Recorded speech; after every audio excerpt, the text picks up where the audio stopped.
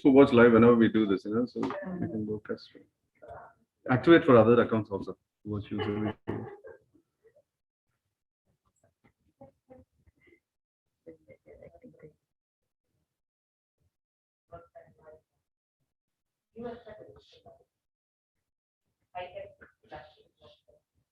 Do you have an idle computer? I didn't bring the other one.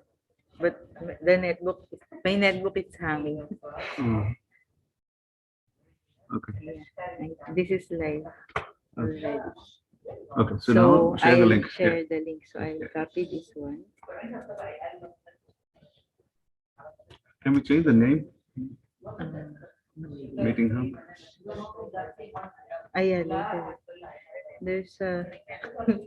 It's very early. Meeting hub.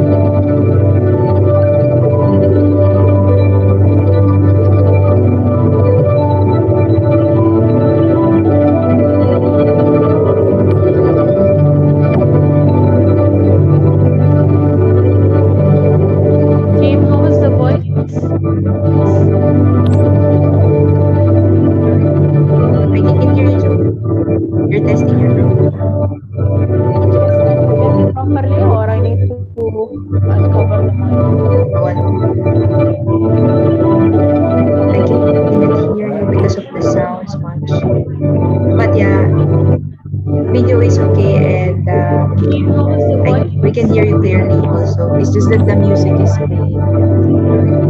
I can hear you, Joe. You're testing your mic.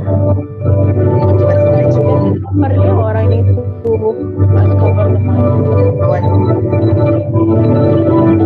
I cannot hear you because of the sounds much. But yeah, video is okay and How is the voice? we can hear you clearly also. It's just that the music is playing. I can hear you, Joe. You're testing your mic. One moment, Joe. Earlier, or I need to uncover the mic. One. I cannot hear you because of the sounds much. But yeah, video is okay and How is the voice? we can hear you clearly also. It's just that the music is playing. I can hear you, Joe. You're testing your mic. One moment, Joe. Earlier, or I need to uncover the mic. One. I cannot hear you because of the sounds much. But yeah, video is okay and How is the voice? we can hear you clearly also. It's just that the music is playing. I can hear you, Joe. You're testing your mic. One moment, Joe. Earlier, or I need to uncover the mic. One. I cannot hear you because of the sounds much. But yeah, video is okay and How is the voice? we can hear you clearly also. It's just that the music is playing. I can hear you, Joe. You're testing your mic.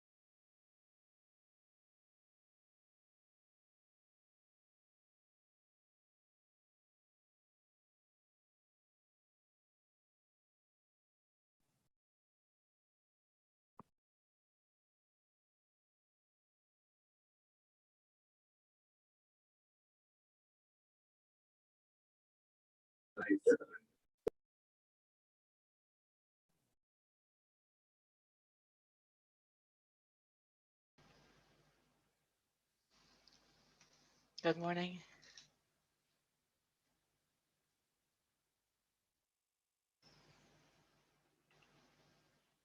Okay, good morning, ladies and gentlemen. On behalf of the Food Safety Department of Dubai Municipality, Good morning. I am delighted to welcome you all to the Food Safety Forum organized to mark the World Food Safety Day. We have a great lineup of speakers sharing their knowledge and experience with you today over the next few hours. So please take the opportunity to learn and also to ask any question that you might have.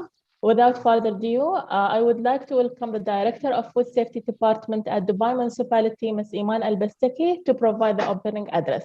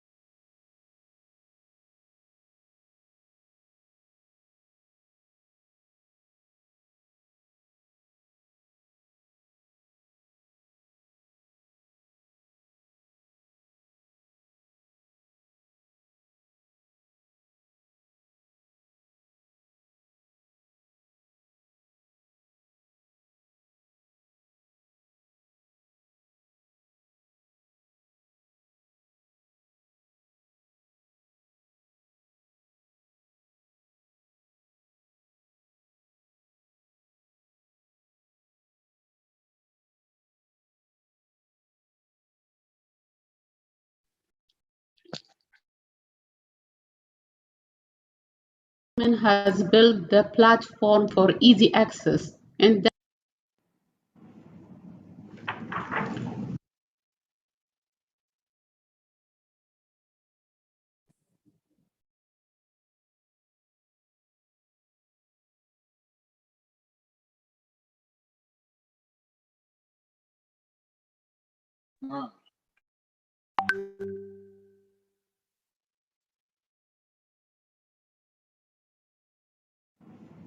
good morning, ladies and gentlemen. I welcome you all to the World Food Safety Forum 2021.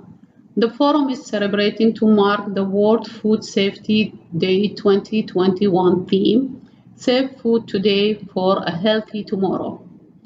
As per WHO, every year more than 600 million people fall ill and 420,000 die from eating food contaminated with pathogen, toxin, or chemical. In a world of non-stopping change, the need for food to be safe remains an endless necessity. Today, food is produced and manufactured in greater value and distributed over greater customer than before. Information is required for food safety decision making, and despite the increasing complexity of the food system, digital technology are permitting the collection of the data virtual for every point across the chain. FoodWatch is a digital platform in Dubai Municipality Food Safety Department that enables the sharing of digital information while introducing the new level of accountability among the stakeholders. Food safety is everyone's responsibility. Feature to the Food Watch including fully digitalized training, management, and qualification. Food Safety Department has built the platform for easy access and data transparency, digitalized exchange of data that enable delivery of real-time assurance based on protection of the data, from what went wrong to what is likely to go wrong. During the pandemic of COVID-19, the need to have safe food increased. The access to safe food became a vital need that not everyone had. I would like to thank all our speakers in this forum for taking the chance to discuss food safety importance in the present and in the future.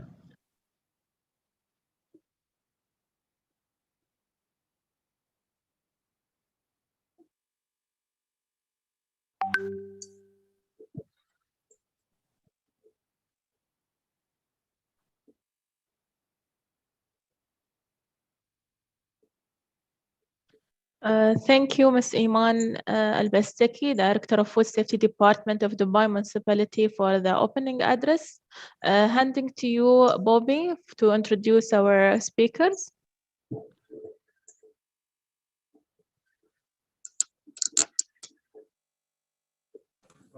Thank you, Johanna. Our next speaker is from the Food and Agriculture Organization. We have with us Ms. Catherine Besset. She's a Senior Food Safety Officer working for the FAO Food Systems and Food Safety Division. Engineer by training, she has more than 20 years of experience in FAO in bringing technical assistance to members to improve their regulatory capacities and their food control systems. Besides leading capacity development project, she also coordinates the development of policy and technical guidance for countries, helping them to better implement Codex Alimentarius guidance. In particular, the FAO WHO Food Control Assessment Tool, which is the most recent publication that she has stirred from concept to publication. It's a great honor to have her here, and I know that it's very early in wherever she is. She's hosting this session from Europe. Thank you, Catherine, for taking the time out. And we are looking forward to your presentation and also the discussion that would follow. It's a great opportunity to have you. It's a great honor to have you on board and discuss this in detail as we go in the next 45 minutes. Thank you, and over to you, Catherine. You should be able to unmute and talk. Yes, good morning to all. Can you hear me well? Yes, perfect. Okay, thank you. So first of all, I'd like to wish everyone a good and happy World Food Safety Day, because we are celebrating right on the day. So if you allow me, I will share my screen, and please let me know if you can see it. So I'm beginning the procedure, and yeah, share. Do you see my screen?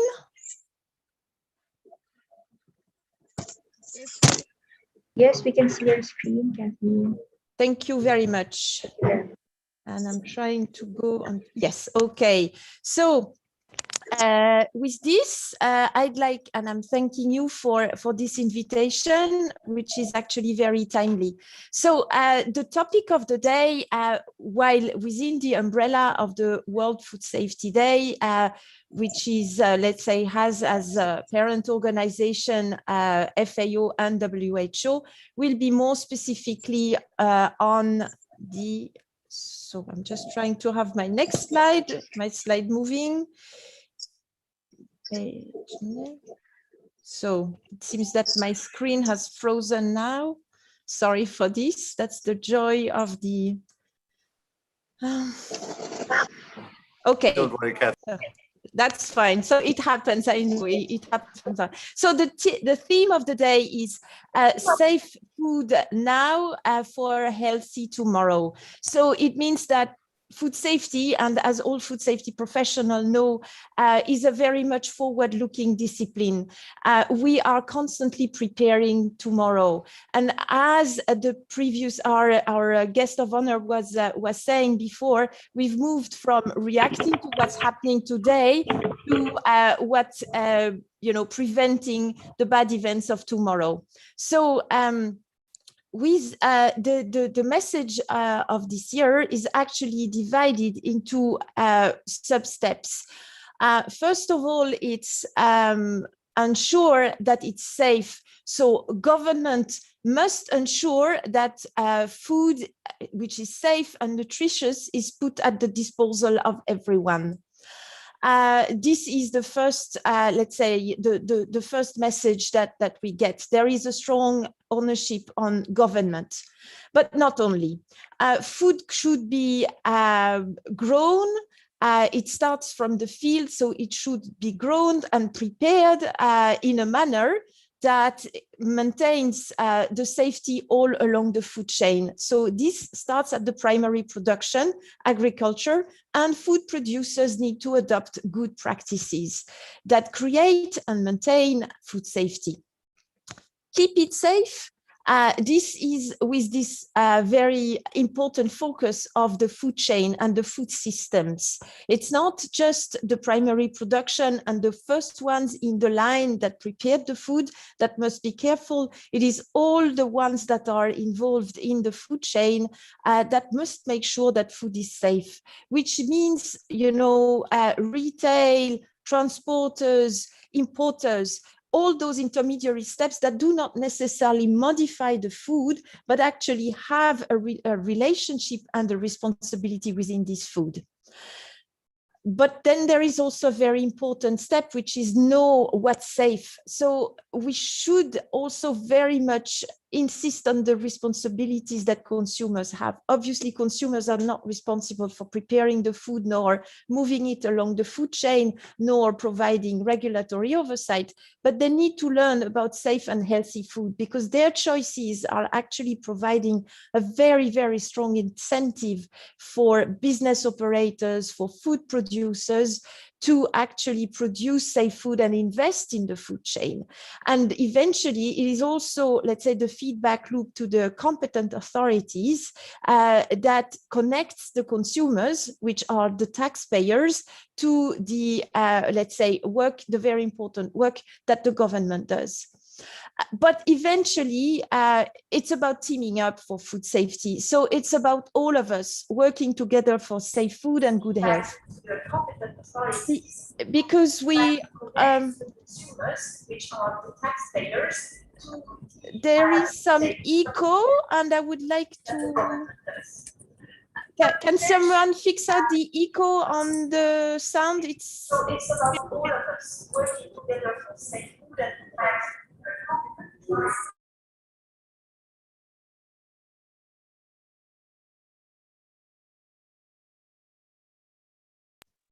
Thank you. I hope we could solve the echo, which was actually very confusing. So can you hear me well? Yes, we can hear you, Catherine. Please proceed. Thank you. Thank you. Thank you. Thank you. So it's about all of us working together for safe food. So food producers, anyone involved in the food chain, us as consumers, because we are all consumers at the end of the day. We may be working for regulatory authorities, be them at the local level or be them at the central or federal level. But we may be also working for producers association. We may be working in universities and or research centers, providing critical information for all the other professionals to implement their work. So it's about all of us. So again, I'm trying to unfreeze the computer and go to the next slide, which doesn't happen. So sorry for this again.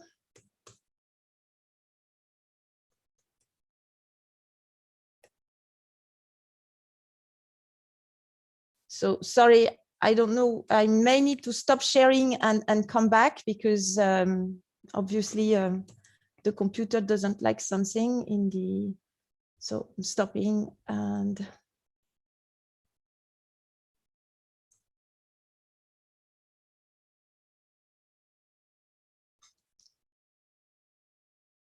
trying to come back.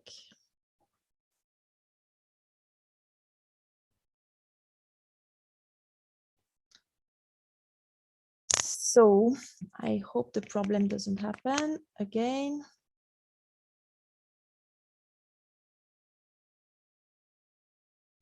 Okay, so today I would like to focus my talk on actually the government's responsibility.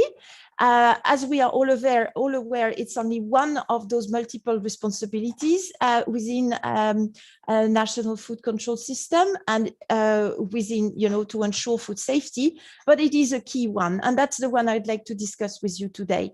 So I'd like just to clarify the wording we use. When we talk about food control, we actually refer to the mandatory regulatory activities that are deployed by national or local authorities to ensure consumer protection and ensure that food all along the food chain is wholesome and fit for human consumption, conforms to food safety and quality requirements, and is honestly and accurately labeled as prescribed by the law. So it is all those activities that we know are globally referred under oversight, inspection, providing, setting up the regulations, etc. A food control system is a notion which is somewhat broader and which actually integrates all those regulatory activities across all responsible competent authorities to achieve the key objectives of food control, including what we call also non-regulatory activities, which are preventive and educational strategies that protect the whole food chain. So it's not just about controlling, it's also about establishing key links with the producers, with the consumers, providing with training opportunities, information sharing, etc., so that they can implement their job. Today, I also would like to place my presentation within the overarching framework of the Codex Alimentarius Commission. So quite a number of you might be very familiar with the Codex Commission, but I just would like to, with a few words, to remind ourselves what Codex does. So Codex is a joint FAO and WHO program. It's an intergovernmental forum that sets up standards, guidelines, and codes of practice that governs actually the production of food, but also gives guidelines to competent authorities to implement their work. It has a dual mandate, which is the protection of health of consumers, so dealing with food safety, but also ensure fair practices in the food trade. So with this, we mean ensuring that food conforms to the regulatory requirement, which means also obviously prevention and addressing food fraud, which is becoming an always more important topic. What you may also would like to know about Codex Alimentarius Commission is that this has been recognized by the World Trade Organization within the framework of its sanitary and phytosanitary agreement as the international benchmark for food safety. So in case two countries get on a disagreement about the a food standard or a measure which is applied in food trade, Codex Alimentarius serves as a reference to settle disputes. I would like to go very quickly about a very important text of Codex, which actually gives guidance to the competent authorities to implement their work, therefore to design and contribute to national food control systems, which is the topic of our day. It has a number of principles, but I'd like to highlight a few. Obviously, the overarching goal is the protection of consumers, both of their health and economic interest. Besides the whole food chain approach and the absolute necessity for transparency, those guidelines call for a clear and coordinated roles and responsibilities between all parties, which echoes actually very much our message of this World Food Safety Day. So the involvement of primary producers, food business operators, and government competent authorities. The primary responsibility is with the food producers and the food chain operators, and the government has, let's say, an overarching and an oversight role. So verify that this responsibility is correctly fulfilled. The basis for those controls that are, let's say, the onus of the competent authorities should be risk-based, science-based, and evidence-based. So the decision-making should rely on sound science and evidence. As we all know, in many countries, we have a recurrent setup, an issue sometimes, which is the fact that multiple competent authorities do actually cooperate for having a food control system to be operational. This can sometimes be an issue. Cooperation and coordination between multiple competent authorities is difficult, we know that, but at the same time, it is critical and key. So this is one of the most often recurring problems within national food control systems, but at the same time, I would see it also as an incredible opportunity of bringing different views within this system.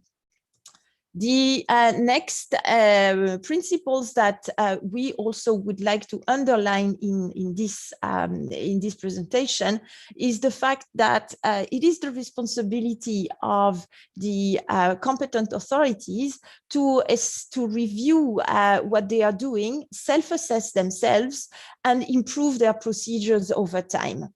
And precisely with this objective in mind, this is why FAO and WHO have worked very hard those last years to actually prepare an instrument that would help competent authorities wherever they are and whatever the system in which they are working. So an instrument that would help themselves to self-assess themselves.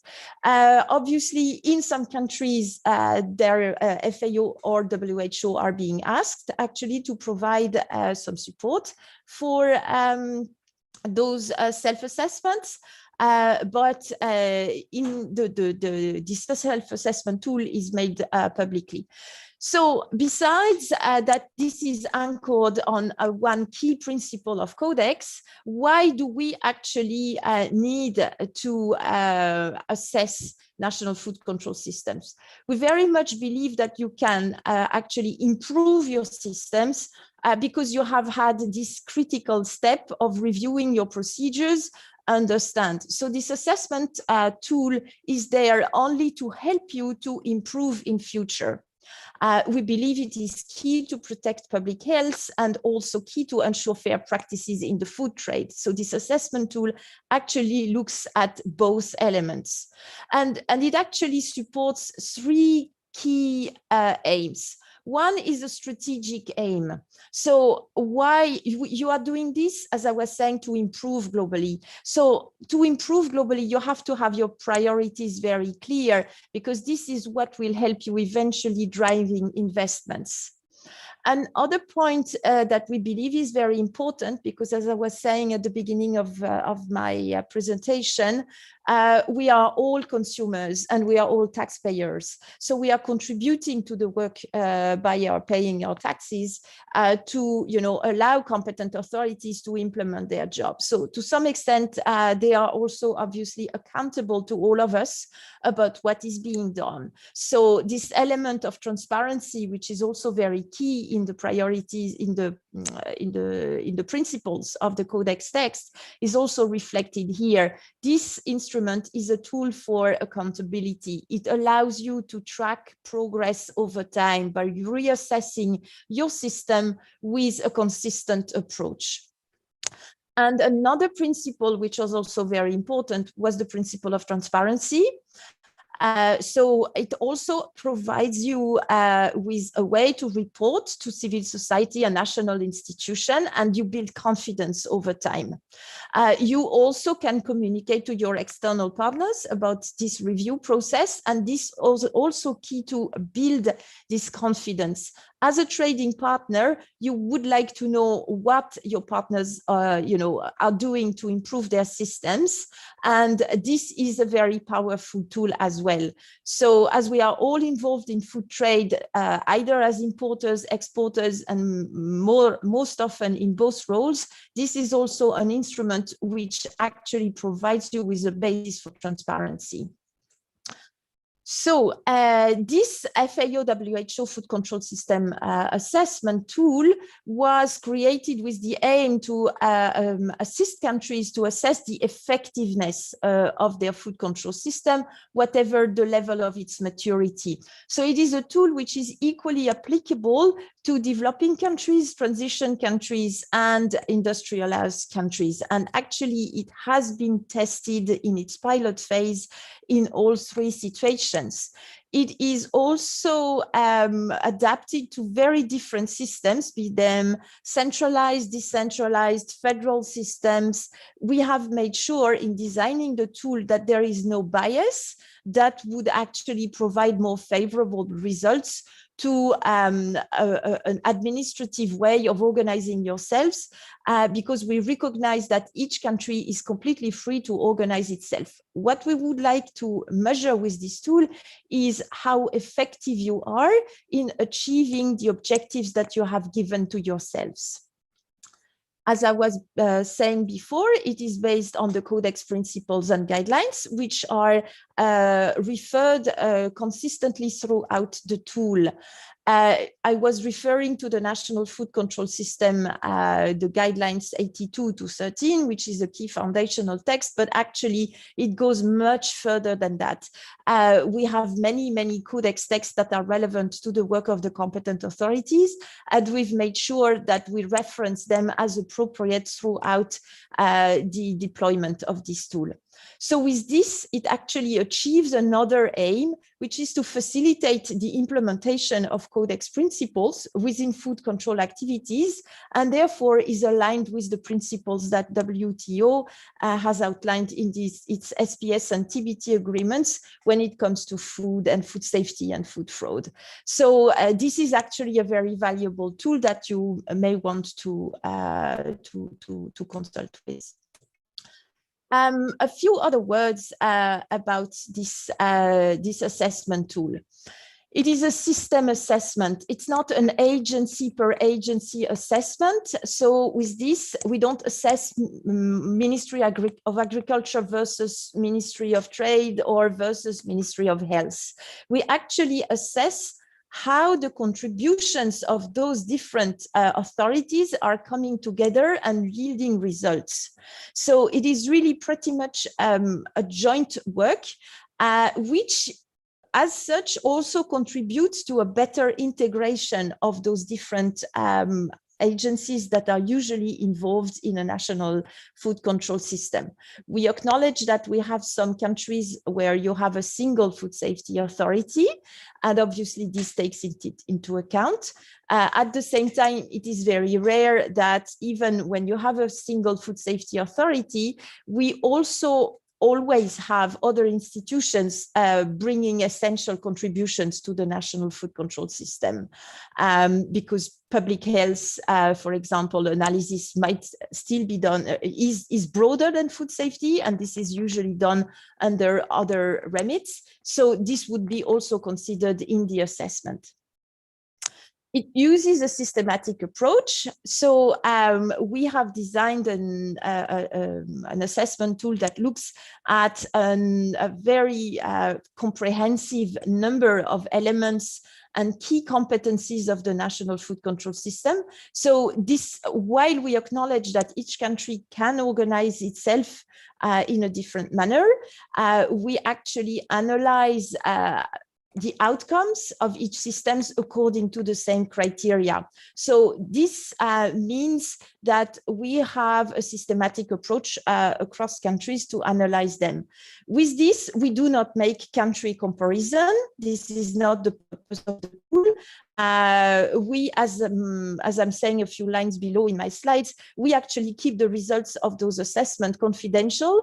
FAO or WHO do not communicate publicly about those results. We provide the results to the government, and then the government designs the communication with their partners and with the civil society in the manner that they require fit to their purpose. But FAO and WHO are not communicating, and therefore certainly not comparing countries, which would make absolutely no sense. As I was saying, because it's a system assessment, it requires inputs and participation from all stakeholders in the food control system, which means that actually, if one authority decides not to participate into this assessment, this challenges actually the results, or this would reflect in probably a more negative manner than necessary in a consolidated assessment. So it is really the first step of the assessment is to convince all that they have a key role to play and to provide inputs that reflects their contribution as outlined by the mandate of each organization. And as I was saying, it really recognizes each country's specific situation, needs, and tradition. So we've tried to, and we've done great efforts to limit any cultural bias in our assessment model, because we were very much aware that we didn't want to, let's say, favor any particular way of organizing a country model, provided that Codex first and foremost recognizes the right for every country to organize himself in the manner that deemed fit. But as additional elements of this food control system assessment tool, with experience, we have actually seen that it's a great tool for training, because by bringing together all those different competent authorities that are contributing to the food control system, but also at the beginning and the end of the assessment, reaching out to the other stakeholders. So during the assessment process, generally, it is important to reach out to the private sector, to the research sector, to the consumers association, so that they can provide their views and their feedback about the services that are provided by competent authorities. So while we are primarily assessing the integration of the different contributions of the competent authorities, we actually reach out to those broader stakeholders to have complementary views and eventual feedback, which is also very important. It increases the communication among those stakeholders, because they actually do work a great deal together to bring their different contributions within the different spreadsheets that are used during the assessment. And actually, they work together towards an overall vision, which is very important.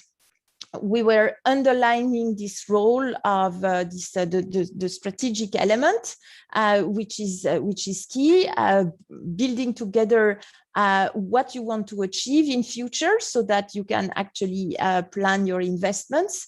This is a very powerful tool to build together this vision.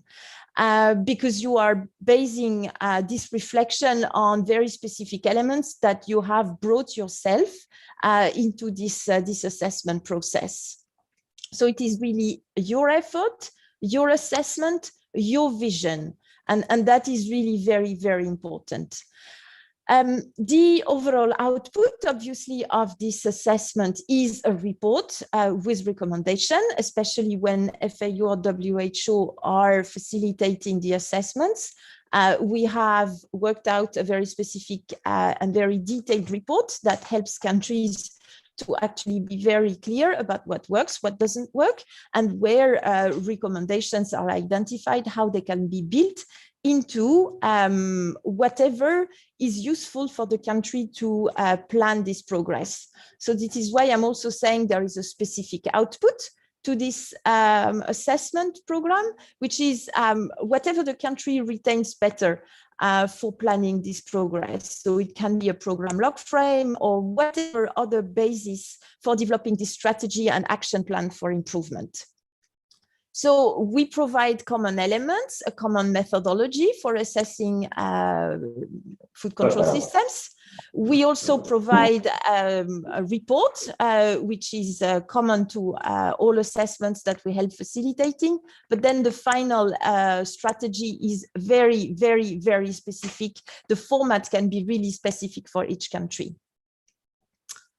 So coming to the nuts and bolts of this assessment tool, you may wonder, what do we actually analyze? What are we looking at?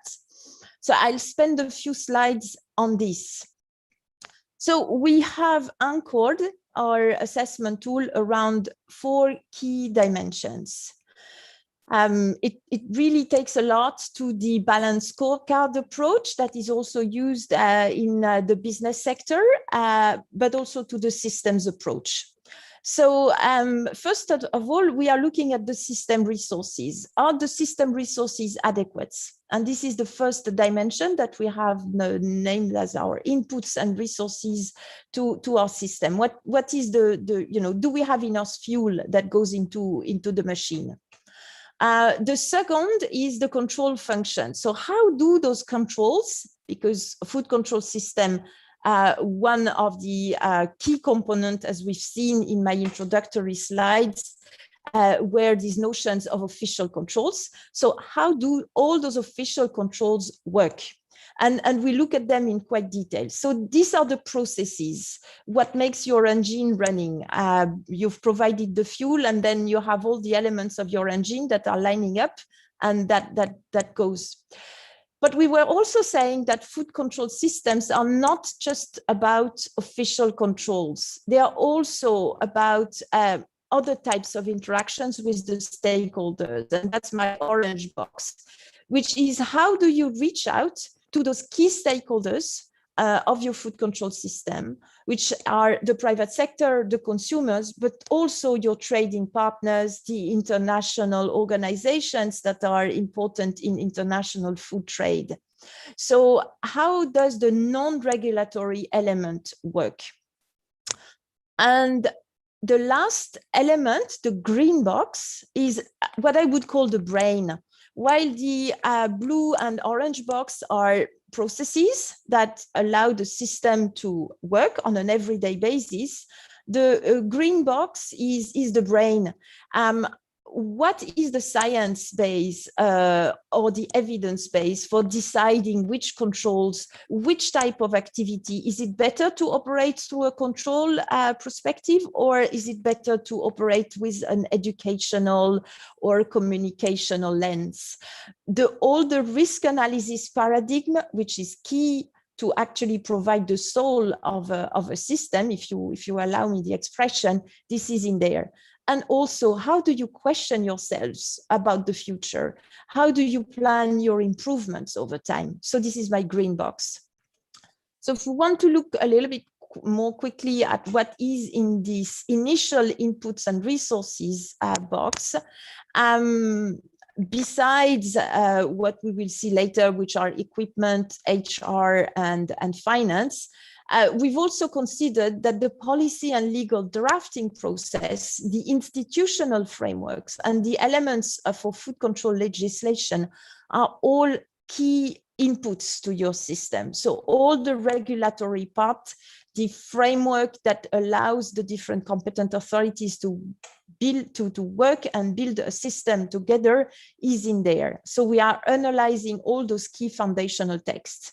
We're also looking at financial resources, infrastructure and equipment, analytical resources, qualification of personnel, the capacity development of the personnel, and the staff management and motivation. So all that are foundational elements that your processes will then come back and draw on. The second, as we were saying, are the control functions. So these might sound very familiar to you. We are talking about domestic controls, import controls, export controls, the monitoring programs in relation to the food chain. So whatever monitoring program for a specific hazard, for example, pesticide residues in specific types of foods or veterinary drugs, or actually a microbial hazard, for example, there's a salmonella monitoring program in broiler chicken, for example. Those are those elements we would look at. What is the basis for those programs? How are they designed? Why did you choose to have a monitoring program for this type of hazard and food combination? The foodborne disease surveillance, which is typically a public health function, also comes under here, because this provides us the key data that we then use in our green dimension. The management of food safety emergencies, obviously, is also a key function. So all those are the key official controls that we look at because these allow you as competent authorities to implement your job on a day-to-day basis. If working in a local authority, you might not all have them under your purview, and that's absolutely fine. When we are assessing the system, we look at what is under your mandate. If it is not your mandate to do something, then we will not be assessing any authority against what they are not supposed to do.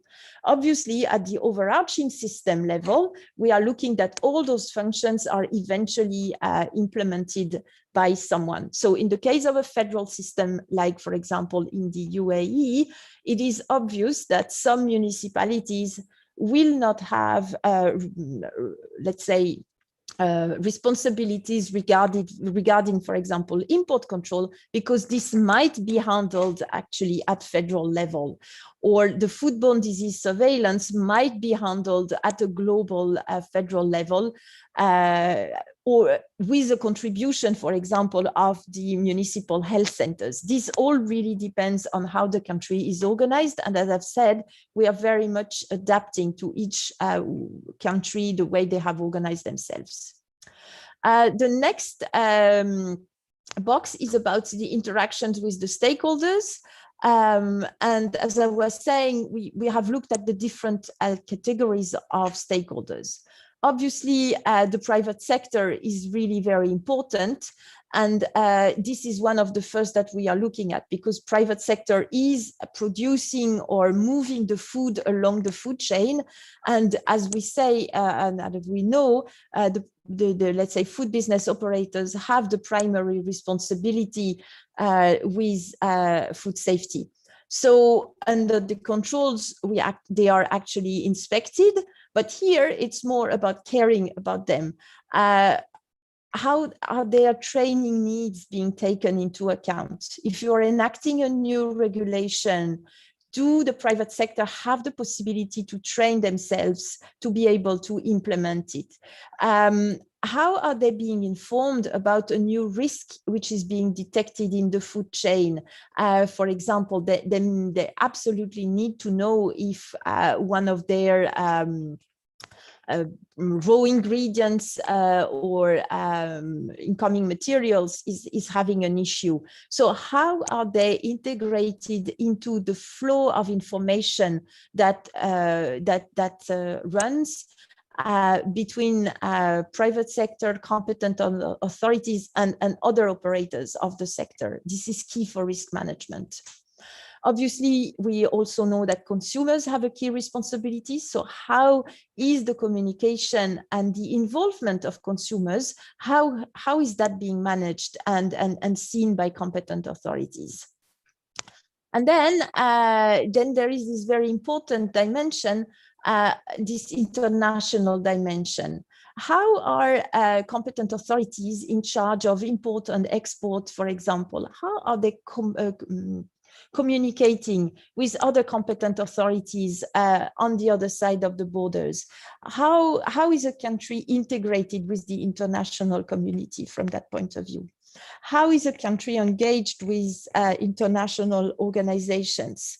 For example, Codex or OIE or WTO. How are you actually interacting with those instances that, first of all, are a source of information and also conflict resolution? So this is also very important in a national food control system. Now coming to the last part of our system that we analyze through this assessment tool is this science and knowledge base for this food control system to operate. So how are competent authorities accessing scientific and technical information? How are they able to collect and analyze data for risk analysis purposes? So this obviously connects to some key control functions, for example, the monitoring programs or the compiling and analyzing the results that stem from the inspection programs. So what are you doing with this information besides using this information to, let's say, interact with the food business operators and, for example, decide to close a food premise because it is definitely unsafe? What are you doing with that information at an analytical level? And the result of that is, how are you using the risk analysis framework? Do you have risk assessment functions? What type of risk assessments did you perform? Are you using the results of those risk assessments to take actually risk management decisions? How are those decisions made? What is your, how do you stand with regard to risk communication? How are you connecting your risk communication to the previous processes? And the last two boxes are actually the performance monitoring of the competent authorities and the continuous improvement. Are you questioning yourselves? Are you trying to improve? Are you reinvesting the information and learnings from those previous steps into refining your systems and improving your decision-making processes?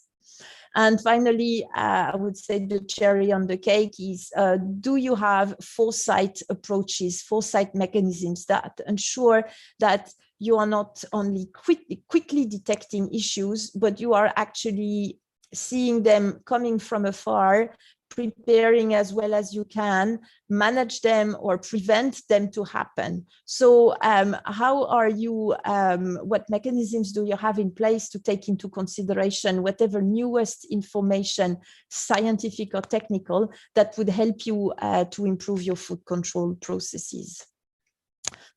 So those four tool dimensions are actually all connected back to the different principles that we had reviewed earlier in my slides on the different principles of the key codex text, the principles and guidelines for national food control systems. So this is just a way to remind ourselves that we've actually made sure we are dealing with all those principles. All those principles are being reflected into our assessment. Now, coming to the end of this presentation, and just to put it into a more concrete flavor, I just also wanted to describe you how a facilitated assessment runs, so when FAO or WHO are involved. So we generally, the first key step is agreeing with the government. There must be a very high level agreement with the government that the assessment will be performed, because this is absolutely key to mobilize all competent authorities to contribute into this assessment. You can't only do the assessment by assessing one or two authorities that are very interested and letting the other ones on the side of the road. This will not be a food control system assessment, and this will not work. This will not provide useful results. So there should be a very high level agreement by the government that actually gives a clear messages to all the competent authorities that it is in the collective and in their individual interest actually to contribute into this assessment, and that its assessment will not be punitive for any of the members of this food control system. The next step is to build a country profile, so which is to assemble key data stemming from previous assessments. Obviously, we don't want to redo the wheel. So collect key data that allows us to have a clear picture of how the country operates, but also the key strategic priorities beyond food within that country. Is that a country that primarily, has a very strong importer profile on a few aspects, but heavy producer of some commodities that they are exporting that are the main source of revenue? Is it a country where you have mining activities? Mining activities can actually contribute to a lot of pollution in the environment. This might have an impact on the food chain, etc., etc. Next step is then to take all the focal points in the different competent authorities and train them. So we work through a workshop to understand exactly what is it that we are going to review. What do the different assessment criteria mean? What type of information they should go and collect? So that the next step, the national data collection, is implemented with the focal points feeling comfortable with what they have to do. So a word here, the focal points are provided by the government. So these are all government employees that are working in the competent authorities and that we will be working with us by collecting that information and bringing it back to the team so that we can review it together, determine if there is any missing information, that if we need to look for other types of information. The assessment is evidence-based, which means that we assess evidence which is substantiated. We don't assess things that are being said to us, but we review documents or any evidence that is being provided. So this makes the assessment very robust, but it makes it also, let's say, work intensive. So once this national data collection step is achieved, there is, we put together the information, start to review it, analyze, integrate, and then we plan an external assessment mission, which is actually the FAO team or the FAO or WHO team that comes and that has worked with you before on the national data collection, and we review in an independent manner the data that has been submitted. We do actually some cross-checking, fact-finding, talk to other stakeholders of the system so that we understand if actually the data that has been provided makes sense, and if we can build together an overall picture of the system. At the last step, obviously, we give you back a very documented report, but more importantly, we implement the last step, which is the strategic workshop that we actually do together. So based on the assessment conclusion, we actually look at what could be the priorities for future investments. So this last step is really a joint work, because we are not deciding on which priorities should stand for you.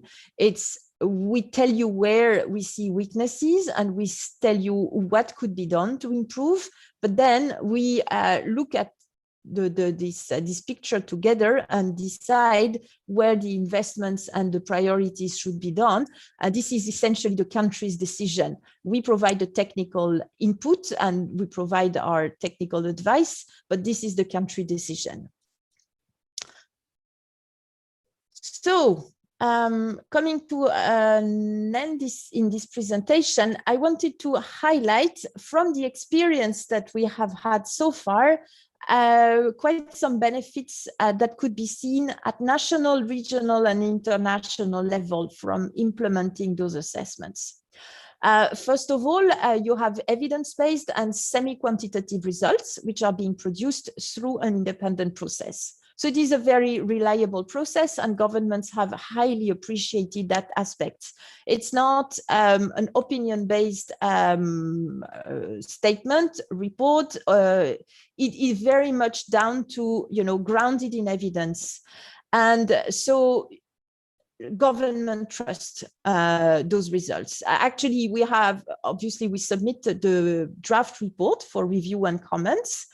And we generally have very few comments, except when data has been forgotten and it is the last chance to submit additional data. But generally, the level of actually adherence to our findings is extremely high because it is all based in facts. The second element is that very often, as I was saying in my introduction slides, one of the challenges of national food control systems is that it is a bit fragmented, or at least that responsibilities are shared. And this makes it sometimes difficult to understand who does what, and actually where should we start to improve and who's responsible for what. So this is a very powerful instrument to provide an integrated vision that puts together the contributions of the different authorities and allows a coherent and constructive contribution from each of the contributors. So everyone has a role, everyone provides an input, and eventually the result is an integrated vision. The overall output, the report with the set of recommendations, the strategic framework to guide the future intervention, which also serves as a benchmark for measuring progress. So by repeating the assessment over time, or repeating part of the assessment over time, if you are specifically interested in a few aspects that you have decided to invest in, you can measure how far you have gone. And I think this is a very, very useful tool for the government, especially at higher level when allocating finance or resources to the system. Policymakers like to understand what has been done and how things are moving forward. As I was saying, that we have different competent authorities working together, it is really a powerful tool to bring them actually to a joint work to design jointly the priorities for the gradual improvements and investments into the system, and understand that they actually rely among themselves or upon themselves, which means that Ministry of Agriculture, for example, may do progress, but he might be limited in its progress if someone else doesn't do actually their share of those defined priorities. So you are all interdependent, and working together is really for the benefit of everyone. It's also an instrument for an increased communication and understanding among competent authorities across actually organizations. So we've had very often, countries telling us, yeah, now I really understand what this ministry or this institution is really, set to do in this control system. Now I understand why I should work with them, because they are actually, from that perspective, useful, and I understand how I should relate with them. But also within organizations, because very often when you have very, very big ministries that have multiple responsibilities, this gives a higher visibility to the food safety activities within that ministry. So that can also be very, very useful to advance your agenda. And as we are communicating with stakeholders beyond competent authorities at the beginning and the end of the assessment process, by having them invited into the initial and final workshops, there is an increased awareness by all stakeholders, be them the private sector or the consumers, of a food control system and their role, but also the service and the benefits they might get. At regional and international level, we also have benefits which are helping to build a common vision and support mutual recognition based on a common understanding of a food control system's design and operation. This is really important when countries are working together within a region, for example, to improve or increase the profile of the intra-regional trade. They start to know each other better by using the same metrics to understand how they work. So it helps countries actually to understand that other countries may work differently, but they're using this, eventually they are using the same principles, or they are actually having the same goals. They are just doing things differently. But that is a useful tool to understand that someone may be doing things differently from you, but reaching the same objectives. It also supports harmonization, which is actually very key for trade through the use of a common terminology, which is based on codex. So countries stop using different words for the same things and believe they are meaning different things. Actually, they are meaning the same things. And through the use also of benchmarking because they are using the same tool. We are currently working with regional organizations now that want to use this tool as a facilitating instrument to bring a free trade market, to bring the different competent authorities together so that actually the free trade market can come into operation. And also, obviously, what is true at national level by identification of priorities also works at regional level, identifying regional priorities for strategic improvement. And obviously, because it's a lot of work, but also a lot of working together, it supports the sharing of ideas and expertise. Identification of expanding opportunities, financing and investment, bringing in donors if you need. That is really a powerful tool. So with this, I wanted to thank you very much for your attention. And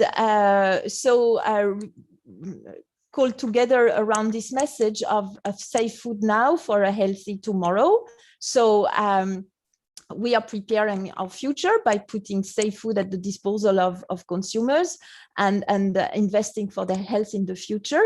So we all have to do our job to ensure food is safe. Thank you very much. Thank you so much, Catherine. I know it's still really early for you. Thank you for the great presentation. And I was just wondering whether we could share the document that was published by the FAO recently for indicators to achieve sustainable development goals. I think it's a good document to read if you're a regulator. And I was also thinking that there are very good examples that are being said there. Due to limitations in time, I would post that link on the chat window, and I hope that you'll be around to answer questions if there are on the chat box. I have to move to the next presentation. In the meantime, if you could hang around and answer the questions, and we look forward to more discussions and meetings in the future, probably during our conference about this. I'm sure that a lot of the listeners would want to know more. And also a lot of my colleagues in Dubai municipality, as well as from other agencies in UAE, would be really keen on knowing more about the program and how we can participate in the assessment. So thank you once again, Catherine, and thank you, Maribel, for arranging the event and making a FAO part of it. It's a great honor for us. Our next presenter is Michelle. Let me make sure that Michelle is on board.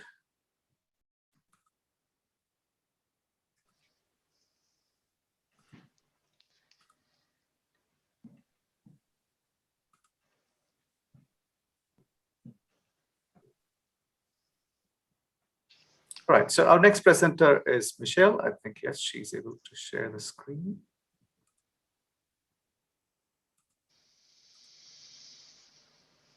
Just hold on a second, Michelle. Let me take the introduction. Okay. So Michelle has over 20 years of experience in industrial research and regulatory environment of agri-food sector.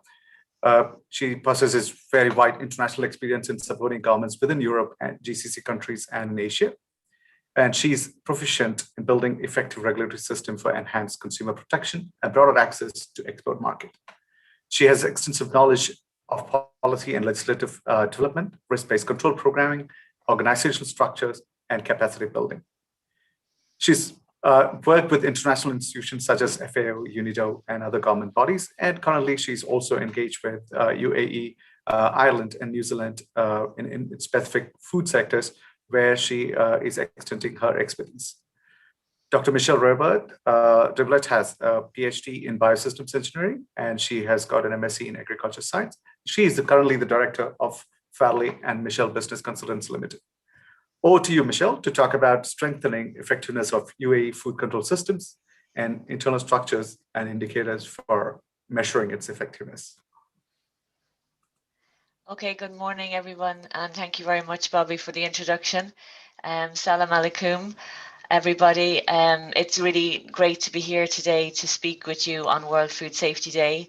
And I hope you have a very productive World Food Safety Day and everything goes good. I know there's a lot of seminars organized here in the UAE and around the world as well. So good morning to everyone on the call. I'd like today to take the opportunity to talk about internal structures and indicators of effectiveness. And I suppose following on from Catherine's presentation on the assessment tools, Catherine mentioned that independent assessment by FAO on the national food control systems within the countries. And here, what I will talk about for the next 30 minutes, just to give you like an introduction, really, because the time is short, so it's a huge topic, but to give you some really solid ideas of internal structures which you can use to help you improve the effectiveness and to continuously improve the effectiveness of the control system.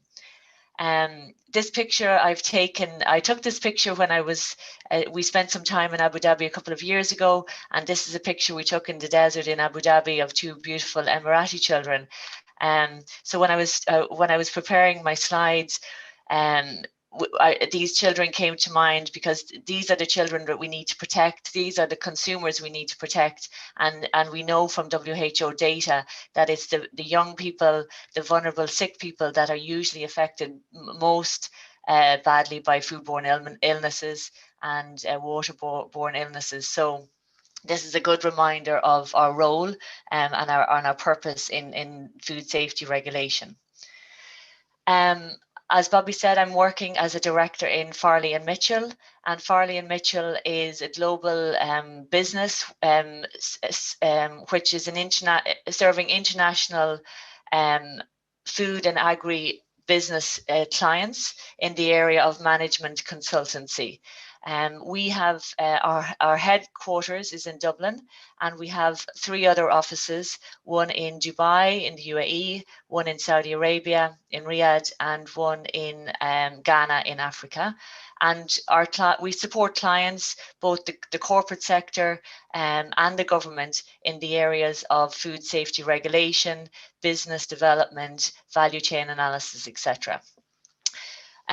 So today I'd like to bring I suppose to focus in and really following on from Catherine's presentation from the FAO assessment, looking at the dimension D, which Catherine has mentioned and discussed all of the key points of that, looking particularly at performance monitoring of the competent authority and continuous improvement. So it is important, and we've heard from many references and guidance documents, that it is important for any system to look at the work that it's doing and ensuring that it is appropriate to the activities and the processes are being followed in an appropriate manner in order to achieve the objectives.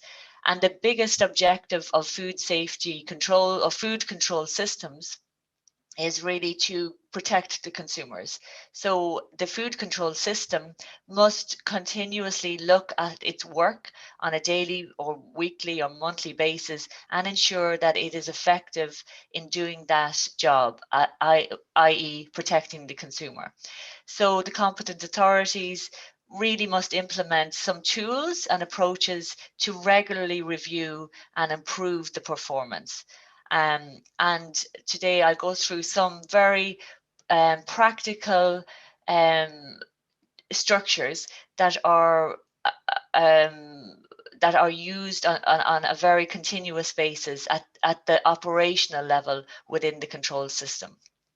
And just to remember that when we are looking and reviewing the control system and we are looking at, say, the performance of a particular inspection or an inspector and competencies of inspectors, it's not the inspector that we're assessing, it's the system. So it can't be just we have to move away from the idea of assessing one person, but rather assessing the system and the function of the system itself.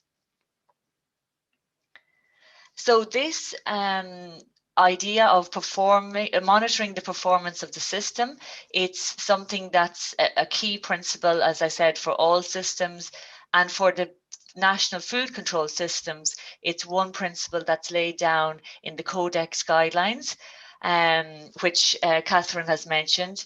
So the Codex guidelines, looking at guidelines and principles for national control systems, it mentions that a national control system should possess three main characteristics, one of those being continuous improvement, the ability of the control system to learn, review itself and learn from the outcome of that review in order to improve the system and ensure the objectives are reached. And again, we have currently at consultation stage, we have the WHO Global Strategy for Food Safety. And of course, this is also mentioned as part of that. So it is there. It is something we need to continue to do. Okay, so I suppose I wanted to put into context the terms we have today as the terminologies food systems and food control systems. And Catherine has mentioned this in her presentation as well. And the team of the Food Safety Day, of course, mentions the bigger term food systems. And really the food systems is a term which refers to all the actors within the production of food from the time it is a primary ingredient up to the stage where it's consumed by the final consumers, and all the actors and stakeholders that are involved within that whole process. And that includes the private sector and their responsibility for producing safe food, which is ultimately the responsibility of them, the private sector, in the production of the food. The stakeholders, whether it's the legislators, the standardization bodies, the ministries for trade, economy, trade, customs, the public health authorities, food associations, and all those key stakeholders that have a role and involvement in the food system. The universities, the researchers, and academia are really key. And one key component of that, this food system, is food control systems. And that's what I'll focus on today within the food control systems. What does that mean, and how do we ensure that we have a review of the control system, that it is effective? At the end, the objective of the food system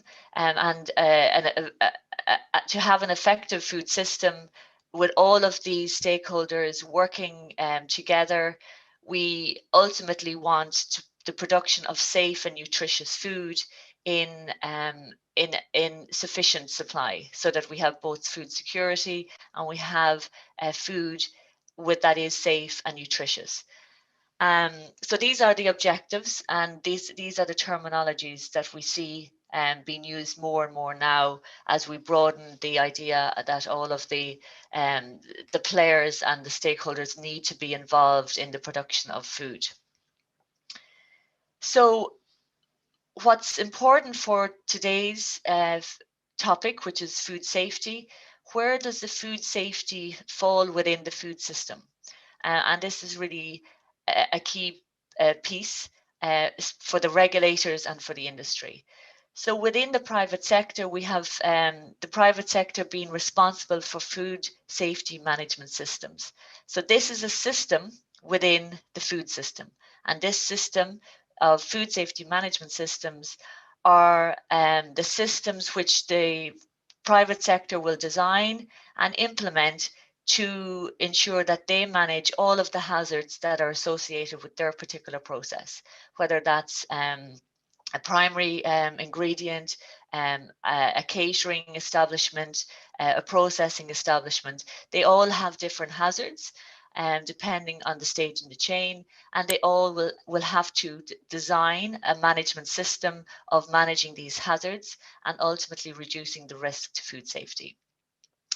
Similarly, we have food control systems, and this is the term which we use to describe all the regulatory activities which are in place within a country, and as Catherine said, the educational parts of that and the supports, guidance and training and support tools for the industry, and that falls within the food control systems definition. And the food control systems, their role is really linked to the assessment of these food safety management systems. So really the competent authorities and the control systems that they design, they have to really understand and be competent at assessing the food safety management systems within the broader food systems. And this is what I'll focus on for the next few slides. What are the internal structures that we can have in our food control systems, which will allow us to really ensure that the assessment of the food safety management systems in the businesses is really, really strong, and therefore that we can strengthen the control systems and strengthen food safety. So what we want to think about is effectiveness, and this term is a big term, and behind it is a lot of requirements and a lot of structures that need to be in place. So a control system has to, of course, be effective, and by being effective, we reach the ultimate objective of why the system exists, and this is to protect consumer health and to ensure safe and nutritious food. So an effective food system, first of all, must be part or encompass all of the stages along the food chain. So from the primary production, the processing, right up to the retail, we must have coverage by the control system of all these parts of the chain. And that's really, really key, because we know that the risks or the hazards can be introduced at different points because of different contamination sources, and therefore we have to ensure that the controls remain along the chain and are appropriate to the point along the chain. And really, the regulator's role in ensuring that we have effective control systems is that assessment of the industry. And when the regulator conducts or decides to conduct a piece of work, or an official control, or an inspection, or a sample, for example, on the industry, the regulator has a key role in ensuring that this assessment is good, it's a high quality assessment, and it comes out with the right outcome. And ultimately, the outcome will be non-compliance with food safety legislation or compliance with legal food safety requirements. And this is the very first piece of effectiveness. If we have a control the control really has to come out with the correct result. And behind this requirement for assessing the food safety management systems is there's quite a lot behind it. It is quite technical, and we know, as Catherine mentioned, the inputs and resources in terms of the competencies of the inspectors, the technical knowledge needed to assess the food safety management system, and to keep on track and of all the emerging risks that are out there and that could impact the safety of the food, and that they should be updated within the industry's management system. This is all quite difficult. So behind this, which seems like a simple requirement, is a huge amount of input from the regulator in terms of guidance, clarity on legislation, clarity on implementation, and ongoing training of the inspectors.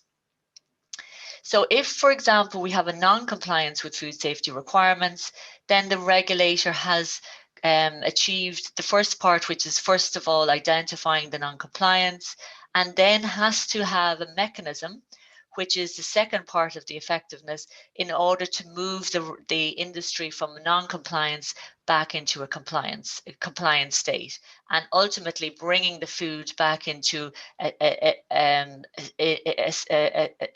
into safe food, and ensuring that the consumer is protected. So bringing the non-compliance, fixing the issue by having a proper enforcement procedures, enforcement policy in place, and the enforcement tools in place to use on the industry as appropriate, and then to be able to ensure that the industry takes it seriously and moves from non-compliance back into compliance.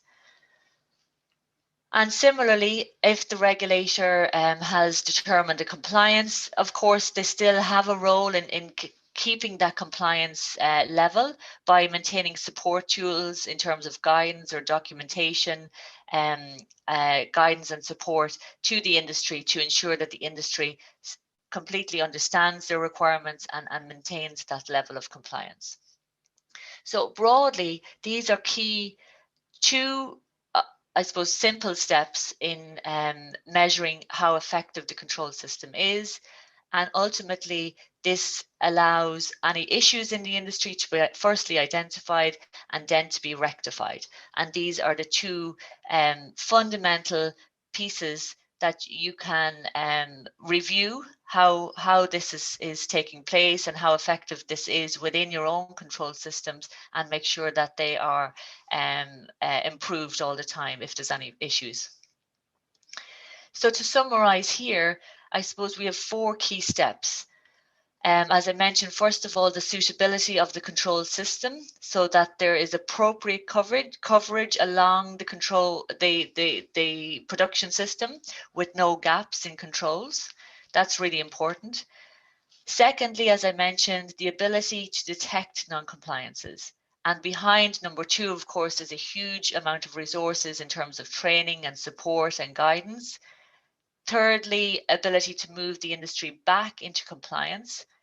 And then fourthly, and this is where we are correcting the issues within the system. So number 4, the ability of the control system to correct the issues within the control system and to improve. So if we find during that there are gaps, for example, in number 1, then number 4 is the ability of the control system, first of all, to find them and to close out the gaps and to correct them. Similarly, with number 2 and number 3, I'll go through in the next few slides some examples of how to continuously monitor these. And if there's problems, if there's some issues detected, that either non-compliances are not being detected or that we can't get compliance with the industry, then the key is for the documentation or additional training within the regulator and within the control system, so that that is improved and strengthened, and that is the indicator of effective systems. So first of all, what about the ability of the inspector to detect the non-compliance? And I'm saying here the ability of the inspectors, but really it's the system. The system needs to be able to detect the non-compliance. It's not the individual, and we're assessing the system rather than the inspector at all these points. But you have to look at it on a business by business basis, and therefore it's really inspector or two inspectors generally who would inspect that. And I suppose we can give a very tragic example of when the system doesn't work and when the inspectors don't detect the non-compliance. We know that this can end in very tragic circumstances. So this is a picture of Mason Jones, who was a boy from South Wales, and back in 2005 went to school, had some food in the school canteen, and later that day got ill, contracted E. coli 0157 food poisoning, and later in a couple of days after that, unfortunately lost his life and died of food poisoning.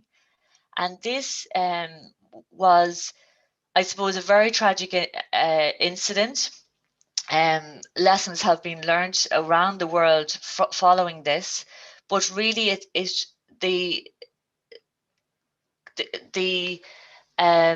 inquiries into the circumstances of this incident were looked at, and a public report was published on it. And a lot of lessons have been learned from this public inquiry.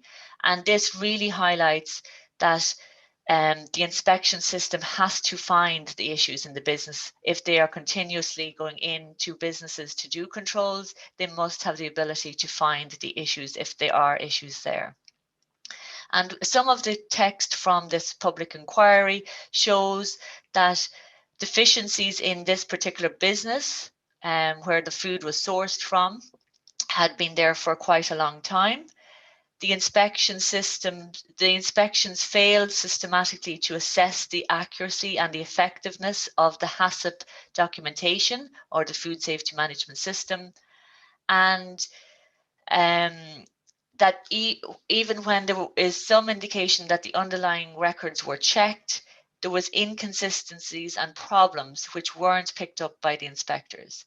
And this is really, I suppose, the worst case scenario, and a very real example of when it can go wrong, and when it does go wrong, that there is a serious implication. So here we have an example where inspections took place, but non-compliances weren't detected. So here then we have this regulatory risk, which is the detection risk, the risk of not detecting the problem. As the regulator, the food control system, is the ultimate aim is to find the problems and to fix the problems. So we have the own risk of that happening or not happening, and how do we mitigate against that risk? So some of the internal structures to help improve and strengthen the abilities of to detect non-compliances would be, I've put in 3 examples here. So firstly, training and guidance, I suppose the most obvious one. So the training and guidance is really, really key. It's very important, of course, to have a set of resources that have adequate training when they join, I suppose, first of all, the food control system, and when they join the regulatory system. But in addition to that, to have tailored ongoing training and guidance support throughout their time within the regulator. We know that there's a lot of new emerging risks, and it's new technologies, etc., and that can be difficult to keep on track of that, to understand all of the potential hazards within processes in the industry as the industry is changing quickly, and just how to keep really abreast of all of that. So I've put in a UAE competency framework, and it might be something that can be very useful at national level or federal level to have a competency framework, and I suppose outlining the minimum types of training and qualifications that are needed for for working within the inspectors, and specific guidance and training then within the competency framework that could be implemented across the Emirates. Secondly, supervisory checks. So this is really important to have what we call supervisory checks. And supervisory checks are when we have senior inspectors who are very knowledgeable and experienced in the area of assessing food safety management systems, that they conduct a periodic review of the controls that are taking place by the inspectors within their team. So it's not simply that the inspectors in the team are sent out to do the inspectors and not checked, but rather that there is that checking that takes place all the time. So the periodic desktop review. So here we have the system where we review the files, the inspection reports, sampling reports, etc., to ensure that you have an oversight of what is taking place, what types of non-compliances are being found, and review, I suppose, how appropriate they are. This is also followed up by an on-site verification, and the on-site verification within the food business really is a good reflection of the paperwork of what is happening within the what you see on the paper should be, of course, reflected in reality in the business. So this reflects the quality of the official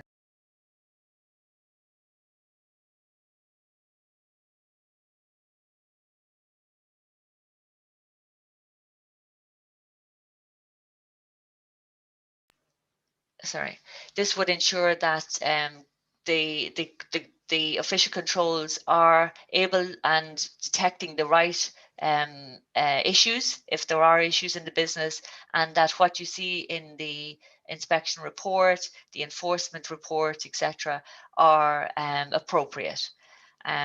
So it's really important to do that on-site verification, and that can be by accompanying the inspector while they do the inspection, or to do, which would be a shadow inspection, or to actually do the inspection together.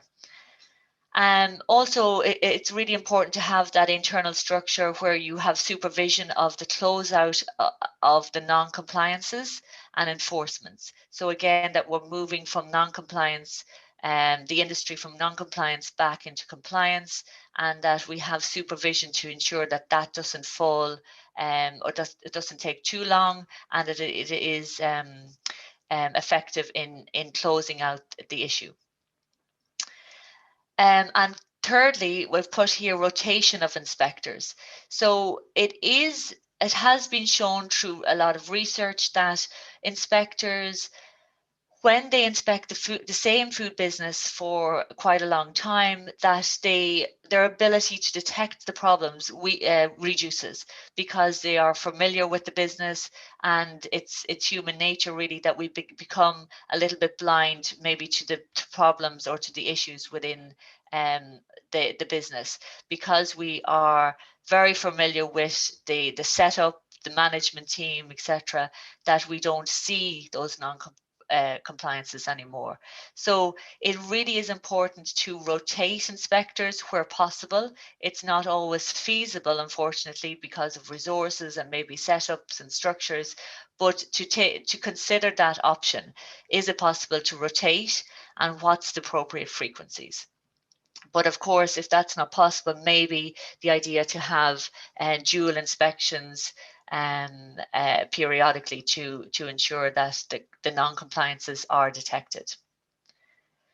So supervisory checks, essentially reviewing inspection records, looking at were issues detected, are they being followed up, and really, if you go and conduct an on-site verification and you find fundamental issues within a business, and inspections have just taken place or have been taken place for a number of times and not being detected, then you know that there's possibly a problem with training needs or guidance in this area, or some issues with the quality of the inspection.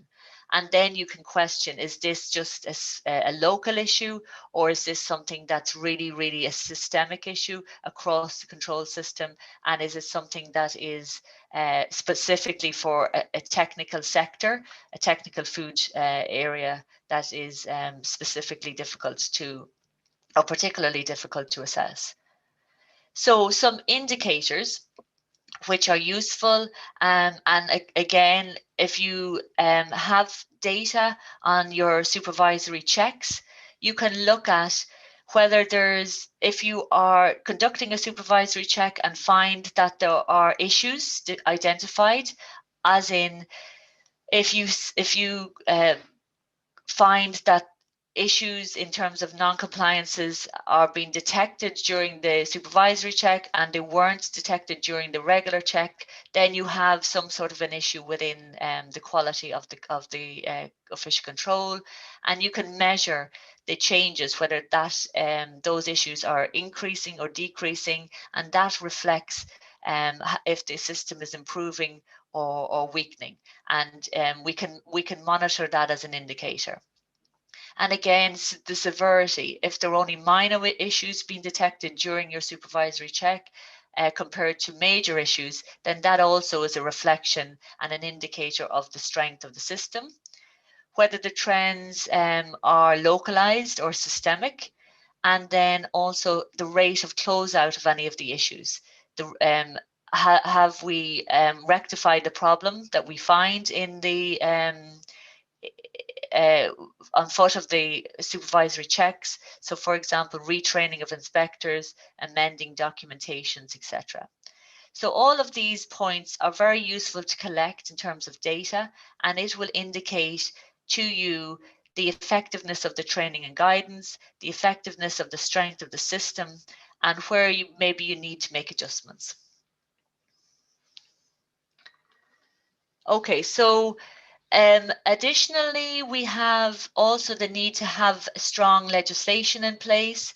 And just going back to the public inquiry, in this case, we had repetitive failures.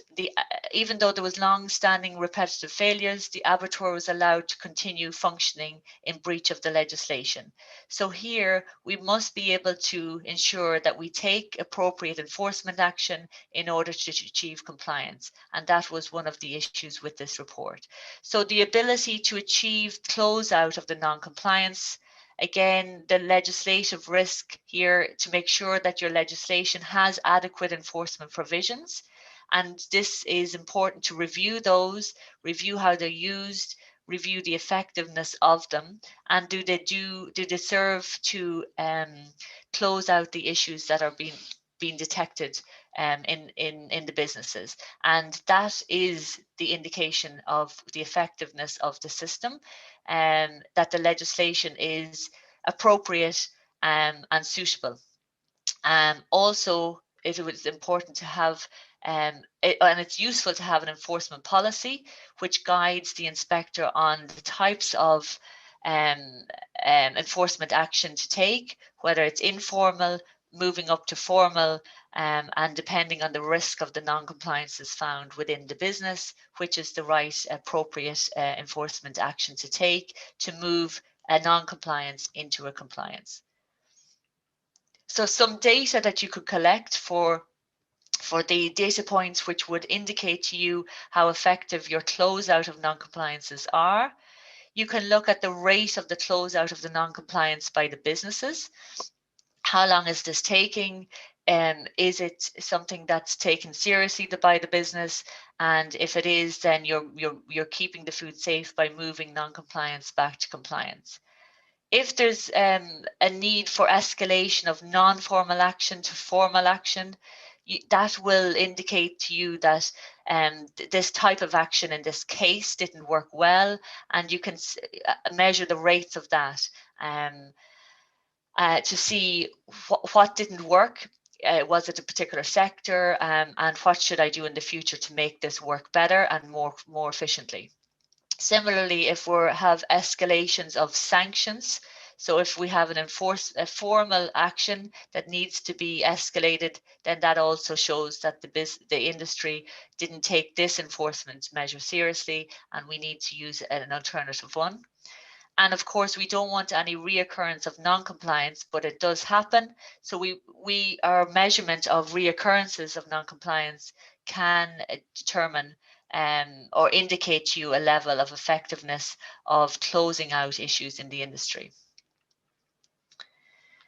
Another key area is consistency. So of course, you have all of your 7 emirates, and you have each of the food control authorities operating within the emirates. So it's important to have consistency across the emirates. It's also a challenge. It's a challenge to have consistency within and across the emirates.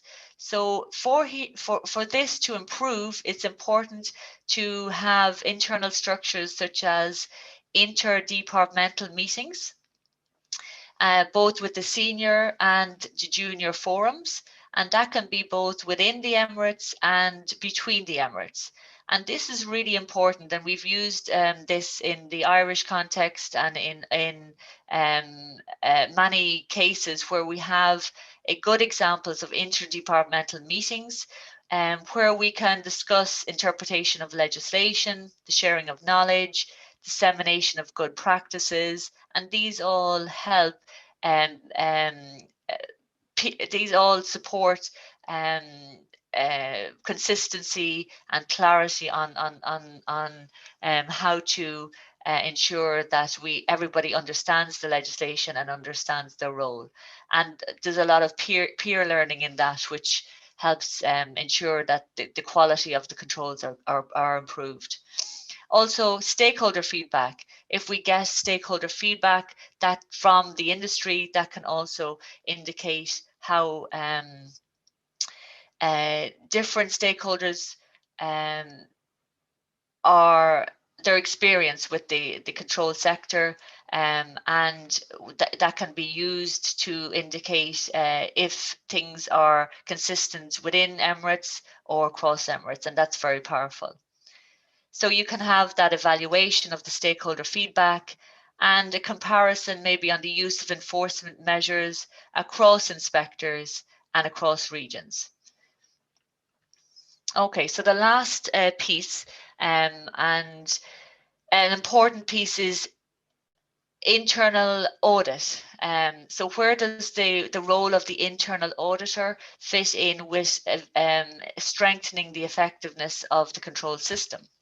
So we know that the verification of the effectiveness is ongoing. So this is an assessment that you do within the control system. It's an ongoing assessment by the line managers of particular activities like inspections, sampling, enforcement, closeout, use of enforcements, etc. So this is an ongoing assessment. The internal audit is really, really key as well. And this is very powerful for control systems to have that independent review. And it's similar, I suppose, to the FAO assessment, where they have that independent evaluation of the control system. Internal audits also have to be independent, and the auditors be independent of the system, so not inspectors inspecting their own area. And they really are useful. They're periodic, and they're very useful to give a picture of how effective a particular control system is. They can be internal audits within the Emirates control systems, within the 7 Emirates, or they may also, it is also useful to have a federal level audit, maybe across Emirates, and this would give you a national picture on the effectiveness. So you have 2 layers. You have the ongoing assessment within the control system, and then another piece of that which helps the ongoing assessment is this internal audit. And the role of the auditors will be to look at all those internal systems and really see, is the system strong? Is the system able to detect problems, and is the system able to close out the problems? So this is a very short summary, and just to give you a flavor of internal structures for measuring effectiveness.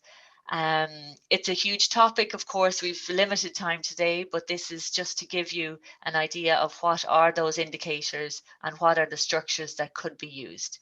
So I welcome any comments or questions that you have, maybe now or later on. And just thank you for your time. I'll stop sharing my screen, and I'm aware I'm probably a few minutes over time as well.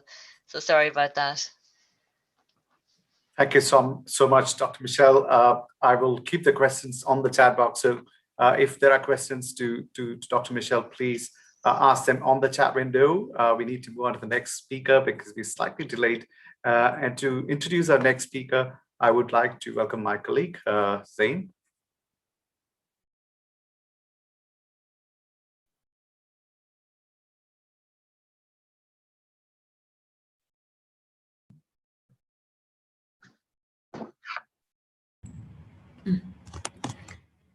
Okay, good morning, everyone. Thank you, Ms. Michelle, for your valuable talk. Now we will come to another session about COVID-19 and food safety. We have two speakers from the Ministry of Climate Change and Environment. The first one is Engineer Abdullah Salem. He's the Director of the Food Safety Department at the Ministry of Climate Change and Environment, with more than 27 years of experience in many fields concerned with the ministry in the field of national laboratories, development, animal health, agriculture health, and food safety. And our next speaker will be Ms. Ahlam Al-Manna'i. She's an agriculture engineer as well from the Ministry of Climate Change with more than 7 years of experience in the food safety field. She's a member of several national committees, such as the National Food Safety Committee and Technical National Food Standards Committee. Ms. Ahlam is the UAE focal point for the sanitary and phytosanitary agreement and the central focal point for biosecurity alert system for food safety alerts in the UAE. She is working now with her team to achieve the country's goal in ensuring food safety through the legislations and laws in coordination with the local competent authorities. Without further ado, please help me to welcome Engineer Abdullah Salem and Engineer Ahlam Al-Manna'i. Thank you very much. Thank you, Zain. We are participation in the World Food Safety Day. The Ministry of Climate Change and Environment, its cooperation with the Dubai municipality and the local government. Today we are talking for the COVID-19 and food safety regulation and action of the federal law. The Ministry of Climate Change and Environment strategy promote food diversity and ensures the standard quality. The food diversity and security, it is provide materials support food production sectors such as agriculture and fishers and public health by ensure food safety through the complete with the highest standards.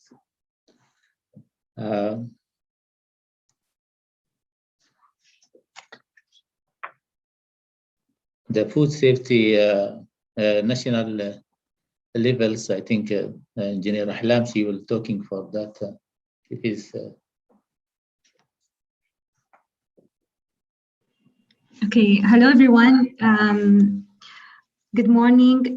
So it's our pleasure to be present here with more than 300 participants around the world to celebrate the World Food Safety Day.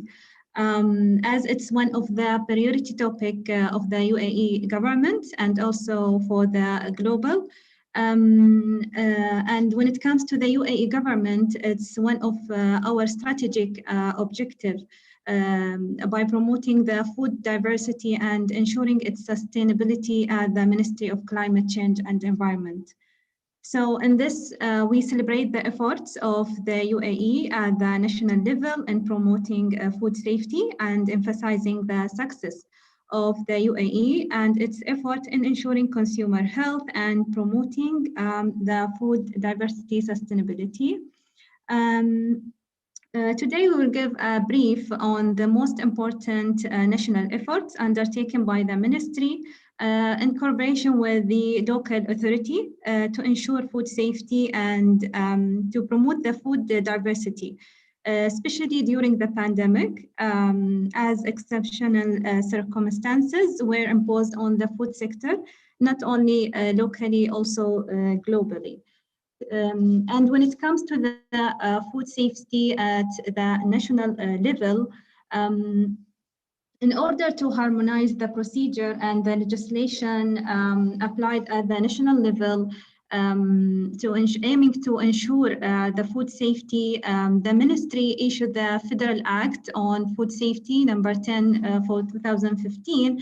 And this law defined the food safety and harmonized the procedure at the national level, as it includes the responsibility and the license for and the procedure for the licensing of the food establishment and registration of the food, also the official controls and inspection, as well as the food and feed safety requirement. These laws contributed to aligning the legislation and the legal basis for any matters or topic related to promote and guarantee the food safety within the country.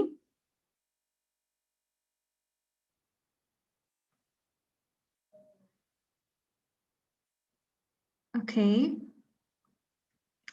And when it comes to the coordination mechanism at the national level, as you know, we have the federal authority, which is the Ministry of Climate Change and Environment, and we have the 7 local authority, which are responsible for controlling the food among the UAE.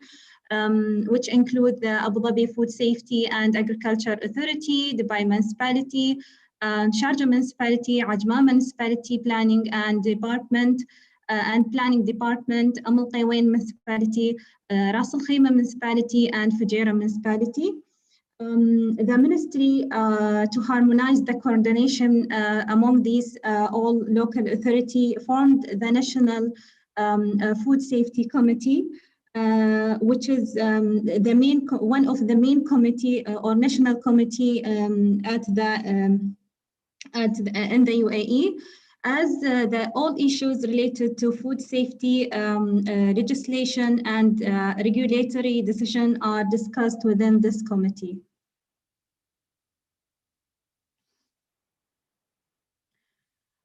When it comes to the initiatives that the ministry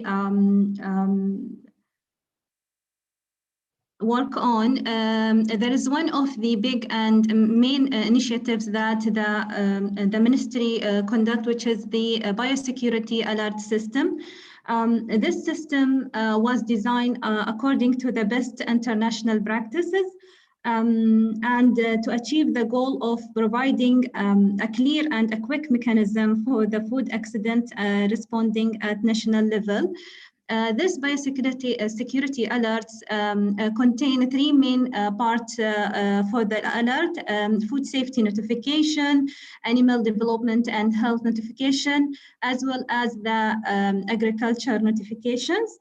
The system allows the regulatory and the authority and the food companies, in addition to the individuals, to report any food incidents. And this biosecurity alert is providing a clear mechanism for responding any food alert among the national level.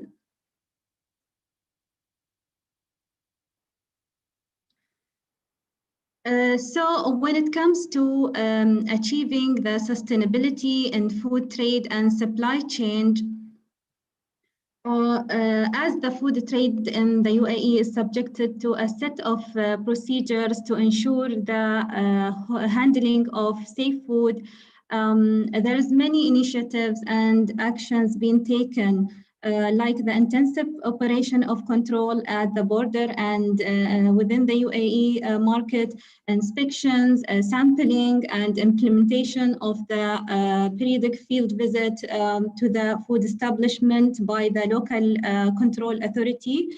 But when it comes to COVID-19, certainly the pandemic affected the world, not only the United Arab Emirates trade, especially the flow of the trade. There is many initiatives that the ministry and the local authority conducted to promote and to sustain the food trade.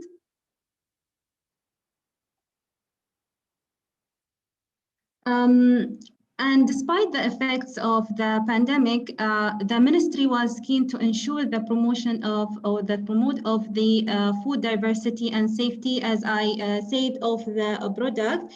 And MUCA implements all measures needed to ensure the safety of the imported food that is allowed to be entered to the country and to the local market, by following up developments in agriculture and veterinarian health situation and cases of spread or registration of disease for animal through the OIE notifications, or the emergence of agriculture pests in the exported countries, in addition to issuance of import ban decision for the lifting of the ban based on these developments. And when it comes to the global notifications, we are following any updates regarding the recalls and notification being submitted and circulated by the Gulf notification system, also the InfoSan and the RASIF.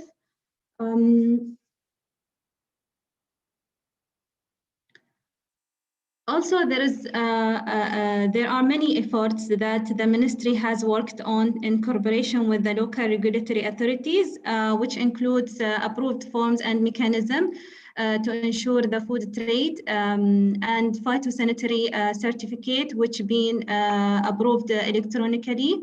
The food product export certification and adopting the electronic health certificate forms and agreeing to verification procedure of the certification in cooperation and coordination with the countries. Also, the temporary suspended the request of some documents for vegetables and fruit consignment imported to the UAE. Increase the number of samples that are randomly picked from the consignment at the entry point to ensure the safety of these products.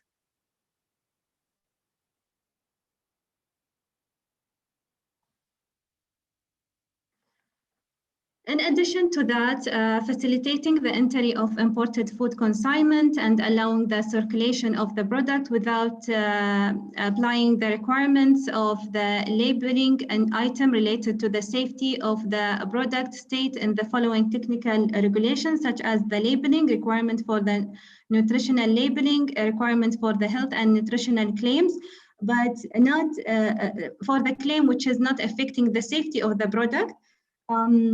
Such as reducing some of the mandatory special requirements for subject labels, such as the obligation of the Arabic language. So if it is come with the English language, it will be fine for acceptance of these products. Also, to facilitate the food trade, the ministry increasing the work capacity at the national laboratories and conducting the necessary testing of the sample allowing the rapid release of the consignment imported to the country. With restricted travel also under transportation condition, the use of visual technology programming like the video meeting has been activated to ensure the compliance of some services such as renewal and the accreditation of the slaughterhouse. As before, it requests a field visit, and due to the restricted travel, the ministry aim to continuous and to promote the food diversity. So it allow the inspection to be conducted through the video meetings virtually, and also activating emergency crisis and response plans in way that to ensure the flow of animals, live animal, and the agricultural and food consignment to the country. And to facilitate the global food trade and diversity, the sources of food import for consumers, the ministry is working to launch several initiatives such as establishing a control and inspection system for traded food and its facilities, also developing live animal quarries to exporting countries in accordance with the standards and requirements set by the ministry. In addition to that, promote entrepreneurship in the country in the field of agriculture and livestock imported and re-exported when it comes to the local production. Also, cooperating with international accreditation, accredited laboratory from the relevant authorities in the field of approving the result of food and animal samples examination to ensure the safety of imported consignment. And with this all procedure and initiatives, the ministry is aiming to food trade sustainability. And at the end of this presentation, we affirm that the UAE government supports all international, global, and local plans to enhance the food safety, and will continue its effort toward achieving these aims. Thank you for your listening.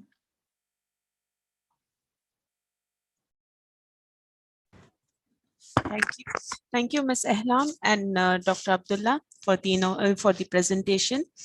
And we would like to introduce our next speaker, Dr. Islam. He's from Ajman Municipality. He's a food control inspector working in Ajman Municipality since 2019. He holds a degree in veterinary medicine, medicinal science, and his topic for today would be challenges of food control during COVID-19 pandemic.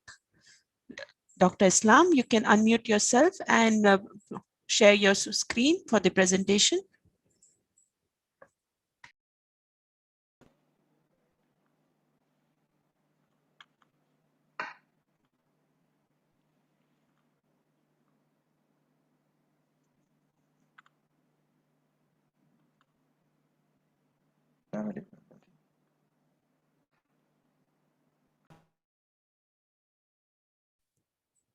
Walaikum salam. Welcome, Dr. Islam.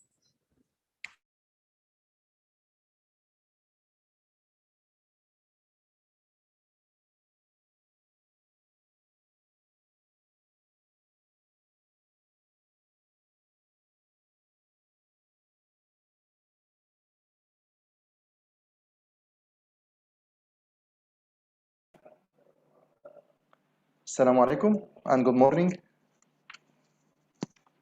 I highly appreciate the invitation I received from Dubai Municipality to participate today forum. First of all, I would like to introduce myself. I am Islam Jamal, Food Control Inspector in Ajman Municipality. Today, we are going to demonstrate the challenges of food control during COVID-19 pandemic in Ajman. Our main lecture content are the structure of food of the Ajman Municipality, responsibilities and duties of Public Health Department, the role of our frontliners against COVID-19 pandemic, mechanism of crisis management, and challenges of food control during COVID-19 pandemic. So let's go through each point in detail. This is the slide show the entire organizational structure of Ajman municipality, where the public health department is within the public health environmental sector. The structure of public health department was established in Ajman municipality in 1973. The work of department is regulated by Public Health Local Order 2015-01 with the approval of His Highness Sheikh Rashid bin Hamid Al Naimi. Finally, the new structure was approved in 2017. Second point is the responsibilities and duties of Public Health Department, which include four sectors. First sector, four section. First section, pest control, responsible for inspection of pest control companies, monitoring hotspot areas in Ajman. Second section, veterinary control section, inspection and control of veterinary facilities and central market, operating slaughterhouses, mobile veterinary clinic, and awareness and education. Third section is health control section, managing hotel, men and women salon, cafes and tobacco shops, fitness club, beauty and massage centers. Fourth section, food control section, issuing the technical approval of license, inspection and control of food establishments, food trade, dealing with import and export, implement self-monitoring system, ministerial notification. Now, we will go through the role of public health department during pandemic, issuing circulars and precautionary measures against the COVID-19 pandemic, monitoring and follow up the application of circular and preventive measures by facilities, dealing with customer and public complaints and inquiries. The most important point, taking action with facilities violating preventive measures, providing continuous support for facility owners to implement preventive measures, awareness, health, and preventive education for the community and the owners of facilities, regularly providing remote health services through website, ensure all services are provided in administration on a regular basis. So now you might think, what are our mechanism crisis management? One, forming a business continuity committee that oversees the ensure the continuity of operation, provide services, and reducing the impact of the pandemic. Number two, the department's participation in the local emergency and crisis management committee to ensure unity of procedures. Number three, cooperating with the Department of Economic Development, Ajman Police, and Tourist Development Department to avoid duplication of work. So let's demonstrate the barriers we face to achieve our mission. First one, human resource for inspection. Challenges: the available number of inspectors is insufficient to ensure continuous coverage of the facilities. The initiative we took from our side, transfer of food control inspectors to cover all main tasks of control and inspections. Launching the initiative, we are responsible or ملتزمون يا وطن at the department level to support tasks of control and inspection. The employees were trained and qualified within an academic and practical training program, providing supervisors from the public health department to follow up on work tasks and results to ensure effectiveness and reduce errors.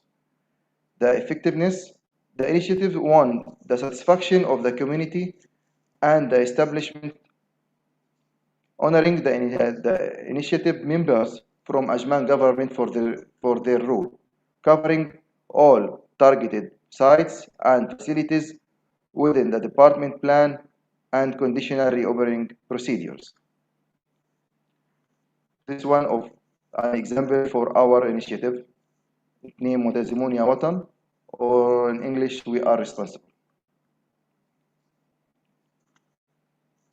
Number 2, lack of circulars and regulation supporting the precautionary measures. Challenges: the COVID-19 virus swept the world wide quickly beyond expectations, and it was not within the criteria for assessing and analyzing health risk in municipalities. What it required for continuous updating of the instruction according to the updated information from the approved health authority in the country. Initiatives updating regulation and circular regarding licensing, inspection, and control precautions for facilities. Around 52 circulars have been issued since the beginning of the pandemic, coordinating with Dubai municipality to benefit from the circulars issued by them, unify procedures, providing all periodic updates to the circular through the electronic system of established regarding registered in the department. Effectiveness: the speed of communication with the owners of the facilities for improvement and development. Unifying efforts at the level of partners in managing the crisis. This one or the examples for the circulars we launched through Ajman municipality. Number 3, safety of inspection and control team while performing duties and responsibilities.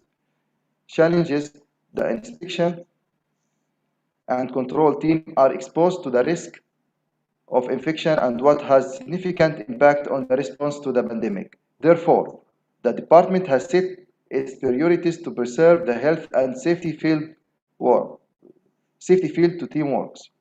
of the team. Initiative: divide the inspector into separate groups to ensure work tasks in the event that any member of the same team is injured or infected. Provide all safety requirements and protective clothing to ensure safety during control and inspection operation.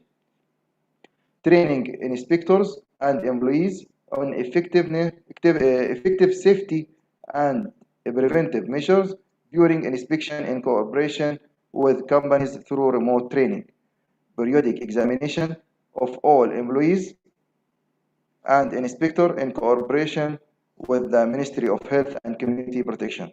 All inspectors and employees received approved vaccine for COVID-19 virus. Effectiveness: control and preventive measures led to reduction in the chance of infection in the department during the control of the pandemic, as the infection rate of the work team did not exceed 6%, and me one of them.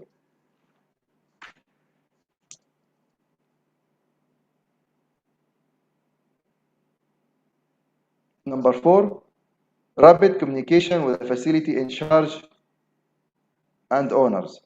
Challenges: implement of precautionary measures poses a major challenge to communication with companies as it required the provision of new communication channels. Initiatives: the department stop receiving customer meeting and stop any activities or initiatives that require the attendance or gathering of members. The electronic transformation of the department since 2013 has greatly role of form a large database. Mailing groups and communication groups have been created with digital communication programs. The Ajman Public Health Program and the availability of food safety manager in the facilities contributed to activate the communication mechanism. Effectiveness: the new method of communication contribute to rapid delivery of information. The application of necessary precautionary measures and receipt of feedback. Example of initiatives and awareness launched through by Ajman municipality. Number 5, acute shortage of protective clothing at the beginning of the pandemic. The challenges: highly demand for safety tools and protective clothing by community and all establishments lead to lack of them in the market and the increase in the cost. what was great challenge in providing it continuously during daily work period, as this was a challenge at the department level as well. The initiatives, many requests were received and alternatives were suggested for using them, and the risks were evaluated to ensure the health and safety of workers. Cloth safety products were allowed to use by workers with a sufficient number for each individual and an effective cleaning and disinfection program. The department contract with approved suppliers for protection supplies and provide them on an ongoing basis and depend on providing an appropriate stock for the work team. Regular inspection on the workshop and factories of ready-made garment, the effectiveness, flexibility in applying precautionary measures lead to commitment of the food establishment, and the use of alternative product was stopped as soon as the product became available in the market. Number 6, food sampling. The challenges. Collecting of food sample was the challenge due to lack of staff during the pandemic and the decision to prevent the entry of customers due to precautionary measure, but food analysis is required to issue certificates for food control procedures. The initiatives samples were divided according to the source and the request for analysis for indicate the degree of risk and ensure the health and safety of the customer, of the consumer. Samples for market survey, promotional, and sampling campaign have been suspended and directed to provide periodic inspection with approved and registered private laboratories. Inspection, samples, and complaints are delivered by food control inspectors to the laboratory management, accreditation, and registration of private laboratories to ensure periodic monitoring and follow-up laboratory results.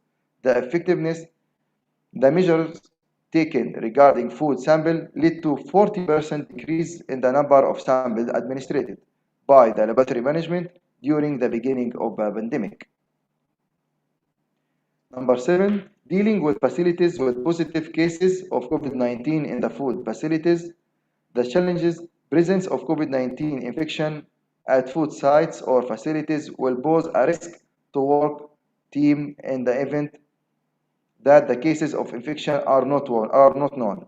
The Ministry of Health and Community Protection, which is concerned with isolation and quarantine procedures inside workers' accommodation sites in the facilities, and the initiatives direct coordination with the isolation and quarantine team contributed to the definitions of the location of the facilities where there are positive cases, drop the sites and adopt a procedure to deal with the affected food establishment to ensure the health and safety of the community as follow. Number 1, suspension of work inside facilities or department in which positive cases of COVID-19 appear. Number 2, ensure to complete the isolation and quarantine procedures in the facility. Number 3, examination all workers and contacts in the facility. Number 4, implement effective disinfection and sterilization procedures in cooperation with the approved companies. Number 5, reopening the facilities with a commitment to timing precautionary measures and follow up on the health status of the worker. The effectiveness, these measures contributed to preserving the health and safety of the work team and avoiding operating any facilities that that might pose a threat to the safety of society in Ajman. Number 8, applying safe social distance in the establishment. Challenges, limited spaces, food establishment such as restaurant, cafeterias, popular kitchen, and restaurant chain, and the difficulty of applying safe distance between workers. The initiative requests to separate food preparation staff from serving staff to ensure safe social distancing is applied between staff. Continuously follow up on precautionary measures and take administrative measures with non-compliant establishments. The local team for precautionary measure of Ajman contributed significantly to raising the level of commitment of facilities and sites in parallel with the role of inspection and follow-up team, obligating establishment to conduct a weekly examination for COVID-19 or to obtain 2 doses of vaccination. The effectiveness these measures led to raising the level of facility commitment and health culture among facility owners and workers.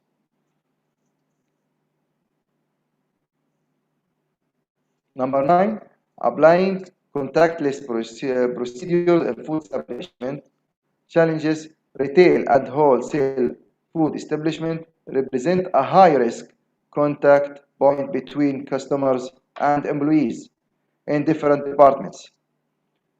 An example, vegetable and fruit section was one of the sites that poses a great risk for contact points between customers.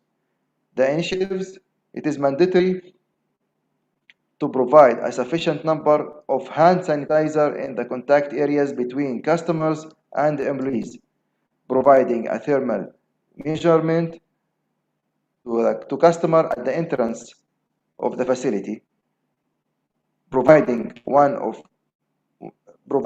one-time use gloves during entry and committing to wear them in those sections. Some facilities pre-pack vegetables and food to the customers in different sizes to reduce crowding and multiple contact. Number 10, disinfection and sterilization program. The challenges, the precautionary measures from all sites and facilities and the need to provide periodic and continuous disinfection and sterilization program according to the risk of each region, which was not included to the previous mandatory requirements. The initiatives banning any violating company providing services without barrier approval, encouraging companies to adopt an internal disinfection and sterilization program by training and qualifying their employees, providing list of approved chemical companies in cooperation with Dubai municipality, training of inspectors on an effectiveness of program and the mechanism for evaluating and monitoring these programs. 11. Application of precautionary measures in the facilities. The challenges, application of precautionary measures require the availability of a qualified and trained work team to ensure effectiveness and avoiding any risk to workers and society. The initiatives use of trained and certified food safety team in applying precautionary measure in food establishments. A specialized scientific material has been added to the food safety officer training program. Continuous technical support for the facilities through the official communication channels.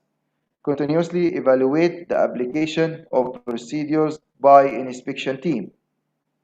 Number 12, Ajman Public Health Program. The challenges.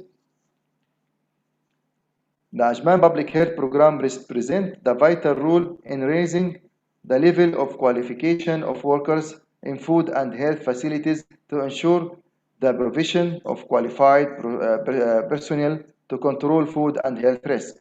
The program has been suspended for the period from mid-March to July 2020 in accordance with the necessary precautionary measure to ensure the health and safety of the community. The initiatives stop using publications and paper and depend only on electronic scientific material and digital certificates.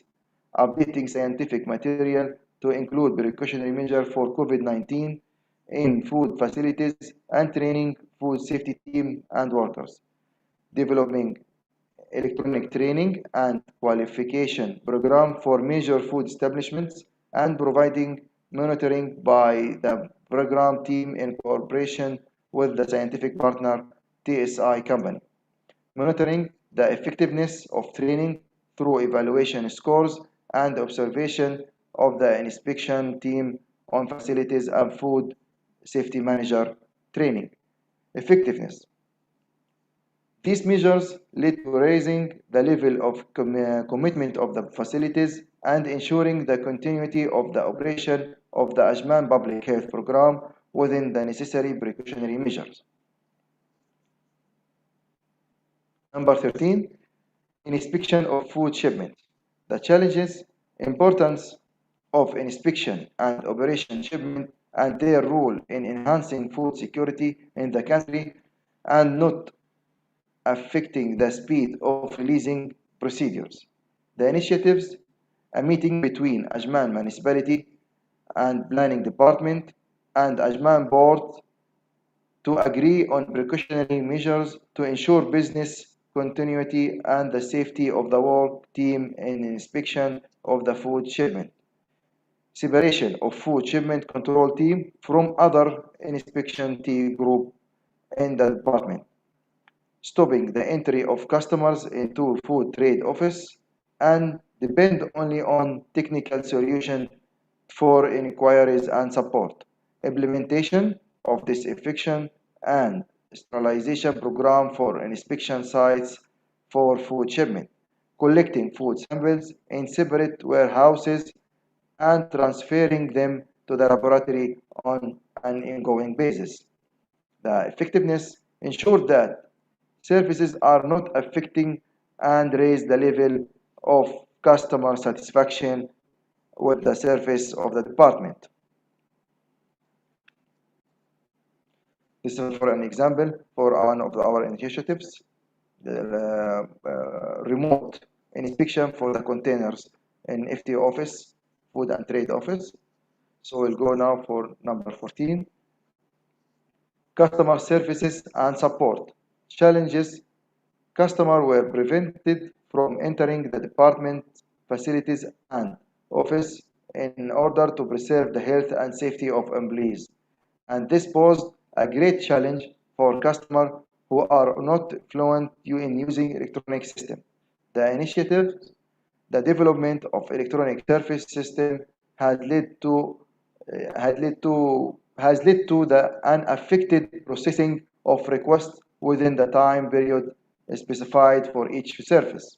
Cooperation with governmental delivery center in providing services to the customer, publishing educational circulars and leaflets for public health service to customer in different language to ensure the enhancement of knowledge among customers. Establishing a visual communication channel with customers, Qarib, for the possibility of remote communication with the employees responsible for providing services and support. Implementation of precautionary measures within the procedures for providing services to customers. The effectiveness, these measures contribute to raising the level of customer satisfaction with the services provided. Is an example for our remote visual communication channel, Qarib. Now we'll go for number 15, home delivery of food orders. The challenges, home delivery of food order was one of the major challenge with stopping customers from entering restaurants and depending only on the delivery, what required the need to provide effective precautionary measures to ensure the health and safety of society. The initiatives forming a local team in Ajman to monitor deliveries, issuing a health circular with a precautionary measure to be implemented during delivery process, remote meeting with major delivery companies and presenting all requirements to this process, the use of lead of transport authority to cover the excess demand for delivery requests with proper training. The effectiveness, raising the level of commitment of facilities during the delivery process and enhancing consumer confidence. And this is also the example of our initiatives regarding the home delivery. Number 16, National Food Sample Survey. The challenges, rumors posed a major challenge to the food control authorities, and inquiries from consumers whether the COVID-19 virus is transmitted through food or not, and the emergency of press news about some accidents worldwide. The initiative, communicating with the Ministry of Health and Communication Protective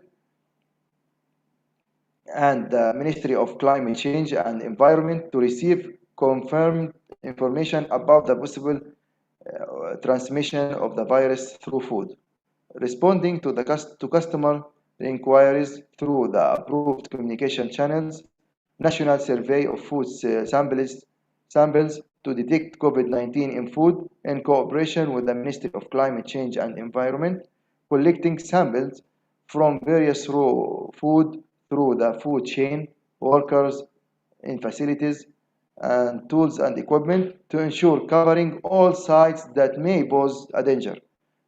We collect about 1,000 samples within an approved program with the ministry.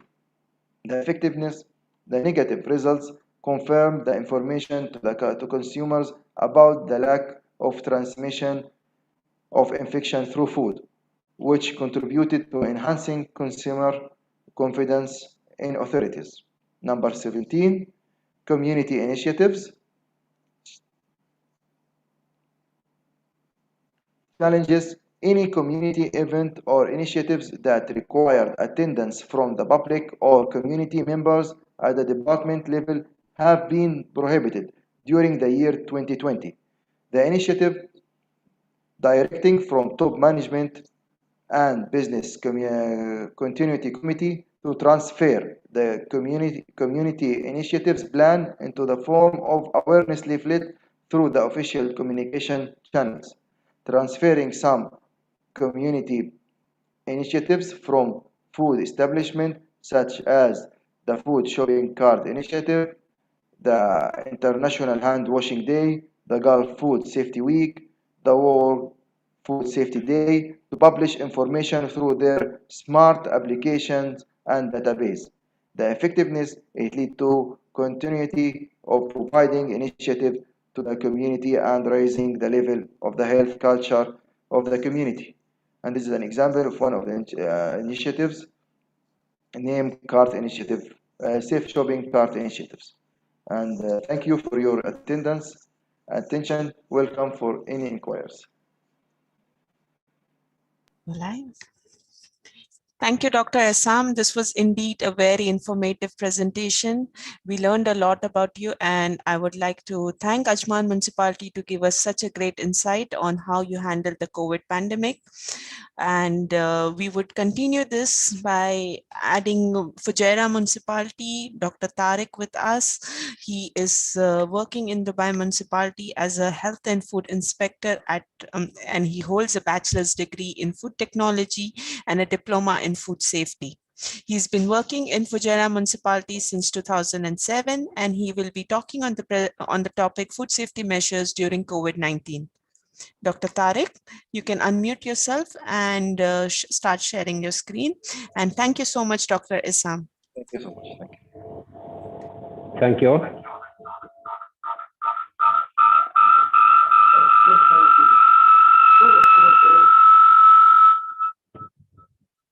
السلام عليكم ورحمة الله.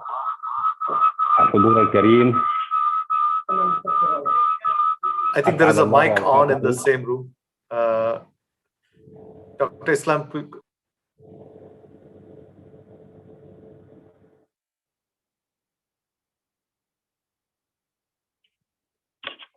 It's clear? Yes, Dr. Tariq, you can proceed. أسعد الله أوقاتكم الحضور الكريم بكل خير والسلام عليكم ورحمة الله.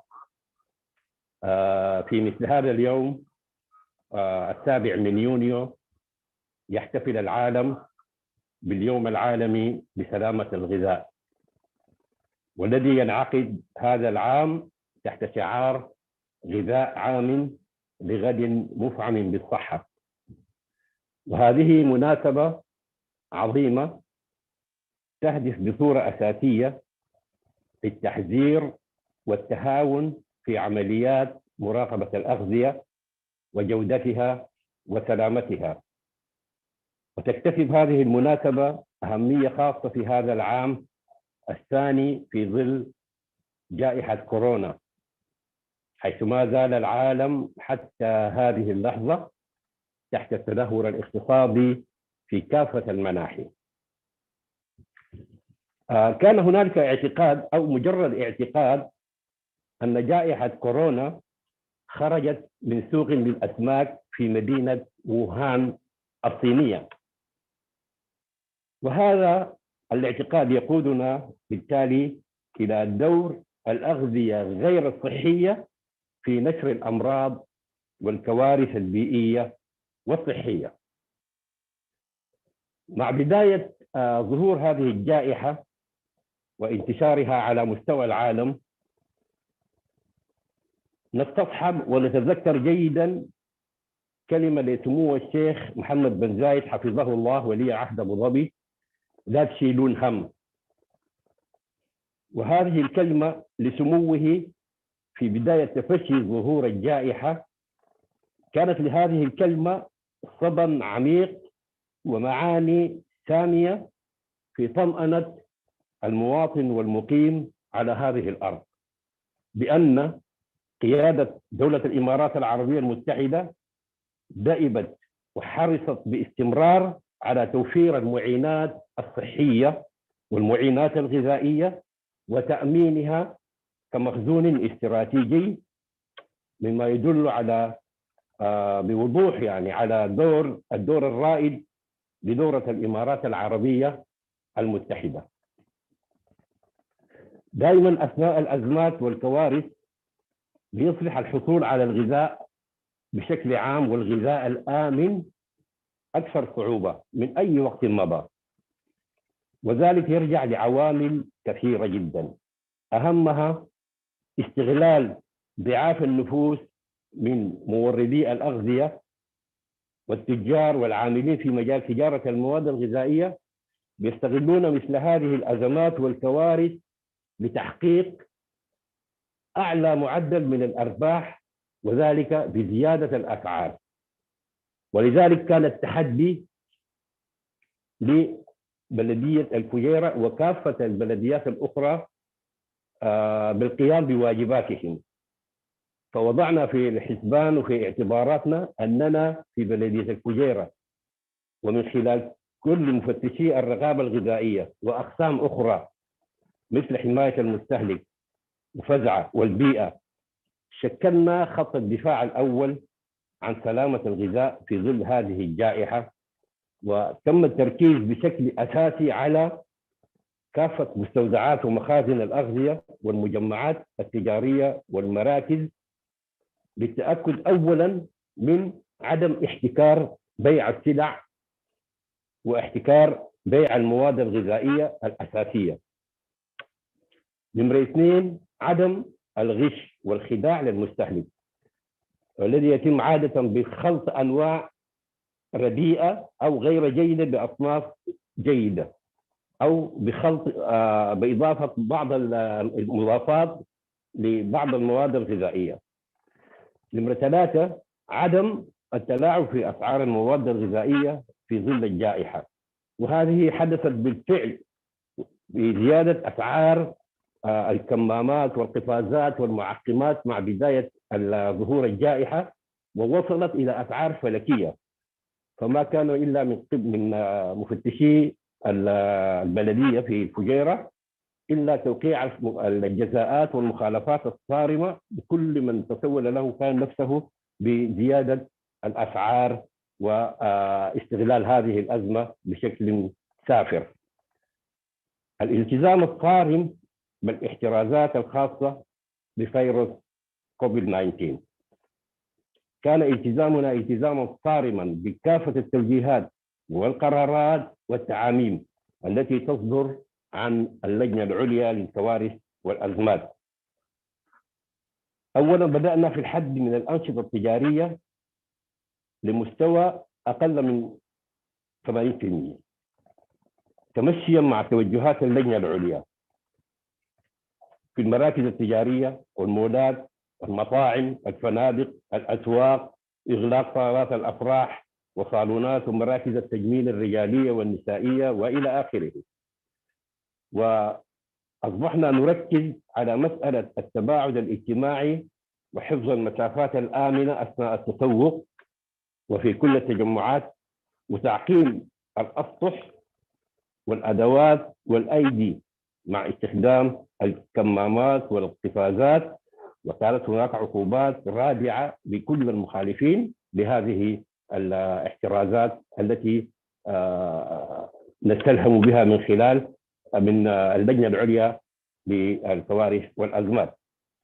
فعند شراء الطعام أو الأغذية الجاهزة من الأسواق كان مفتشي القسم يؤكدون بأن تطبيق الباعة المتجولين للمبادئ الخمسة الرئيسية بشأن الأطعمة المأمونة.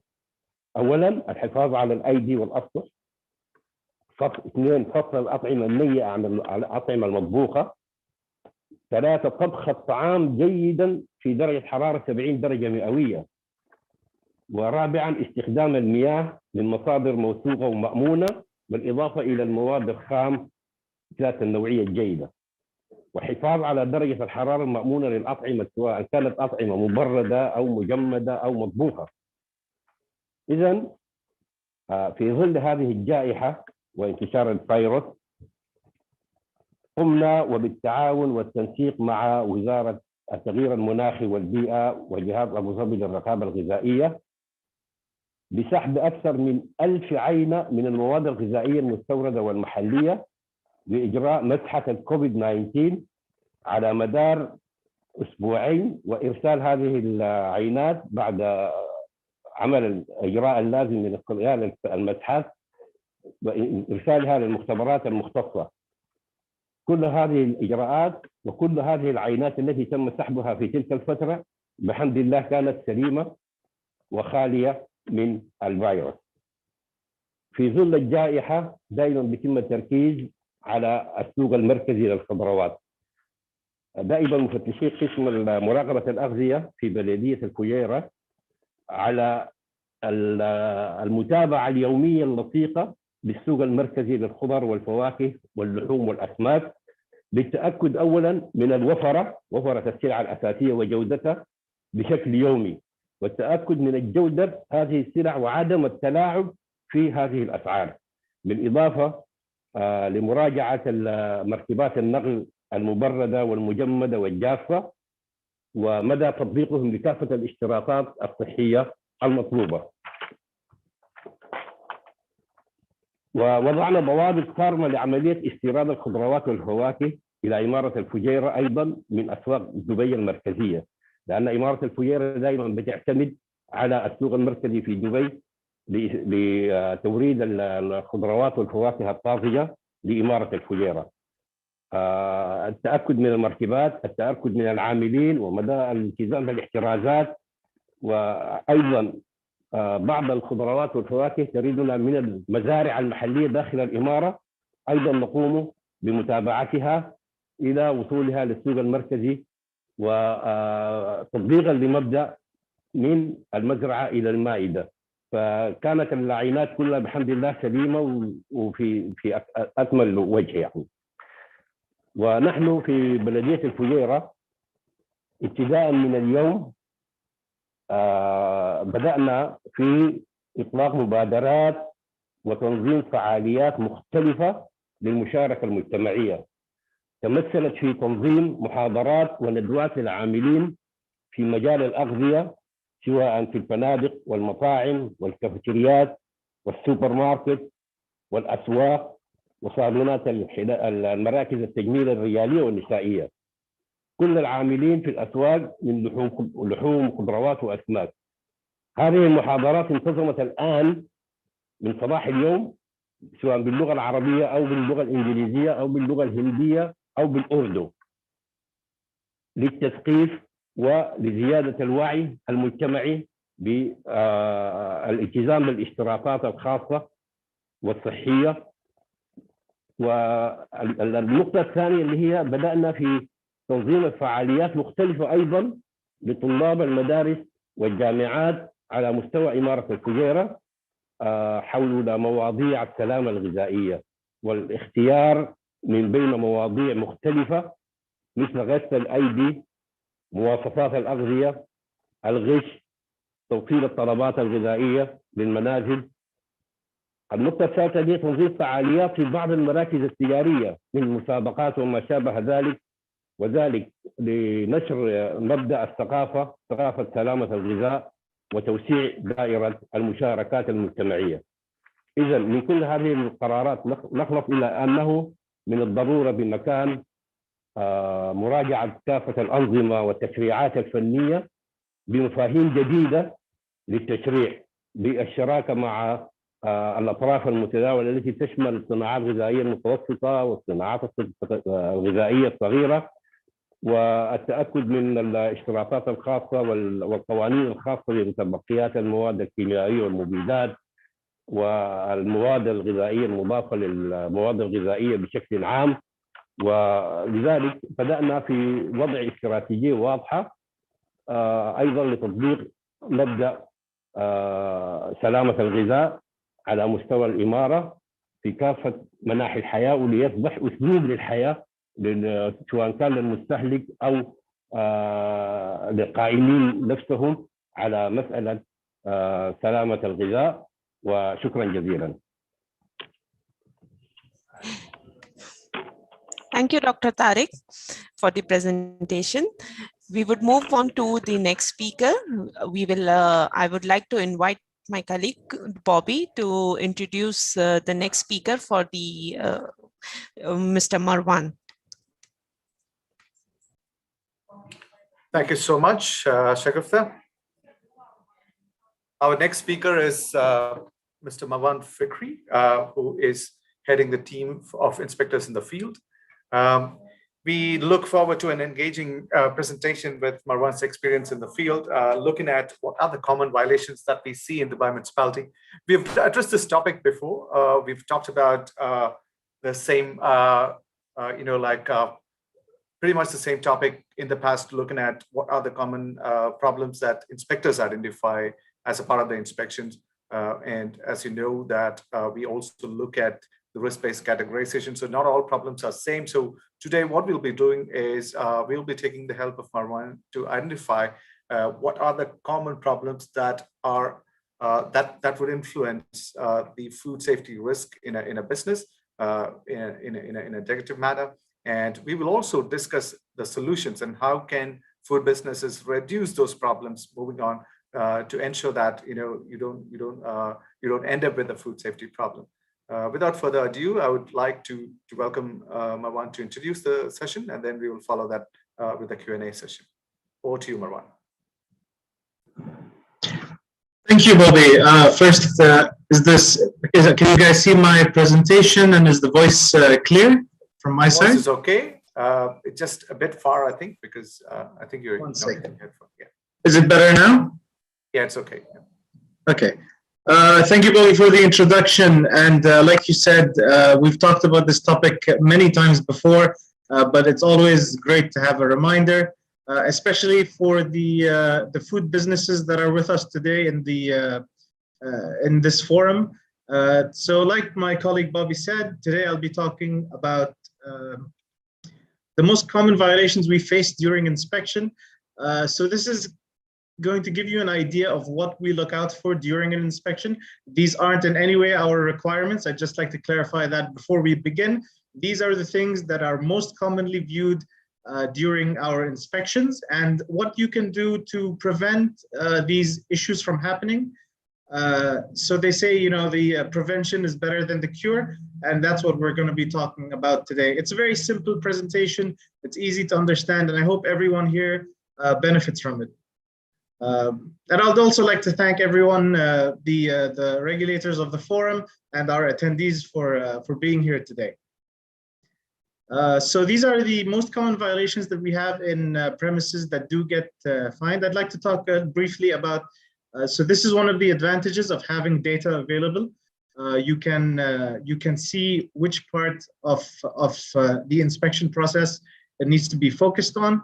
So here we can see we have the most issues that we face are general cleanliness issues, pests, cross-contamination, poor hygiene practices, general maintenance of equipments, disinfection of food and food contact surfaces, time temperature control. So you have your hot holding, your cold holding in buffets, and food handlers competency. So competency is a very broad term. What we mean by it is training and to be able to present that training during inspections. So we'll start off with general cleaning or general cleanliness. So we look out for, during inspections, we look out for uniformity, that the cleaning is done routinely during the day.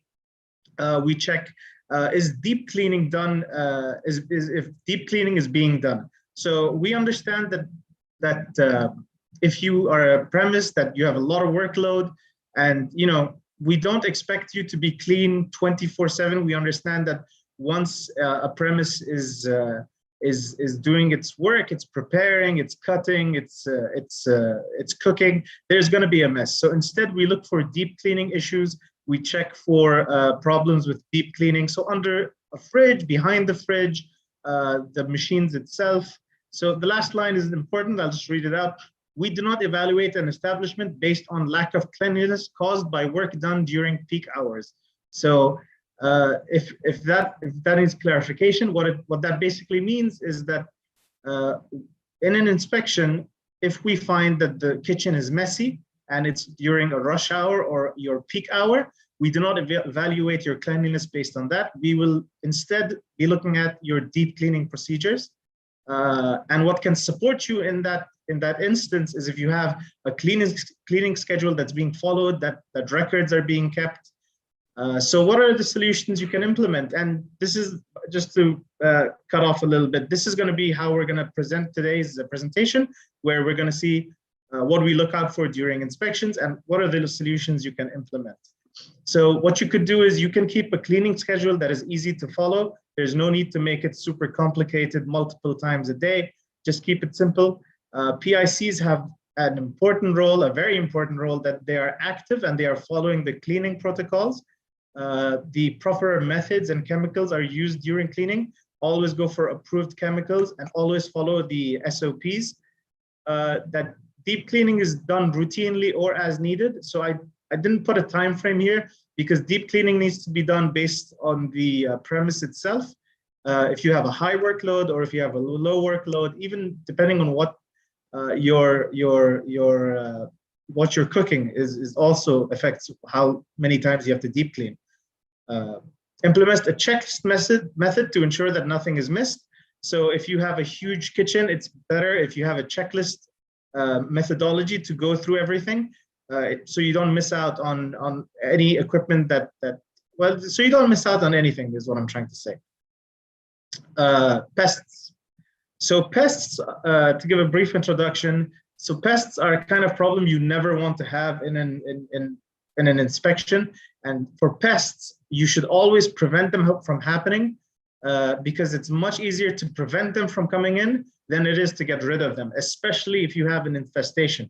So let's go over what we look out for during inspections. We look out for live or dead pests, droppings or markings of pests. We look out for if you have adequate traps and measures in place to prevent the pests. You have a pest control contract that they're regularly visiting. We have a minimum requirement of twice a month, if I'm not mistaken. And one of the important things that I'd like to highlight, since we have the food establishments or the audience here are mainly business owners or they work in food establishments. Your pest control contract, the report from it, we benefit from it a lot. And what we always like to see is when it is detailed, so we can understand what the issue is and also how we can help you. So treatment report is accurate and well written, and the premise has a log of pest activity. So to touch up on that, I'd just like to say, the first point, live or dead pests. So even if we do not see any live pests during the inspection, if there are droppings, if there are dead pests found, this normally, it's always, not normally, it always points to that you do have pests in the premise. What are the solutions you can implement? So this goes back to our previous problem, or our previous slide, which is general cleaning. So always do deep cleaning, because it is extremely important that you get all the food droppings, anything that is a source of food for pests. So no food or items that allow pests to feed are left overnight. Drain covers, their drains are covered when they're not in use, is very important. Sufficient lighting is something we don't generally think about, but it is extremely important, because when the kitchen is well lit, the pests are less likely, or they do not like bright light, so they stay inside. And when they stay inside, your pest treatment can be much more effective instead of having them everywhere. Your pest control is carried out even when no pests are present. This is a mistake sometimes I see in premises where they don't have pests, so they neglect the pest control treatments. This is something you should never do, because again, prevention is better than the cure. You do not want to be in a situation where you have pests. You always want to be carrying out regular pest control treatments. Any signs of pests are dealt swiftly and immediately. This is also so all these points are connected to each other. You have to be proactive when it comes to pests, because believe me, a pest infestation, I've seen it, it is very difficult to control once it's spread out so badly. So all cracks and gaps are repaired and filled. I didn't have space to write anymore, otherwise I would have. So what I mean by cracks and gaps, these are the cracks and gaps in your tiles, in your false ceilings, on the wall. So specifically, I'm talking about pests here, which is cockroaches. They can get into the smallest gap. Like, you wouldn't even believe how small of a gap is required for them to stay behind. Sometimes you'll have establishments which are considered very clean, but for some reason they'll say, okay, we're very clean, but suddenly we got a pest infestation. So this is because market boxes that they bring their boxes, so vegetable boxes or whatever from the market, and they bring it inside their premise. You're inviting pests this way to come, and you're giving them a free home with free food. So always debox your boxes outside your food establishment, and bring in the food and make sure it's washed before entering the kitchen. So we move on to the next slide, which is cross-contamination. So during inspections, what we look out for during cross-contamination violations is, so your utensils, we all know that blue is for fish, red is for meat, etc. So you don't have to follow that procedure. You can color code them however you want. But we normally will point you towards blue for fish, red for meat, because it makes the most sense. But as long as you're color coding them and you have it written down of how you're doing it, that's all we look out for. Your preparation areas are segregated and separated by partitions. So I put partitions because it's the most thing I see in the field, but you can segregate them and separate them however you see fit, as long as they're following the guidelines in place. This is very important because you might have a sink where you wash vegetables next to, you might have a sink where you wash meat next to a vegetable preparation area. So when you're washing that meat, you're splashing on the vegetable preparation area, which causes now contamination on that area. So that's why you need partitions. Food handlers following good hygiene practices, in case of cuts or anything that could cause a contamination from the employee to the food.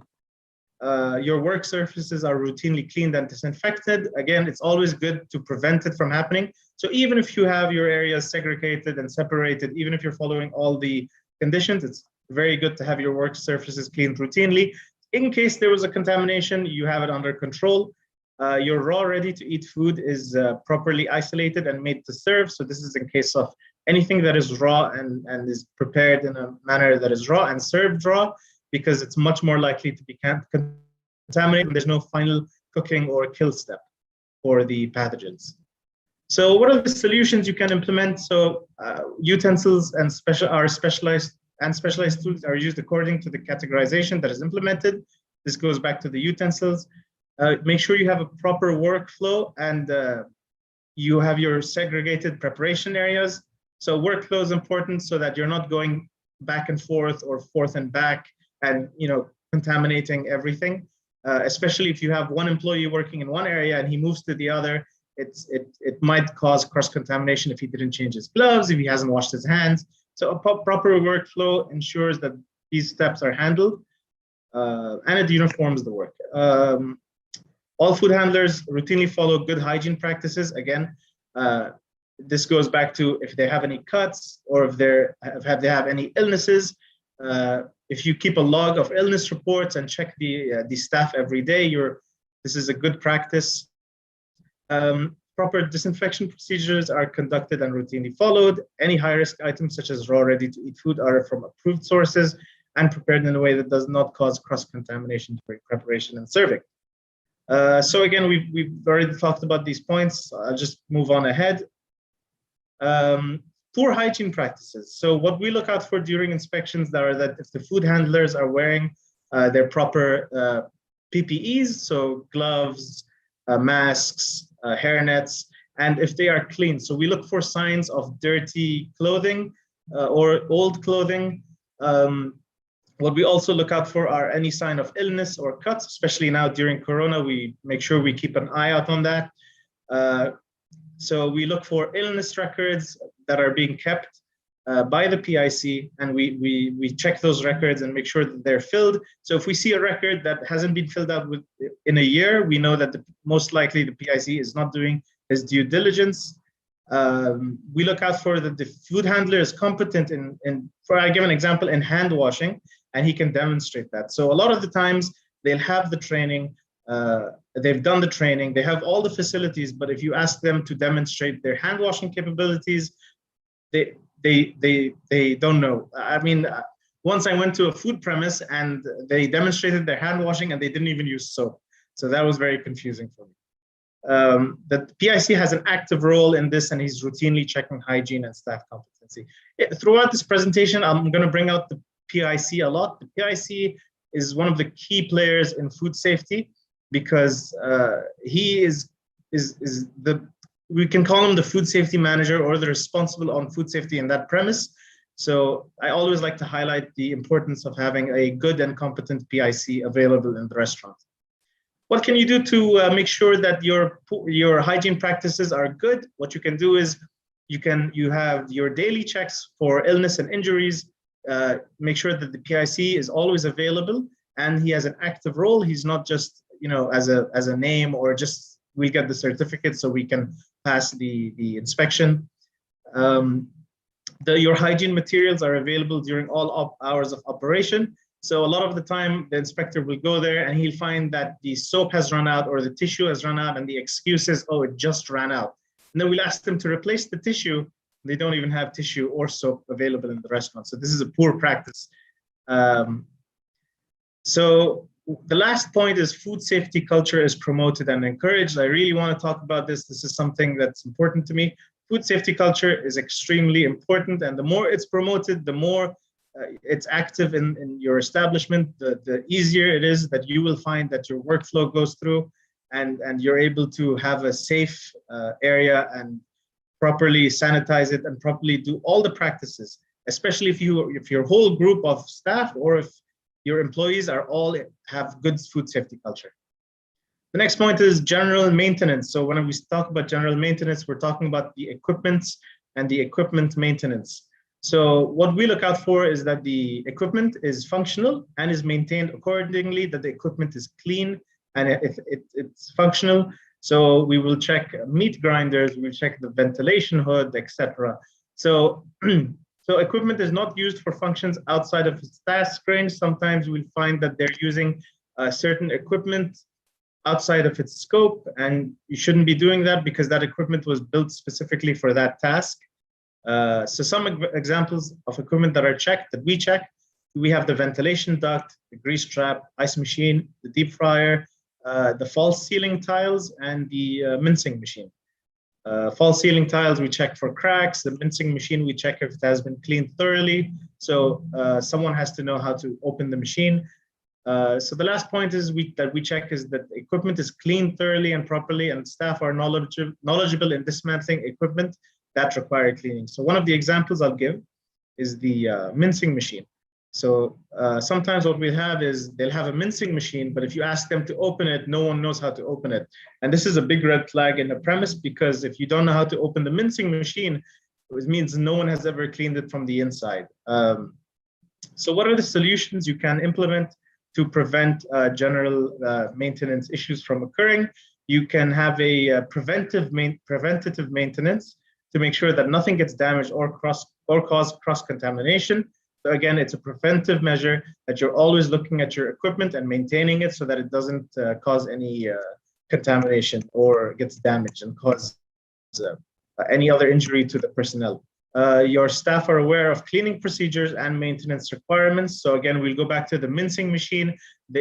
As an example, they need to know how to open it, how to maintain it, how to clean it. And the PIC's role is to actively check and make sure that all equipment is maintained.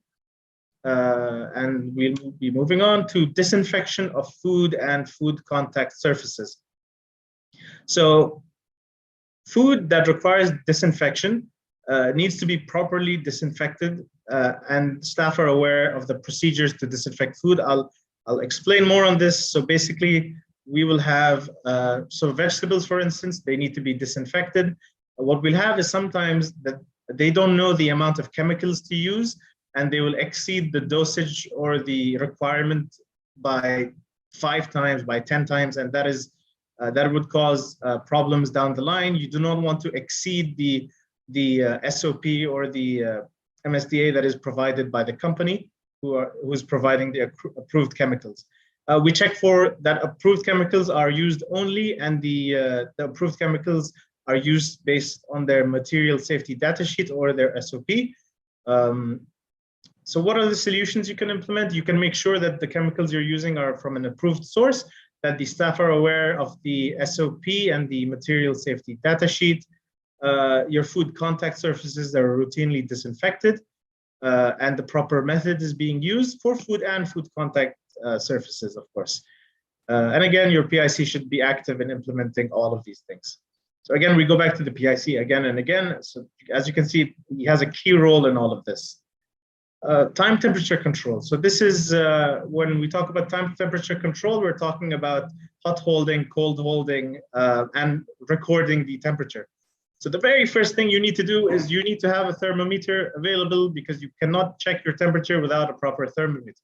Other than that, it needs to be calibrated to be used to check high-risk foods or foods that are not high-risk and are being served. Your staff and PIC need to know how to use the thermometer. So sometimes they won't know how to use it. They'll only take the reading from the surface, or they won't mix the food item before taking the reading. So your food that is displayed is controlled by time. So for 2 hours for hot food and 4 hours for cold food, and you are following these time schedules.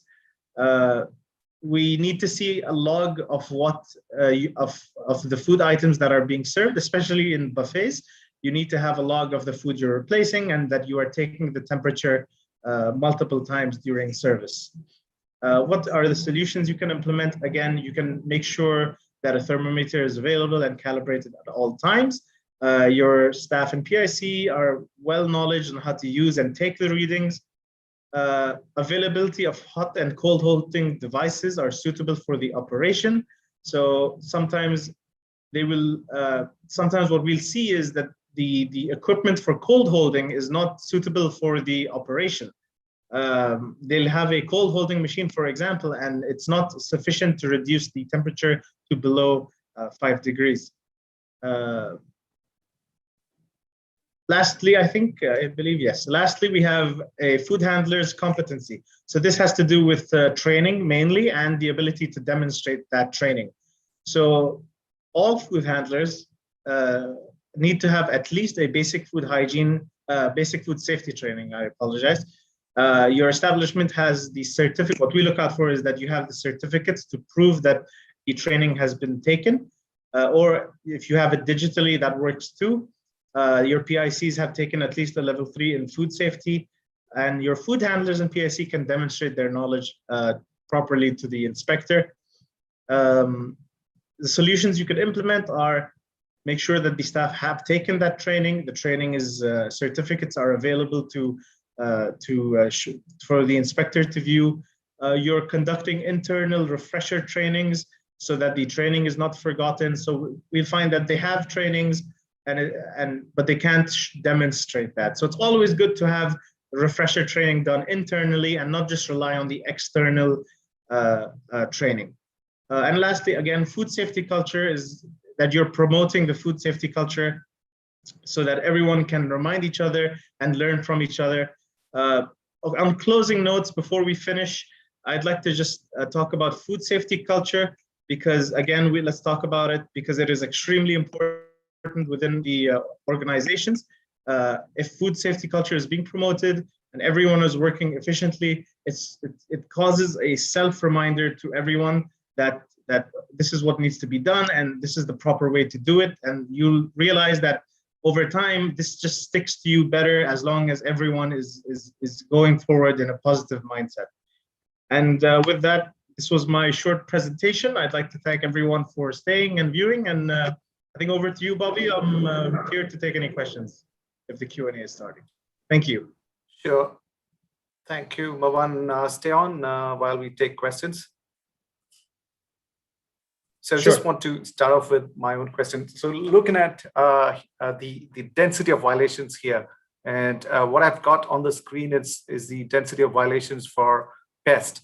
And we can see that there's a whole area affected with rodents and cockroaches. And it's very likely that if I keep my business clean and my neighbor doesn't keep the business clean, the pests in that business where it's dirty are going to migrate to my premises, right?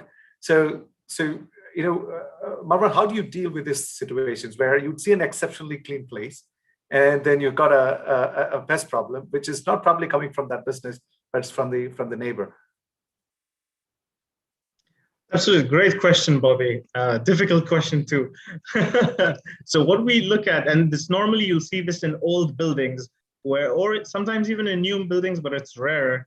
What you can do as a food establishment to protect yourself is file a complaint, even if it's on your neighbor. Make the Dubai municipality aware of the issue that there is a pest infestation, because the food safety department also works closely with the pest control department, and to make sure that any pests, even if it's coming from your neighbor, are getting under control. And during inspections, we also take into consideration that your cleanliness level, if you are doing everything right and you still have pests, the violation is not that severe.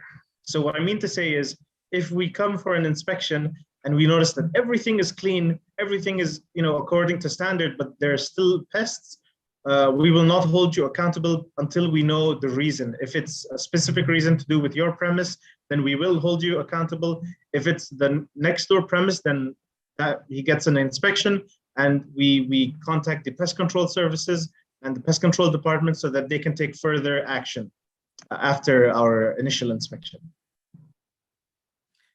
I think that's a great answer. And Marwan, I think another thing which I've very often seen in businesses that the businesses place the electric fly killer inside the business, which kind of traps whatever is inside and kills it, but it doesn't necessarily prevent the entry of pests. So I think there has to be a certain focus on prevention of entry. So I think that's about keeping the doors really tight sealed and not letting the door open or windows open all the time.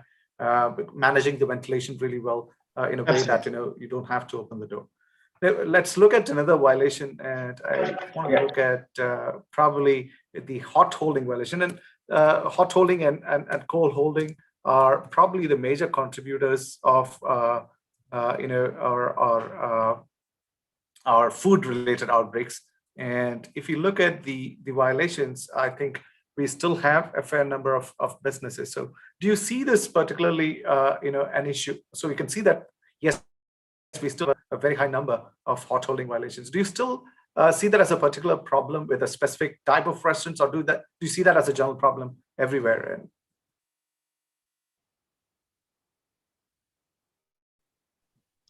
So hot holding violations normally are in the restaurants that serve a. Are you with me, Bobby? Can you hear me? Yeah. Can everyone hear me? Yeah. So yeah, we can. So we normally will see hot holding. Perfect. We normally see hot holding violations in restaurants that serve a large number of individuals. We'll see it less in cafeterias or cafes because the amount of work that's available is less. We'll mostly see it in, I can't specify a specific cuisine because any sort of establishment that has a very high workload where they need to prepare the food before service or before the, we can say the, before their peak hours. Yeah, that's the word. Before peak hours are there. So we can say that if their peak hour at 2 o'clock, but they need to prepare everything at 12. So they keep it in the hot holding. Any sort of restaurant like that, they'll have hot holding issues. And if any of these establishments are listening right now, the main issue or what we see in the field is that it's improper use of equipment. They have the proper equipment to handle hot holding, but they're not using it properly. So we'll see that if they have a bain-marie, it's normally either it's on the lowest setting or the amount of water in that bain-marie is very low. So when you have a bain-marie, the water level needs to be just touching the steel dish underneath. If it's any lower than that, then all you have is steam coming up and it's being heated by the steam instead of by the hot water. So I think it's condensation. As for your question, Bobby, it's a reverse of. Yeah, I think that's a. Yeah, I think Marwan, that's the reverse of what you really want to achieve, right? So the condensation actually cools down. Yeah, I think hot holding and cold holding still remains a challenge, and you can get a lot of these controls out, and probably a lot of the cooking involves adding raw ingredients post cooking, especially garnish and adding herbs and spices post cooking introduces new contaminants, and we've always seen that there is a strong correlation between outbreaks and practices of holding, where you actually amplify the number of organisms. There are questions about data here. Is it enough to use FoodWatch daily checks for illness records? Yes, there's enough to confirm illnesses using FoodWatch. But if there are any exceptions, you need to report that food handler onto the system using FoodWatch and keep the record. With regard to FoodWatch, we can see that we have still a lot of restaurants that are not using. So what you're seeing on your screen is businesses that are not using FoodWatch. Still a high number for restaurants. I think that's something that will keep you in a certain format. It's really simple for you to use. All that you need to do is to log in as a PIC. And let me share quickly how you can log in and do a self-check. So just log in as a PIC, and you will see this QR code. Click on the QR code, and you'll be taken directly to the page which is managed, which helps you to manage your daily business. So if you keep a printout of this QR code anywhere in your business, you can scan that QR code and get directly to the EC inspection. So you reach an interactive screen which take you to the EC inspection. And here is where you can report illnesses. Here is where you can report your pest directly to your pest contractor. So reporting through the system will ensure that your contractor is up to date, and they also receive a formal complaint. We see that a lot of the business, as Marwan was saying earlier, you need to do a visit at least once in 2 weeks. A lot of the pest contractors may not be doing that unless you send a written notification. And using the FoodWatch platform will help the business to track how the contractor responds, and also make sure that the contractor does the right thing. So in a way, you're documenting your processes. It also plays a major role. So at least try and do one check at the beginning of the shift. Use the EC inspection. Manage your work. Place a QR code next to wherever you work from. Scan the QR code. Directly go to the self-inspection and do that. That will help you to find out what are the requirements, and we have based that simple checklist on the risk-based inspection process that we have. That will help you to understand what are the common things that we want you to focus on, and then solve those problems. Do we have more questions online? Okay. Our inspectors are still checking paper records, or food watch would be enough. So inspectors are not checking paper records if you have a food watch record. So in case of a transition period, I know that some of you might be going through a transition phase right now. So you might have to maintain both. But if you have food watch records, do not worry about it. In case you have an access problem, just make sure that you address that access problem to the inspector. Say that, okay, I might have problem accessing the data at this time. I'm going to come back to you in the evening and show you the data. I'm going to take more questions. If there are no questions, I'm going to ask my own. Sure. If you have questions, put it on the chat window. If I can add on to that, Bobby, about Food Watch. So I just want everyone to be aware, during our inspections, we check for food safety management systems. And actually, the only way you can get an A grade is if you do have a food safety management system. Food Watch is like your one solution for all your record keeping problems, your digitalization of your records, as well as if you are constantly logging all your data on Food Watch, or all your checklist items on Food Watch, we count that as if you have a food safety management system. I'm not sure if people are aware, and I just wanted to get that out so that people are aware of that one point. I got a question here. What if Food Watch data got lost? Usman, 1 day's temperature missing here and there is not something that we worry about. But if not touched the system for 1 month, that's something that we worry about. So if you look at the pest problems and cleaning problems, they're not things that happen in 1 day. They're things that happen over a period of time. Accumulation of cleaning issues, problems with contract management. These are not an event-based problems. These are problems that are a part of the culture. So what we're looking at is a larger understanding of the system itself. Do you know how to manage your suppliers? Do you know how to get approved suppliers? We've got trainings every day. If you go to the Food Watch platform and click on the e-learning, you can attend any of the trainings that we're organizing. You can join the presentation and you can ask all your questions there. But if you are looking at a 1 day's data and saying that, oh, I checked my temperature for cooking today morning, I can't find it, that's not something which we are worried about. Now, it's very unlikely that your data will be lost. In case you have a system crash or something and you miss the data, it's not something that you need to panic about. But on the other hand, if you do not have any control on your suppliers, you don't have a system to verify your suppliers, you don't have a system to check the grades of the suppliers, that is going to be a problem for us. And that's something that that will be taken as a violation when the inspection visits happen. Marwan, do you also see correlation between these violations? We know that, okay, a cleaning problem leads to pest. Do you also see a correlation between the management commitment, wherein you see a constant change in the PIC or constant change in the management approach? Do you see that as a correlation with inspections? Do you link that up?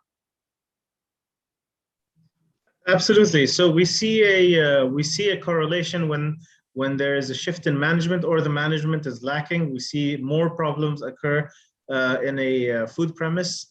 Regarding pests, we specifically see whenever there is a pest violation or a pest infestation, I like to say it never comes alone. It always comes with a host of other issues, because it's very, very unlikely that a premise has just a pest problem, unless it's the case where we talked about, I think it's the first question you asked me was, what if my neighbor has pests and they come in?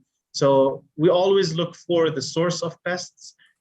If it is your neighboring restaurant that has the pest issue and it's being transferred onto you, or if it is your issue itself, there are always reasons that the pest is there. So you will never see an inspection marked just a pest control violation. It always has other issues, be it general cleaning or improper maintenance of food items, food equipment. Right. I think, Marwan, it's also important to share the foodborne disease surveillance data, which probably would be useful for a lot of you. If you look at the surveillance data, you can see that salmonella still is a concern. And we also know that particular contribution to the salmonella increase has come from egg and egg-based product. We've had multiple outbreaks. We still get complaints of sporadic cases where undercooked eggs and egg products are a cause of complaints, customer complaints. We have not seen large outbreaks in 2020, probably because we didn't have that opportunity for the bacteria to hit. We also see an increase in amoebic cases, amoebic dysentery cases. So you need to keep a watch on your staff hygiene, especially people who are coming from countries where entamoeba is endemic. You need to keep a watch. We also get occasional notifications of cholera. So these are all people who are traveling from other countries. Hepatitis is still an increased number. We also saw organisms like Giardia, which have gone up suddenly in report. It's probably because the hospitals are also testing more for this, but it's important to keep a track of parasitic infections. The focus here is hand hygiene. We know with COVID, we were able to increase the hygiene especially hand hygiene, but keep a watch on the transmission of diseases, again, temperature control, washing and disinfection of fruits and vegetables. All these things play a major role in reducing amoebic dysentery or giardiasis that could be coming from organisms that are in the vegetables, particularly the ones that are sourced from countries where waterborne diseases like this could be common. Pest also could be a concern. We're talking about rodents and cats. They can be a source of transmission for organisms like Cryptosporidium. Having pests around, having pets around is not a good idea. If you have stray cats around your restaurant, be careful. If they're not vaccinated, if they carry illness, you know where they're coming from. And is there any is there anything that you would want the businesses to take home as a message to work on, Marwan, for the next few months? Something that is on your priority or something that's on your head right now? Yeah, absolutely. Many things. So we're always moving forward into just one thing, to digitalizing. Yeah. So I'd suggest promote your food safety culture, because everything else will follow after that. If you have a strong food safety culture in your establishment, you will notice that everything else comes with it. So you will not have issues regarding pests, equipment management, because everyone is working together to make sure that the environment is a safe environment and a clean environment. That's my closing message, Bobby. If they could take anything from this, it would be that. I think, to add on, how do you do that? There are simple techniques to understand what's going on. Just go to the homepage, foodwatch.dm.gov.ae. In the e-learning page, you have plenty of material in different languages that's available to you. You can get the training materials in English, Arabic, Urdu, and Malayalam. How to manage your pests. If you have a pest problem, it tells you how to manage pests in your facility and how to prevent pests in your facility, how to manage your critical control points, how do you make sure that control measures are met for food hazards and also personal hygiene issues. Egg safety has also been addressed, so check the material out. It's freely available for access and it's customized for Dubai. So always make sure that you use this access. Any updates on COVID, we always post it here in the COVID updates and news, so use that. And we also publish the list of users on FoodWatch, who is the most popular user. So use that information to get get your systems going. We also have questions regarding shelf life of products, and I can see that the question about shelf life is about how long can you keep chilled and frozen foods. We allow up to 3 days for chilled foods if it is prepared and cooled in rapid cooling methods, using rapid cooling methods. But for freezing is not a recommended procedure after cooking for in-house products in a restaurant. We expect food service businesses to function like restaurants and not like manufacturers. So it's not a good idea to freeze whatever you have in your facility and keep it for a long time.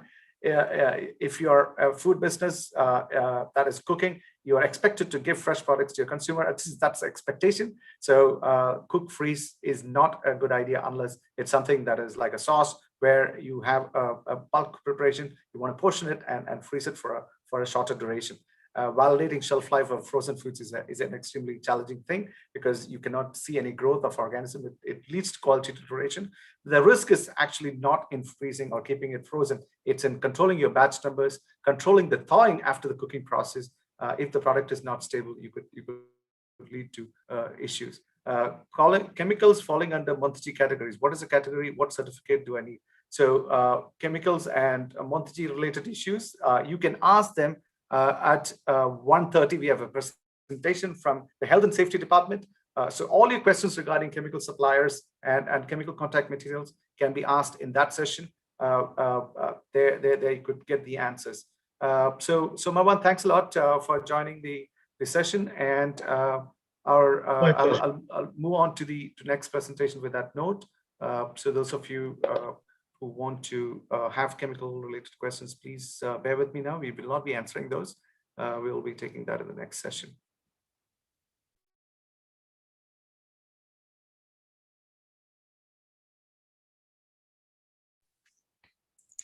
Thank you, Bobby. Thank you, Bobby. Thank you, Marwan, for the informative presentation. Now let's move on to our next speaker, Hassa Ahmed Al-Sumaiti. She is the Senior Food Hygiene Officer working in the Food Trade Control section of Food Safety Department from last 7 years. Her area of expertise is regulating and controlling the import and re-import of food products in Dubai. She has a bachelor's degree in nutrition and a master's degree in business administration. Today, she will be talking about Dubai Municipality's role in ensuring food safety compliance of imported and exported food. Over to you, Hassa. Hi, good afternoon, everyone. Thank you, Shagufta, for the nice introduction. So I'm from Dubai Municipality Food Safety Department, Food Trade Control Section. As you all know that Dubai is a trade hub, so there are many shipments that are imported for local market and are imported for re-export purposes. Therefore, food import and re-export regulation is highly important to ensure food safety and quality of products in the local market. I'll just give a brief about where is our position here in Food Safety Department. I'm from Food Trade Control Section, which is concerned with facilitating food trade activities, imports and exports, and ensure highest levels of safety.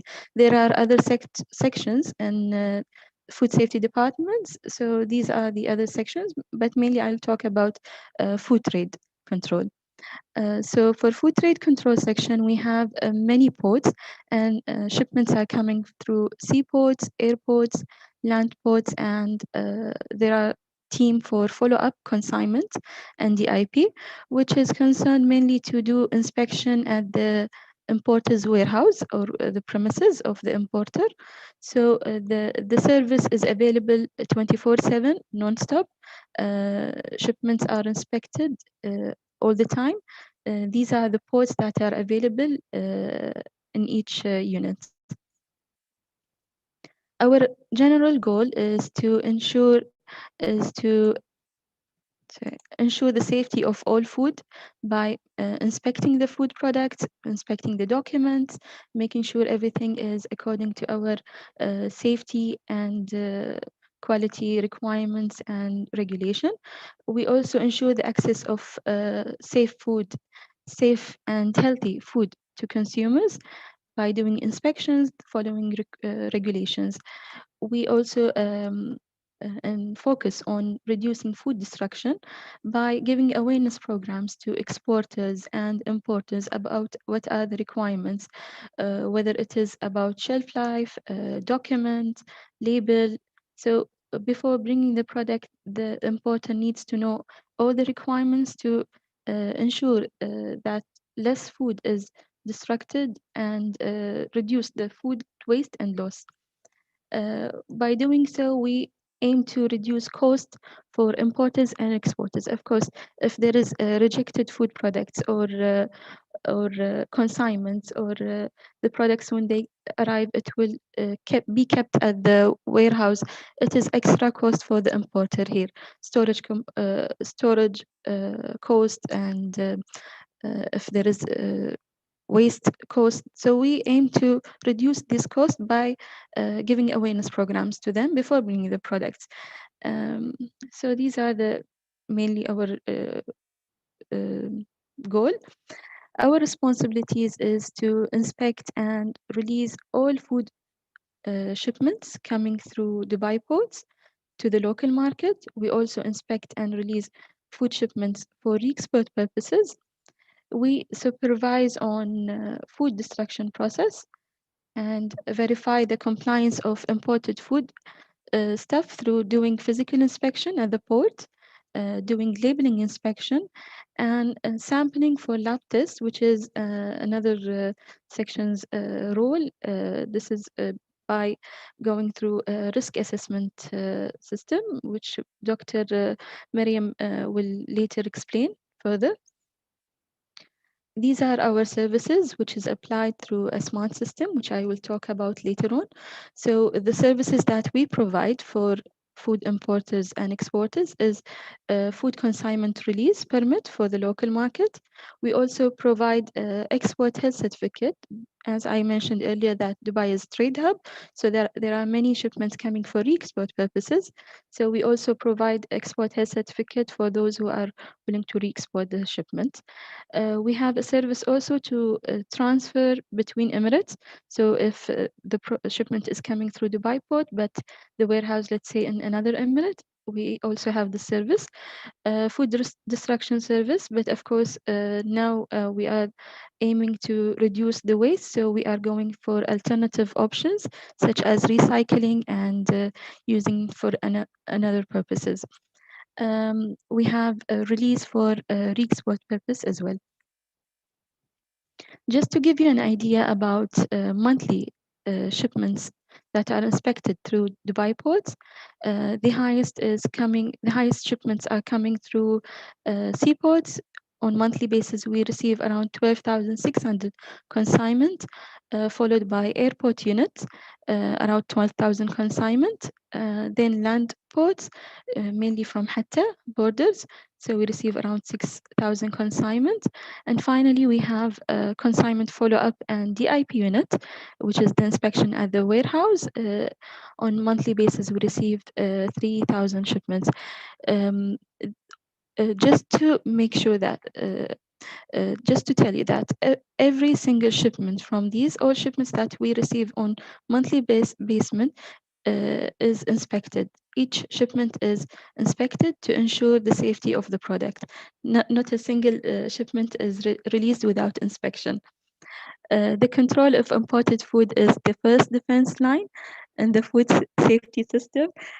For this reason, regulatory authorities around the world are keen to follow the best international practices in this field.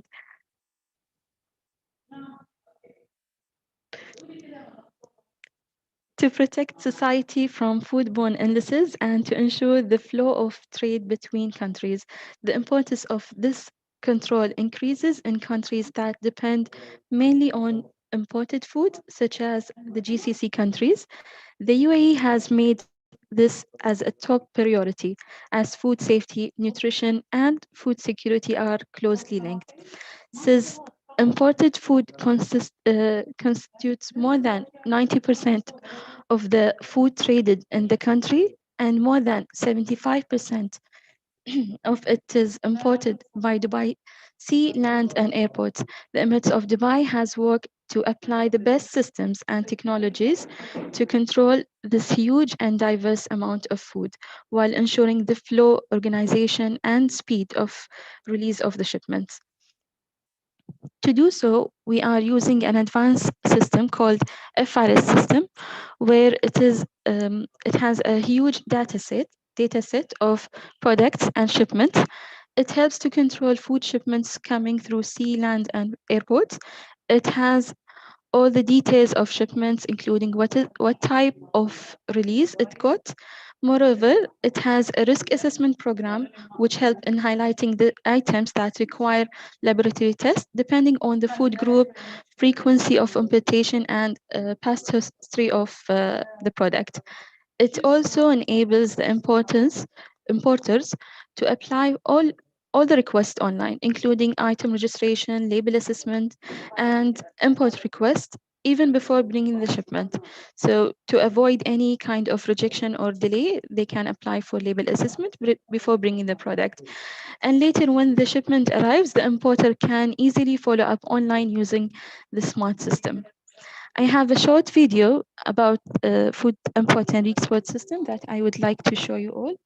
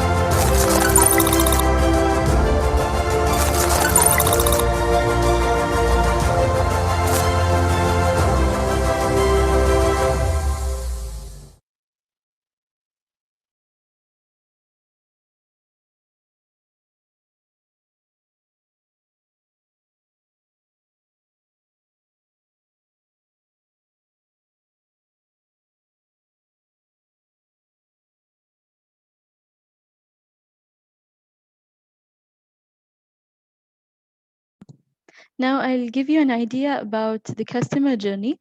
So how we in Dubai municipality regulate the import shipments, the shipments that are imported.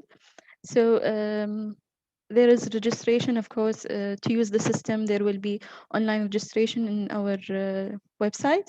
Then before bringing the product, before bringing the shipment, the items need to be registered and label assessment must be done. This is to ensure that all the products are accepted here and the labels are according to our requirements.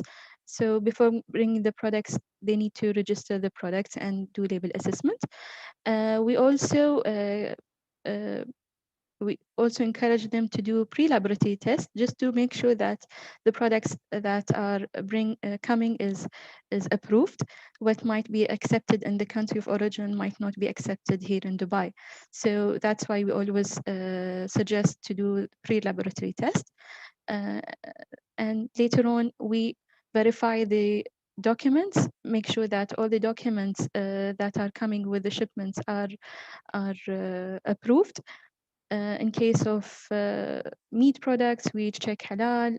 This all to make sure that the food products that are coming are safe and according to our standards. When the shipment arrives, there is physical inspection and lab test if required. So again, at the border, an inspector will do full physical inspection of the product where the documents will be verified, the label will be checked, and the status of the product and the shipment will be inspected. And if everything is fine, then the shipment will be released from the border. From the port. We have several awareness programs that we are doing for importers and exporters. These are initiatives just to enhance the food safety here in Dubai and make sure that everything is according. We help the importers and exporters to realize what are the requirements here in Dubai. So before bringing the products, they are aware. So we have for importers, for food establishments and food traders, and there are awareness programs for exporters and food industry companies. For importers, there is a program called Person in Charge Training for food traders category. It enables the food establishment to know all the legislation, procedures, and requirements for importing and exporting of food. It helps to reduce the percentage of rejected food and enhance compliance with approved standards and specification. It also helps to get a fast and withdrawal or recall of the products if they are rejected when needed to be recalled from the local market. It ensures the fast release of food shipments from the port of entry. Moreover, we have another initiative called Control from the Source, where we give awareness programs. We meet the authorities there at the country of origin and tell them what are our requirements and legislation, give them like an awareness program for exporters, tell them about the import requirements and that are applicable in the United Arab Emirates, the fulfillment of food items traded in the market with the approved specification, ensure the safety of all the products. We also, by doing this initiative, we aim to reduce the rejection of non-conforming foods and overcoming the difficulties and obstacles facing the process of exporting food from exporting countries. And this all helps in getting fast release of the shipments and of course build a good relation with the country. That was a brief about what we are doing to ensure safety of imported and exported food products here in Dubai. Thank you all for listening, and I will pass it back to Mr. Bobby. And in case of any inquiries, I'm here. Thank you so much. Thank you, Hassa, for the presentation. And if you have any questions, Hassa, there's a question which says how many samples will inspect every shipment? If you would like to answer. The samples frequency depends on the product. It depends on the risk assessment system. So the system decides when the items will be tested for going for lab test. It depends on the risk of the product. It depends on the frequency of import. So it also depends on risk. It is on risk assessment based. So yeah, Dr. Mariam later on will explain more about the risk assessment. Yes, that's the next presentation. Yes. Thank you, Hassa, for the presentation. Now I would like to introduce our next speaker, Dr. Mariam Sallagi. She's the head of Food Studies and Risk Assessment Unit in the Food Safety Department. She holds a PhD in molecular microbiology and a master's in general science and a bachelor's in nutrition and food technology. She's working in Dubai municipality since 2000 in various roles in Dubai Central Laboratory and Food Safety Department. Today she'll be talking on the topic data analysis of food testing results and decision making. Over to you, Dr. Mariam. Thank you, Shagufta. Can you please share the presentation? Yes. Yeah, can you make it as a slideshow? Yeah.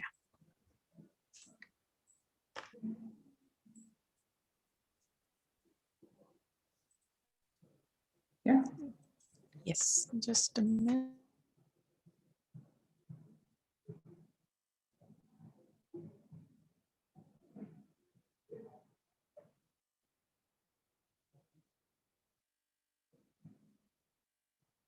Yeah. Thank you, Shagufta. Good afternoon, ladies and gentlemen. I'm glad you could all join me today. I'm going to present the importance of big data analysis and its significant role in food industry, offering both preventive and reactive solutions to food safety in Dubai municipality. Next, please, Shagufta.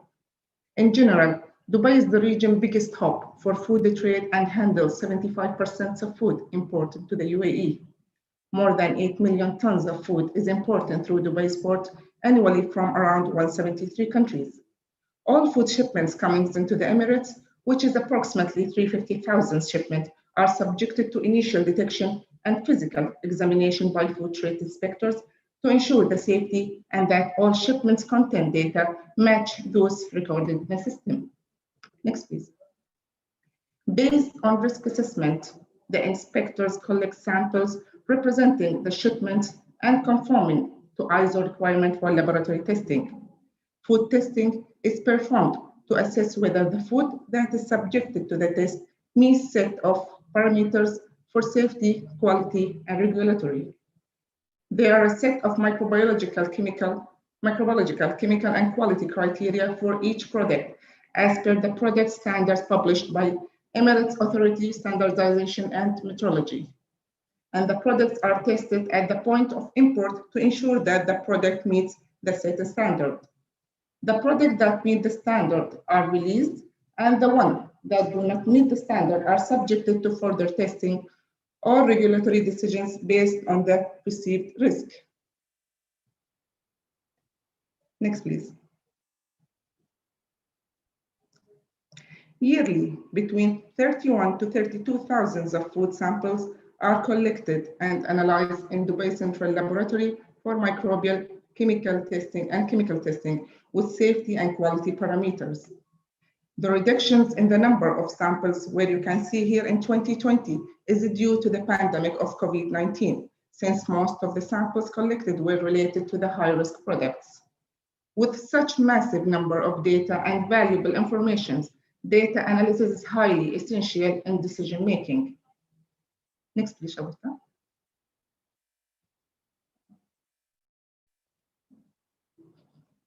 Yeah.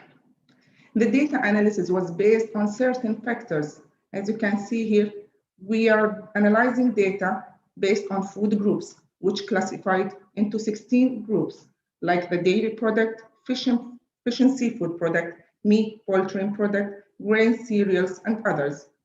Secondly, the results of the tested samples, either complying or non-complying with the standard set by UAE.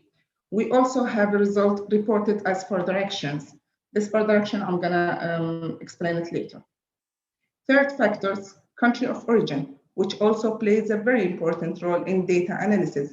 For example, in some cases, we have results of product with similar brand satisfactory from one country and shows unsatisfactory from other country. The data analysis is also done based on the microbial and chemical parameters, as well as the total cost of the test. We use different program and software to analyze the data, such as the Tableau and Power BI. What is this software? They are visual analytical platform transforming the way we use data to solve problems, empowering people and organizations to make the most of their data, to make the most of their data.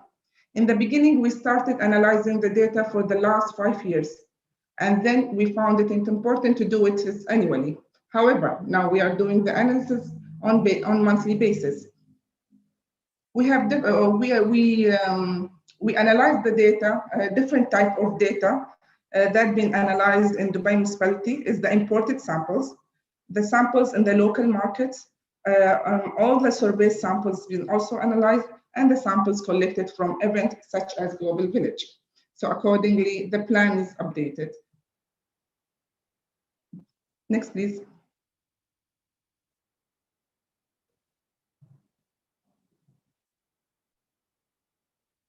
Based on the obtained data and information, different decisions and action were taken accordingly.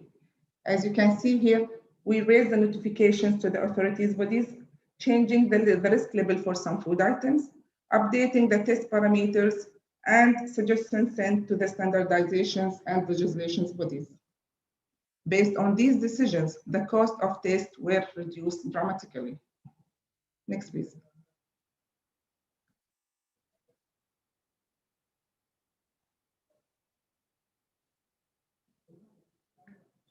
Here are some examples for the decision taken in our department. Based on the data analysis, we found that the product of soya sauce was repeatedly failing for alcohol test, and the percentage crossed the limit from 3 countries, while the same brand from other countries, from other origin, was found to be compliant with the standard. Accordingly, the notification was raised on the product from those countries, and the action was taken to withdraw from the local market and all Emirates. Samples continue also to collect it from every consignment to keep following and controlling the issue. Customers also notified. Other example is the rose water and cake, where we found that the product from different brands, but the same country, was failing repeatedly for alcohol test as well. Moreover, notification also raised for lime product, where we found that 67% of product was contaminated with the pesticides residues and exceeded the maximum residues level.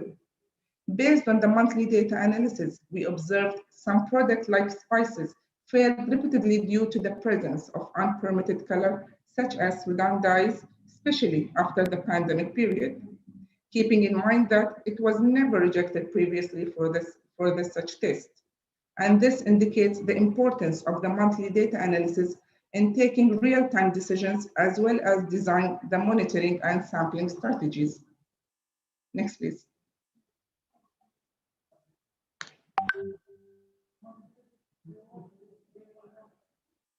Next. Yes.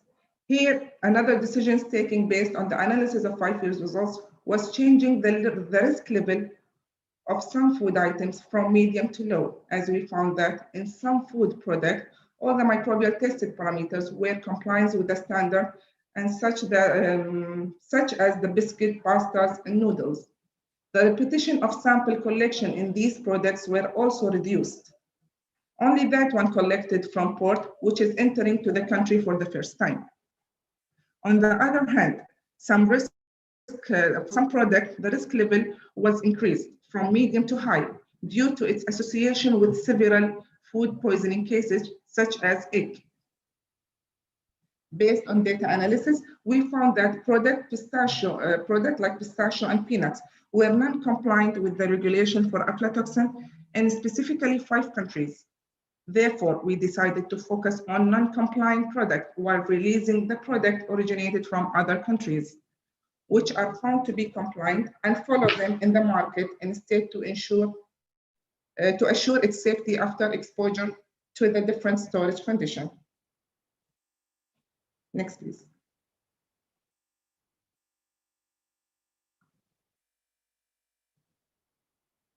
Updating, no, back please, Shafeeq.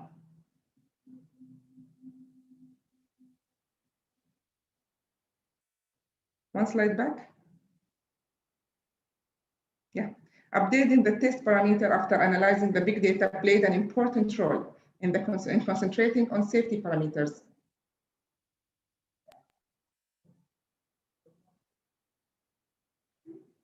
No, the other slide, please. Slide after this.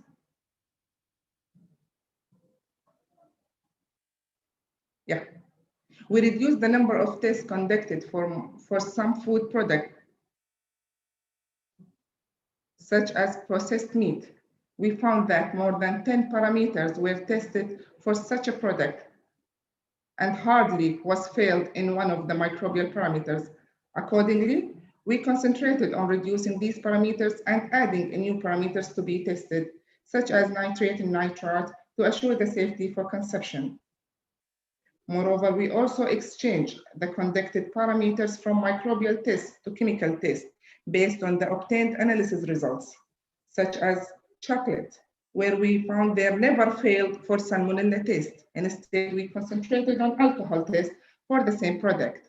We also stopped collecting certain products from the port, such as pastas.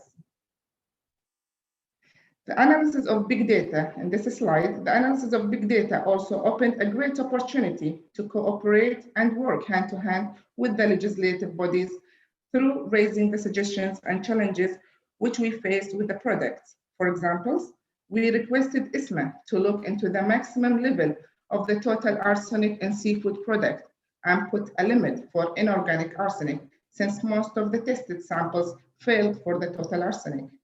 A comparison study done by Dubai municipality on different types of fresh, frozen, and canned fish.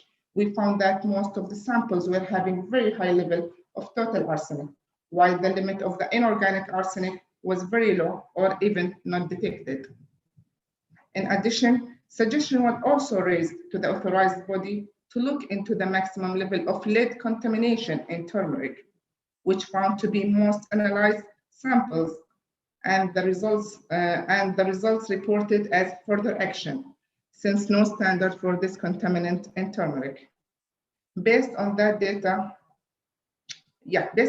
obtained, we also requested the Ministry of Climate Change and Environment as a legislation authority to take action towards stopping testing the melamine in product with the milk ingredient coming from China, as well as radiation tests for the product coming from Japan. Next, please.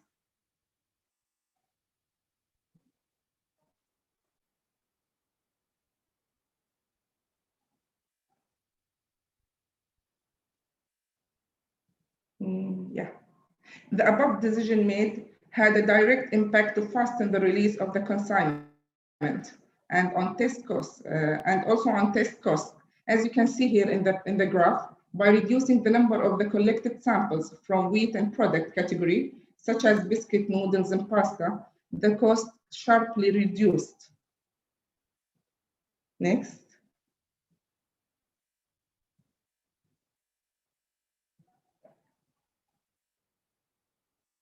Similarly, in the category of chocolate and chocolate product, we can see the cost of the test parameter were also decreased after changing the conducted test from salmonella to alcohol based on the results of the tested product for salmonella, which is never failed in 4,627 samples.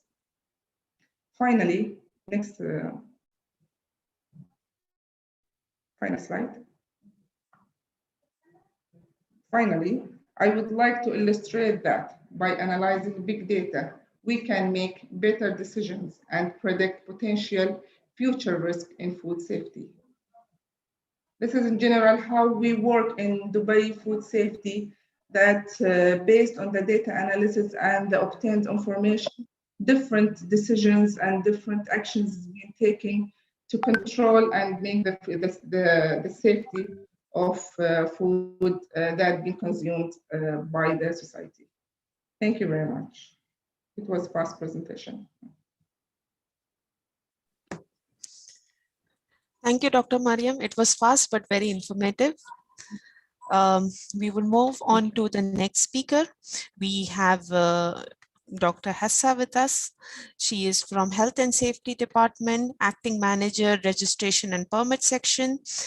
She holds a bachelor's degree in pharmacy and a higher diploma degree of pharmacy from Higher College of Technology. She has 10 years plus rich experience in Dubai Health Authority and Dubai Municipality. During her work, she developed and managed the operations of many important programs in the section that have a strategic impact on both Dubai Municipality's strategic plan as well as the registration of different categories of consumer product, example, health supplements, cosmetics, and personal care, fragrance, disinfectant, biocides, and recently toys and food contact materials. And today her presentation topic is about Dubai Municipality regulatory requirements for food contact material. We welcome you, Dr. Hassa. Please, you can share your screen.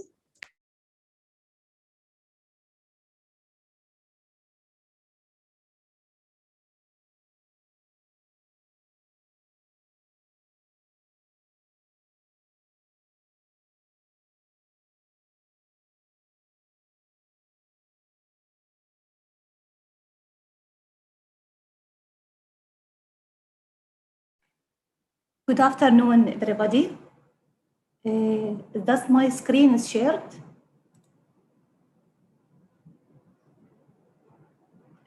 Yes, yes, we can. Your screen. We can see your screen. Okay. Thank you for this opportunity to participate in today's webinar and workshops. This is Dr. Hassa Al-Jawi, the Acting Manager of the Registration and Permit Sections. In today's workshop, we will learn about the food contact materials and the regulatory framework and the requirements in Dubai Municipality. We'll speak in today's agenda about the Montagy system, the procedure of the registration process, the importation of the food contact materials, and the other related services like the issuance of health certificate And we will go deep and technically to the requirement and general requirements for the safety of food contact materials, and we'll elaborate more on the safety of the laboratory test, the process of product recall and other notification and alert system in the Dubai and whole UAE level, inshallah. So to start with, as all of us know that food comes into contact with many materials and articles during its production, processing, storage, preparation, and serving before its eventual consumption by the humans. So such materials and articles are called food contact materials, and we can call it or well known as FCMs. So food contact are any material intended to come in contact with food, or it's already in contact with food, or that can be reasonably be expected to come in contact with food.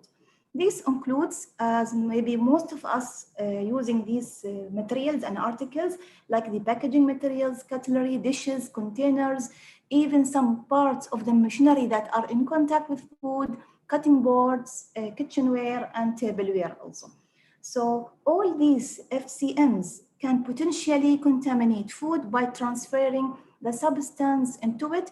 So food contact materials have to be made and used that they don't cause any unsafe levels of contamination or harmful to our human health. Food contact materials, including also some material which is called active food contact materials and intelligent. These are very critical kinds of articles. Let us define them first. The active food contact materials are materials or articles that are intended to extend the shelf life or maintain or improve the condition of the packaged food. Sometimes you find like salmon fish, it's coated or sprayed by some chemicals or materials to extend the shelf life. They are designed to deliberately incorporate components that would release or absorb substances into or from the packaged food or the environment surrounding the item or the food. The intelligent food contact materials, these are materials or articles which monitor the condition of packaged food or the environment surrounding the food. They are undergo many risk assessment and at the moment not regulated by the Dubai municipality, but the manufacturer should be responsible for their safety before placing or using as intended or scope of applications. Why we are concerning and why we are regulating all these FCMs? FCMs contains ingredients as found here by the WHO, contains endocrine disturbing chemicals, EDCs, that are potential for human health. These are mostly man-made, found in various materials such as pesticides, metal additives, or contaminants in food due to the contact with some unsafe food contact materials. These have been suspected to be associated with altered reproductive functions. It can have harmful effect on human systems. It can increase the incidence of breast cancer, abnormal growth patterns, neurodevelopment delays in children, as well as changes even in the immune functions. So many measures have to be put from the production of these materials till the intended use of all these articles and chemicals to minimize or even decrease the contamination of these articles in our food.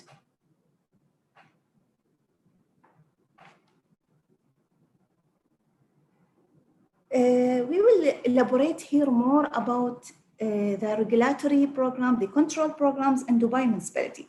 FCMs should be sufficiently inert so that their constituents neither adversely affect our health or the consumer health, nor influence the quality of the food as well. So to ensure the safety of FCMs and to facilitate the free movement of the goods, Dubai municipality provide the binding rules and that can help the business operators to freely trade these chemicals and at the same time to maintain their safety. So we have the first program called the product registration. During the product registration program, we ensure the compliance of these chemicals, of these articles and materials to the recommended standard and regulation. In addition, we are controlling the free trade of these chemicals during importation through all our ports in Dubai, in the Emirate of Dubai. In addition, we have market surveillance, and we are inspecting all the premises that are dealing with this kind of product.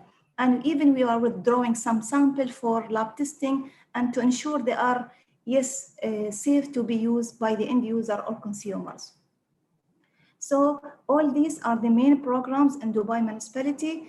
And inshallah, we will talk about each program in separate slides. These are the categories of food contact materials that are regulated by Dubai municipality with their variants. So we regulate adhesive, ceramics, plastics, silicone, cork, rubbers, waxes, wood, paper, coating and varnishes, metal and glass.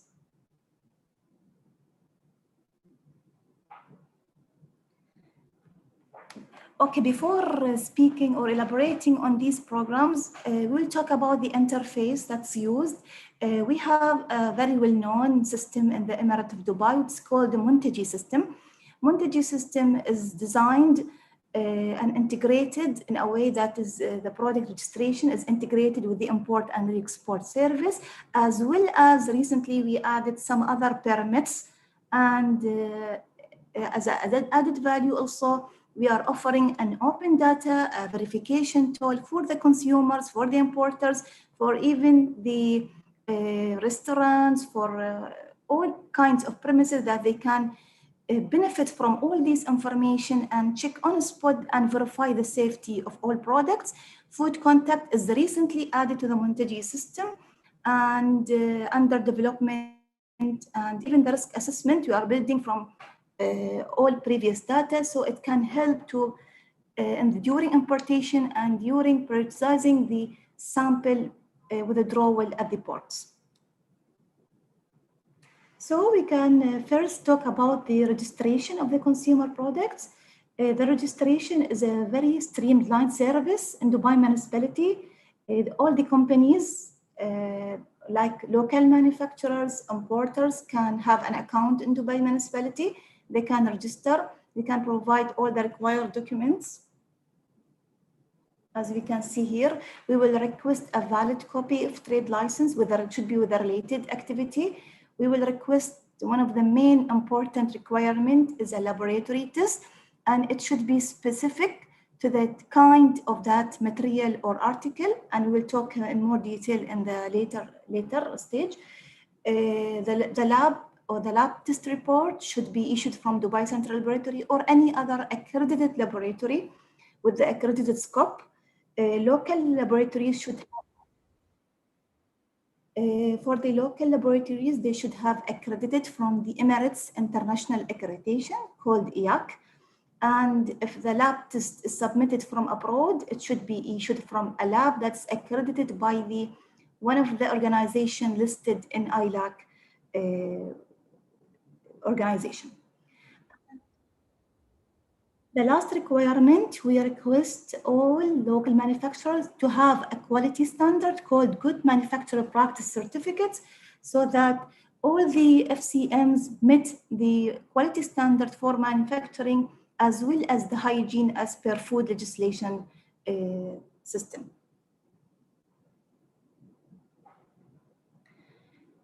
For the next step, if the importer or the local agent or manufacturer already registered the product, they can freely import all these items in the Emirate of Dubai and can trade it freely in the Emirate. During importation, we will request a valid, for sure they should have a valid license with the related activity, and it will be already embedded in our system. We will request the item to be registered or at least to have an ECAS. ECAS is a certificate, conformity certificates that issued by another federal authority. Now it's called Ministry of Advanced Technology, of Industry and Advanced Technology. Before it's called the ISMA. And as well, we will for sure request a custom bill of entry, airway bill of landing, packaging list and invoice, and a valid test report. And we may as well request other certificates if needed or depends in case by case scenario.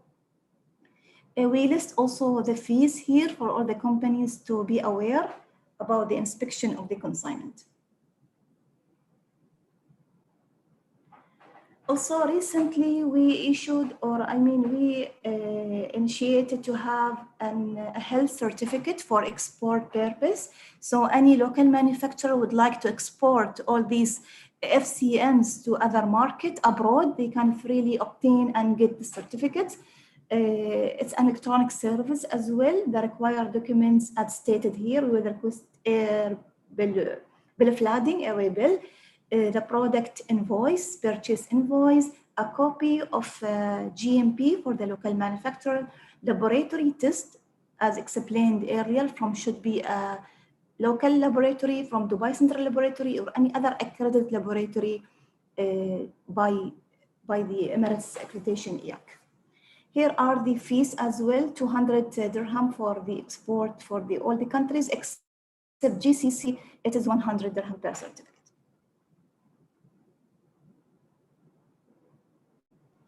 So generally, before going and explaining more about the requirement of FCMs technically, we can say that FCM should be sufficiently inert so that their constituents neither adversely affect consumer health or influence the quality of the food. They should not transfer their components into food in quantities that could endanger the human health, change the food composition in unacceptable ways, or even deteriorate its taste and odor. All the FCMs and their manufacturing facilities should match and should comply with the good manufacture practice standard. If we now elaborate more about the general requirements and the regulation that we are following, all the materials should, and this should be a guidance for all local manufacturers and importers, all the materials used in the fabrication, forming, or treatment of packages shall be of the food grade materials and in compliance with the relevant GSO standards. There are lots and detailed GSO standards for each kind of article, like for the plastic, for ceramics, for the rubber, for the wax. Everyone should have specific and the detailed GSO UE standard. They should be clean. They should meet the hygiene food legislation law, and because they are intended to be in direct contact, and in such condition, it does not allow any contamination of the packaged material. They should maintain the properties of the packaged material and to protect it from the gaining undesirable odors, flavor, or taste. It should not change any of the food in an accepted way. This means they should offer protection to the food product against the contamination with the microorganisms, insects, rodents, and dirt in case product where such protection is required. They should be impermeable to moisture in case of food products where this is required as well. They shall be impermeable to light and oxygen in case of product wherever this is required. And they shall not affect the contents as a result of migration of some of their constituents that may react or be mixed with the food stuff. And all this can verify the safety by many measures. One of them is that testing and the lab test reports. Also, the package shall not present any hazard to the consumer when used. In case boxes are used for packaging fresh fruits and vegetables, they shall comply with the requirements stated also in the GSO standard. In case of using food packages made of aluminum foil, they should also comply with the GSO standard, as I just explained that each element, each kind of article, it has its own specification and its own standards stated and guidelines stated in the related GSO standard. In case of using 3-piece steel around the cans, also for canning, they should follow the related standard. And in case of using 2-piece steel, also there is a related GSO standard.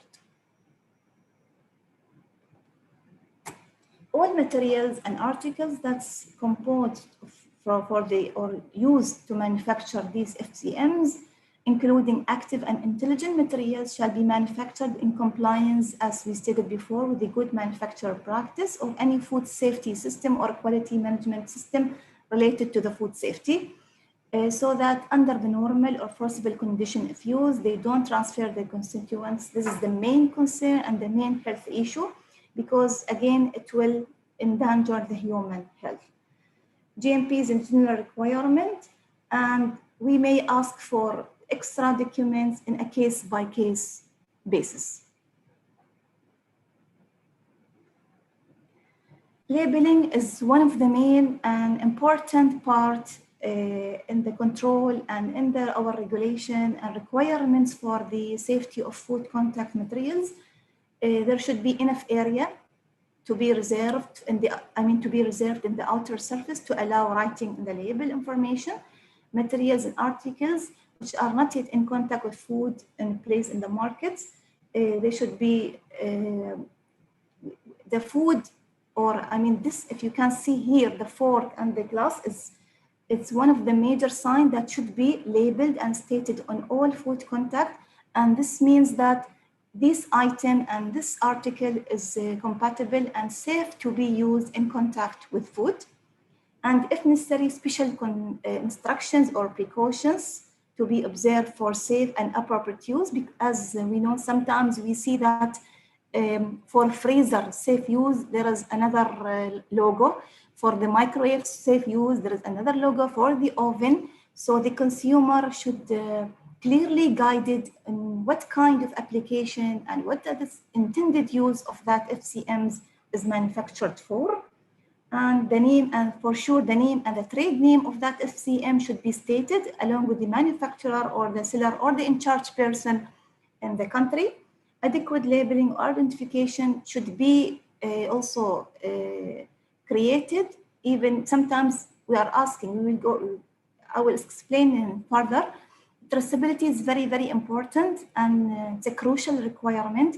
All the local manufacturers, they should have a traceability system that can, in case of outbreak or batch failure, easily we can track that batch and recall that batch successfully and easily and in the fastest way as possible. So here's the traceability, as we just explained. It's very important. With a due to the technological feasibility, we encourage all the business operators to have all these advanced systems so we can easily identify the failed product or not compliant products before, because sometimes after placing on the market due to some defects in the manufacturing, we notice by our market surveillance during importation or trading in the market that there are some defects. So the corrective actions and appropriate action should be taken in a fast way.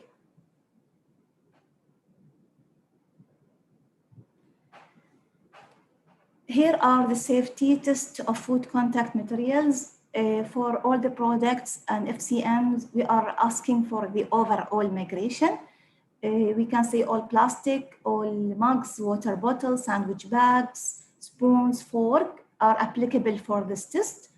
And also sometimes we are requesting specific migrations in case of some kinds of article, like in plastic, in bisphenol A, like the baby feeding bottles, some juice containers, some storage containers. It depends on the article and the kind of material.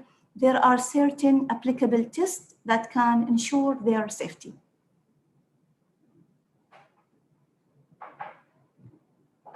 Here we can say we have also specific migration of phthalates. We have specific migration of metals as well, and specific migration of formaldehyde, and each one is for certain kind of articles.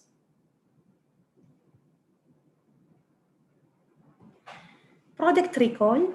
Product recall is one of our control programs. It's a system that is promptly and efficiently retrieve the batch on the batch level or even on the product barcode level for the product that does not comply with the safety specifications and requirements or reported by consumer to have undesirable effect on the human health. Recall can be initiated throughout at the request of Dubai municipality. We can initiate it once we have any defect in the product, or anytime we are receiving actually many alerts from other authorities in UAE or even abroad, and we have even the companies, some companies, they have a silent recall. They notify us that there are some batches are failed, and we are cooperating with them and recalling the whole failed batch in the fastest way. Dubai municipality also is a member of the biosecurity early notification system. It's a unified national platform system that is initiated by the Ministry of Climate Change and Environment in the UAE. And we are receiving alerts and notifications, and we are responding. We are reporting also all the cases in this system, so that all the other emirates and related health authorities and health sectors can receive all the notifications in a fastest way, so they can take immediate decisions and recall and start the recall process.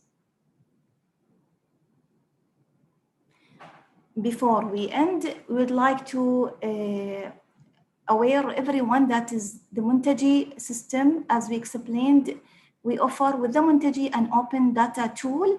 Now, before it was called Muntaji, it's an independent and separate Muntaji application. Now we added in the Muntaji, in the Dubai Municipality Unified app. If you just download the app through these QR codes, one for Android and one for Google Play, you will find you can download the Dubai Municipality Unified app, and in the app you will find a Muntaji window. At the moment, all the flasks and we call it Dalal, all are embedded in the system. You can easily check their safety, and we are updating all the databases so that it can be open, and anytime the consumer can check and verify the product safety by just scanning the barcode of the item or entering even the name of the item. So this is the end of the workshop presentation. Thank you for the listening, and feel free to ask and to discuss anything. Thank you, Dr. Hassa. So we are opening the floors to the question answer session. The presentation before this from the trade section, from Dr. Mariam from the food risk section, and as well as for Dr. Hassa from the health and safety session. So you may write in the chat box, and or you may you can raise your hand and we can unmute you and you can ask your questions. So please feel free to comment on the presentation or ask any questions.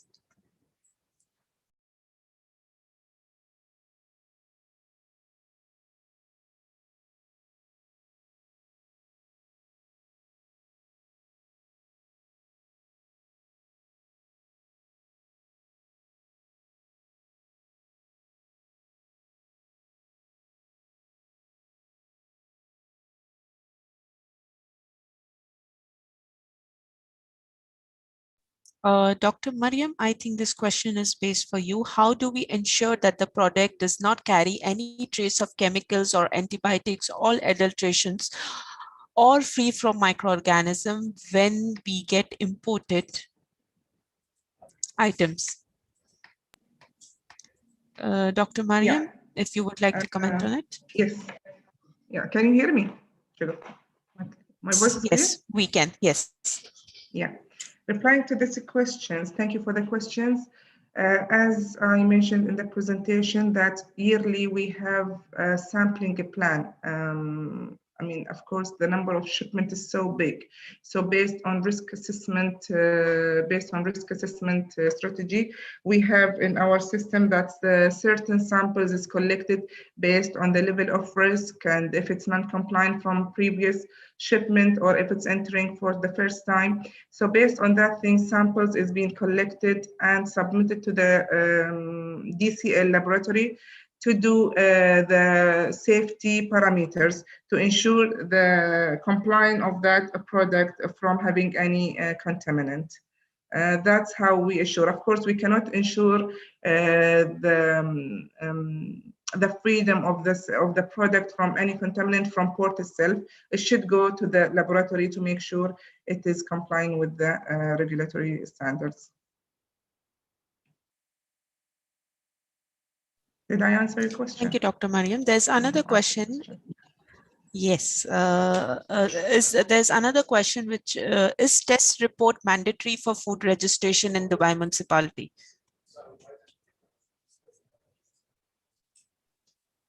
No, for registration, the test is not mandatory.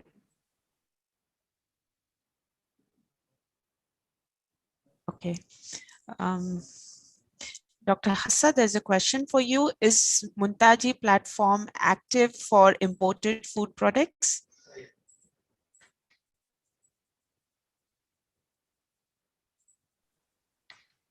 For the food or the food food contact materials?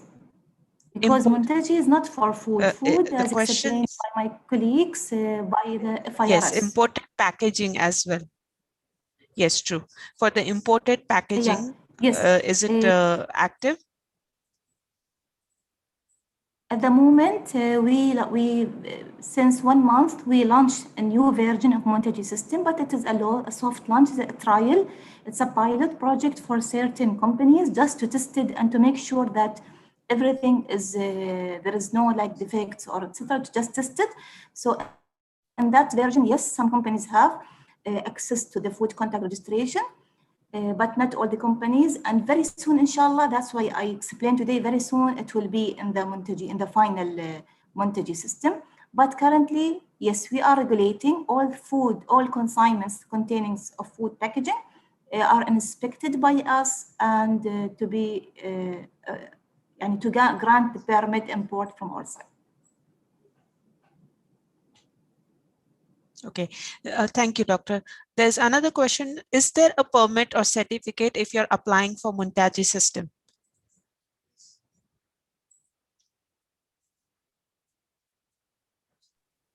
Sorry, Shafeeq, I didn't get. Okay. Can you repeat the question, please? Is there a permit? Yeah, it says, is there a permit or certificate if you're applying for Muntaji system?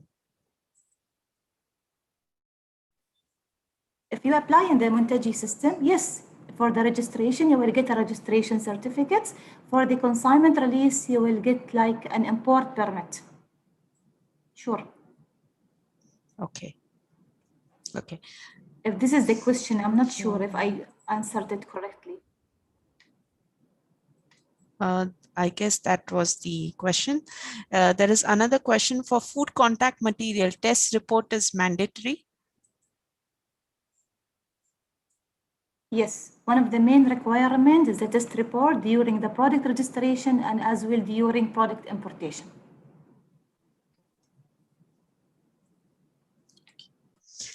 Thank you. Now, this applying. Okay, this is the same.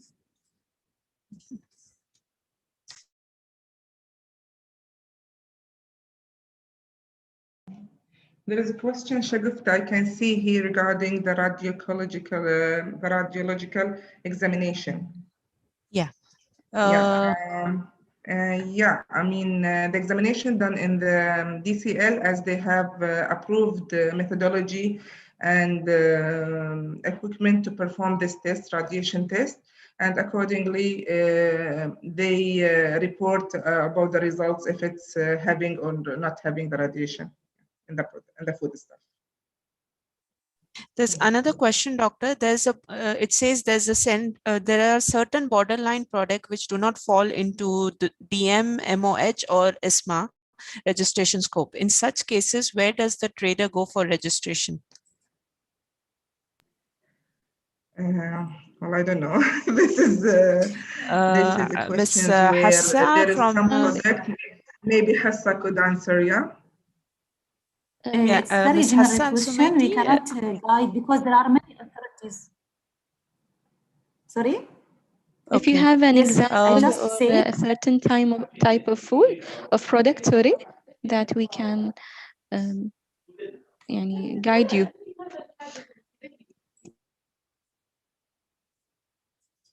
Issued export health certificate. Shagufta, there are two people with the name Hessa, so be careful who you're designating it.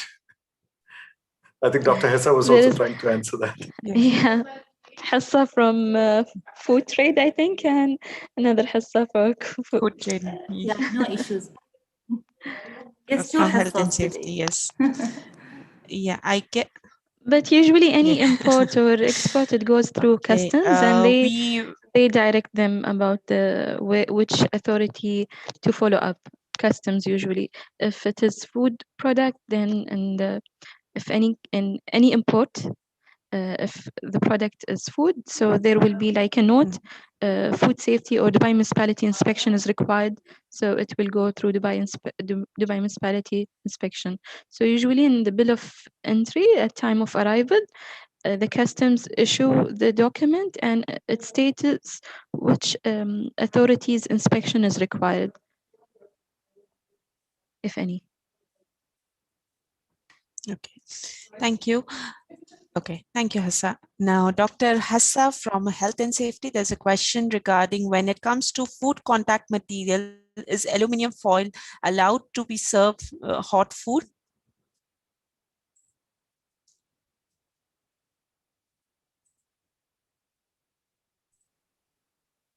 We need to check the metal, the kind of the article they used in manufacturing. We need to check the specifications.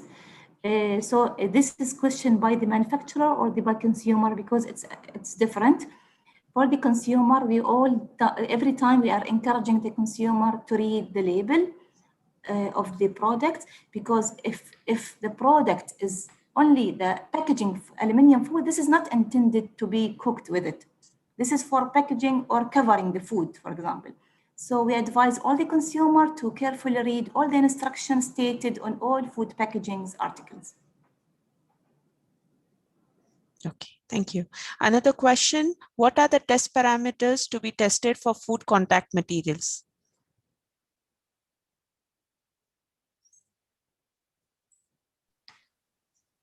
Every test has different parameters. So every article, even if you go to any lab and you provide your sample to the lab, they will direct you that this, for example, this specific migration is applicable to this kind of article. So the lab will guide you. And also we are, as a regulator, we have also a list of all the lab tests that are applicable to each kind of the articles. And inshallah, very soon we will publish a very updated guideline about all this, including all the test parameters and details about the applicable test to each kind of article. Thank you. If you will allow me, Ms. Shagufta, I even can just, just write our email for the Muntaji, FCM, for the food contact materials. So yes, anyone sure, please. can have Yes. any question, he can email us directly and we answer Yeah, all their inquiries anytime. Sure. Sure, you can write in the chat box, we'll get it through.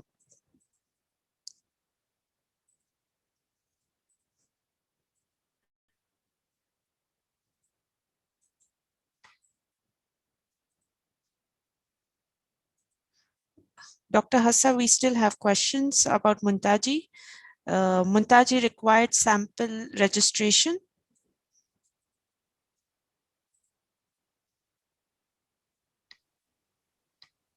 It's not clear what they mean. Do they mean physical sample before, as a process during the registration? Or what they mean? Mr. Arif, if you can define your question. Sure.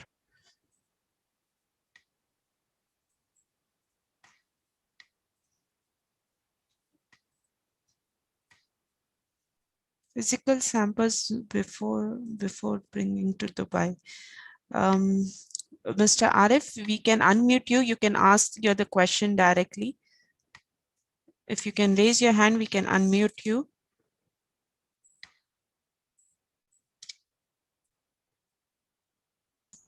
Hello, good afternoon, everyone. Hello. Good afternoon. Can you hear me? Yes, we can hear you. Yeah, assalamu alaikum. Ma'am, it's regarding the physical samples we need to submit to the municipality before any consignment we bringing to Dubai port. Like example, some oils, herbal oils or something we want to registered with the Dubai municipality, any physical samples we need to submit before? You mean oil for as a food? Not, yeah. Okay. Bring doing lab tests before bringing the shipment is optional, not mandatory, but it is a process that we recommend just to make sure that the products that you are bringing is according to our standard. So instead of bringing a product that is later on rejected, we just recommend to do a lab test before in advance, but it is not mandatory.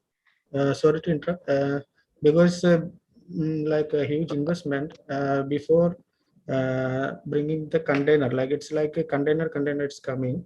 Yes. So some samples like 4 piece or 10 piece, if required by the municipality, we can submit and get approved, something like that. It's possible. You mean for distribution, not for commercial purpose? Yeah, it's for distribution purpose. You mean a sample for inspection or for lab test? Yeah, inspection for registration of the product. Registration of the product is done online, so no need to get the product. Registration, all you need to do to register the product is attach an artwork, a PDF, or a picture of the product online through the FIRS system. Yeah, that's fine. A clear picture of the label and a clear picture of the product to get registered, and also for label assessment. If So you mean for lab test, then you can bring one product for, or I don't know how many, few products for lab test. Together with the registration, no need to submit any sample, no need, as you are saying. Hello, I am not clear with you what you say. Are you hearing me? Yes. So your question is to bring samples for distribution or for lab test? Sample for registration.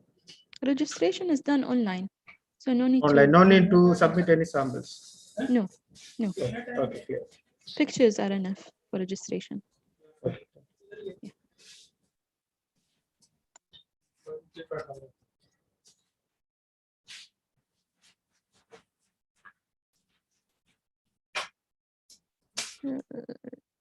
I hope that answers the Thank question. you.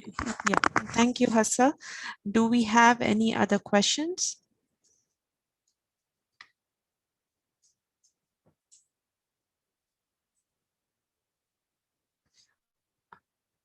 There's a question, is there any mandatory requirement for registered product to be analyzed by third-party accredited laboratory? And if there is, what is the criteria? Dr. Mariam? Yes. Yeah, we do accept report from third-party accredited laboratory, but that laboratory should be accredited by EAC, which is Emirates International Accreditation Center.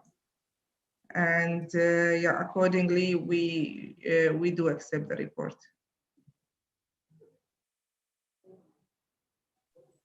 Thank you, Doctor. Do we have any other questions?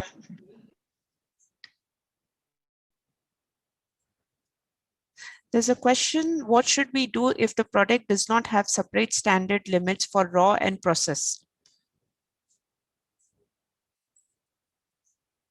The question is not really clear. What kind of product is this which is not having a standard, separate standards? I mean, what? I mean, if there's any examples, so we can answer these questions more clearly. Can the question can be defined clearly so doctor can answer?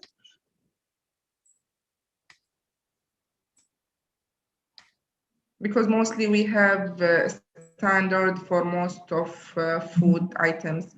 So what type of food item that not having a separate standard from raw or processed? So if they can elaborate.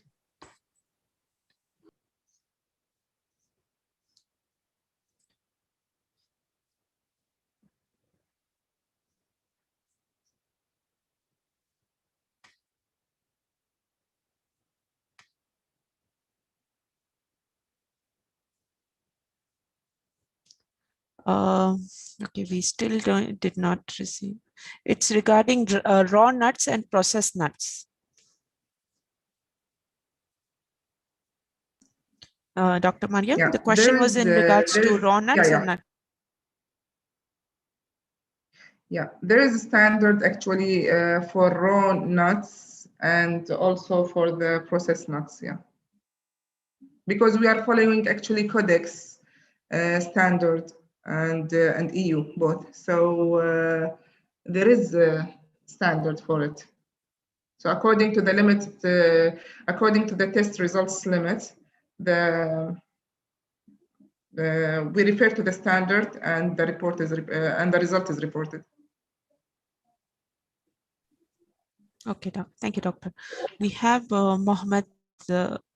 Mohammed, you can unmute yourself and ask the question. Hello, good afternoon. Good afternoon. Yeah, my question is, I have just yes, we can hear you. Please. Yes, the question is, we got some inspection, and they're asking like a third-party analysis for all product in a yearly basis. So we didn't find any kind of regulation or in the food code like to guide for such requirement. So the question is it really necessary to have third-party analysis for all product in a yearly basis, considering that ISMA is considering the test report is valid for 3 years? So what is the real validity of the test report? Thank you.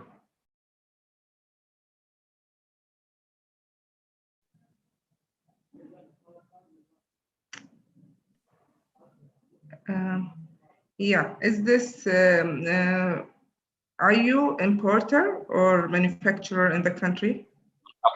Manufacturer. Sorry? Manufacturer. Cannot. Okay, manufacturer. Yeah, we are. Yeah, there should be a plan for the manufacturer to have a plan to test their product actually, as we are collecting sample from local market to be tested, and accordingly we analyze the data. But also we are requesting the factories to put their plan to test their final product from. I mean, either to do it in the DCL laboratory or from private accredited laboratory by IAC, and that report to be kept with them to be inspected when inspections periods comes to that factory. So, I mean, what's the frequency for that one? It depends on the premises, the food premises size, depends on the product you are producing. Manufacturing, and depends on the type of the food you are manufacturing, and then accordingly the plan is being put, and the number of samples being tested also all should be planned. And if there is inshallah, Dubai municipality gonna raise a guideline in this regard very soon. Okay, thank you. As of now, there is no. Dr. Mariam, it has to be. Mohammed, I think it's very clear that you need to follow your food safety management system. So if you are establishing a food safety management system, you need to identify what products have to be tested, and you need to stick to your plan. So when an inspector comes, you need to present your food safety management system plan and testing as a part of the verifications. But we don't require mandatory testing of all products that you produce, because the management system, the foundation of management system is to stay away from end product testing. So it has to be substantiated. Okay, great. Thank you. Thank you all. Thank you, Ms. Mario.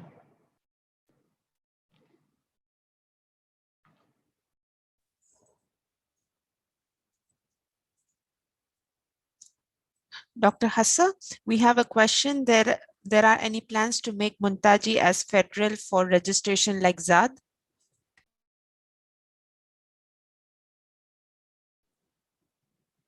Yes, it's in the plan. We have a plan with the related federal authority, but you know, some such kind of project will take some time, but it's in the plan.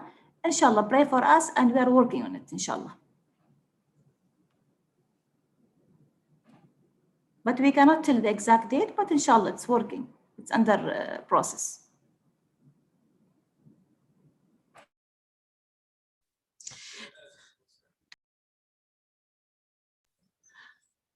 Thank you, Dr. Hassa. Thank you, Dr. Mariam. There's a last question here, Dr. Mariam. It says, if possible, please share the separate micro standards limits for raw and processed nuts limit.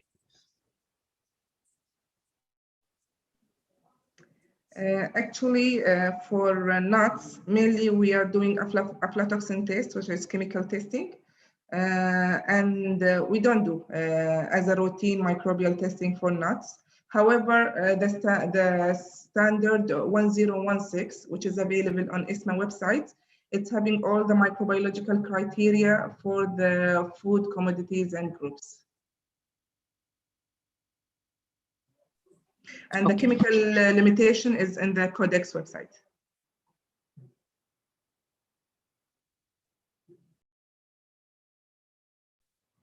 Thank you, Dr. Mariam. So we'll be ending the Q&A sessions now. We have posted the survey link. Kindly fill in the survey and let us know your feedback, and also if you require CPDs. And I would like Ms. Juhaina Al-Ali, the head of section for food permit and applied nutrition, to give the closing note. Ms. Juhaina. Thank you, Shagufta. I hope the voice is okay. You can hear me? Yes, it's perfect. Okay, thank you, Shagufta. Good afternoon, everybody.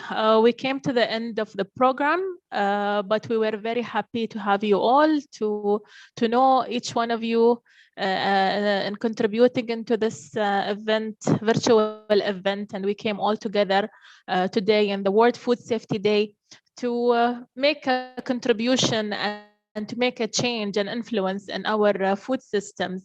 I would like to sincerely thank all the speakers who made the time and shared their knowledge and experience with us, with all of us here on the attendees. You inspired us, and we're really looking forward to meet you in other events as well. I would like to thank the attendees today who made the time to learn this new the topics and the new learnings, to be able to make the change from wherever they are working from any level in the chain. And also I would like to thank my team who organized this beautiful program and their communication and moderating this program. And hopefully, alhamdulillah, it is a successful one.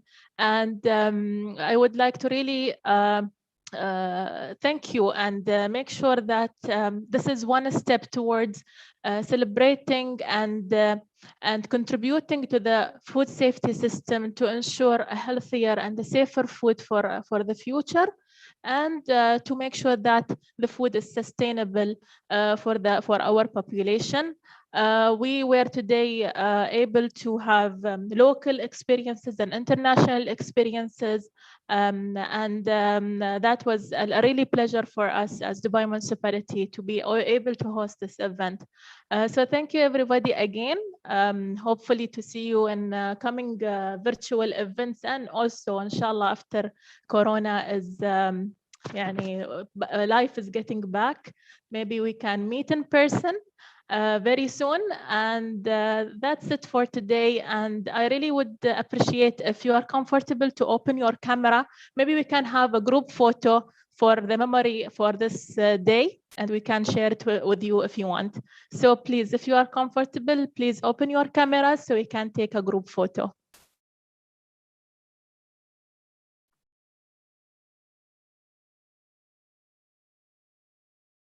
Shagufta, you will be taking the screenshot?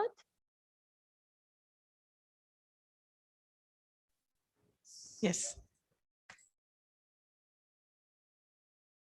Okay, we will wait a little bit until, mashallah, everybody is participating.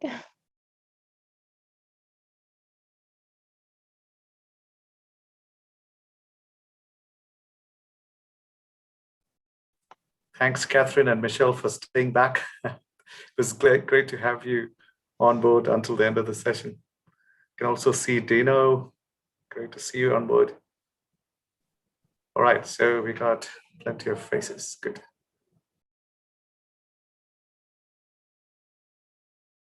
I'm just waiting for my screen because they are appearing to me slowly. I still. Yeah, it's a bit slow.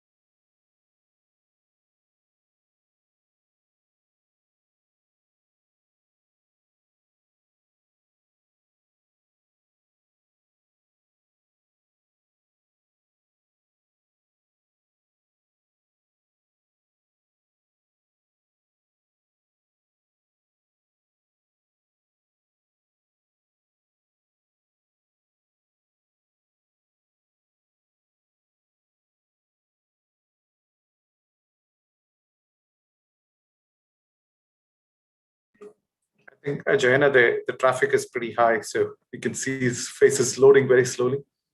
I think we've got a record.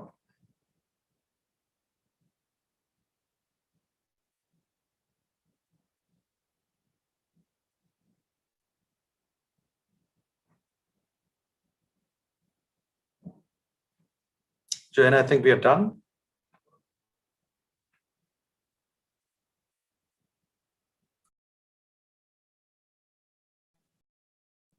Yes. You're on mute. Okay, thank you, everyone. And I think it's a bit slow in here, but thank you, everyone. And please stay in touch, either with me or the team.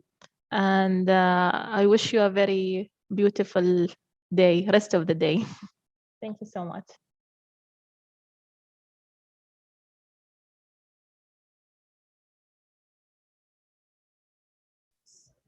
Thank you, everyone. Have a nice day.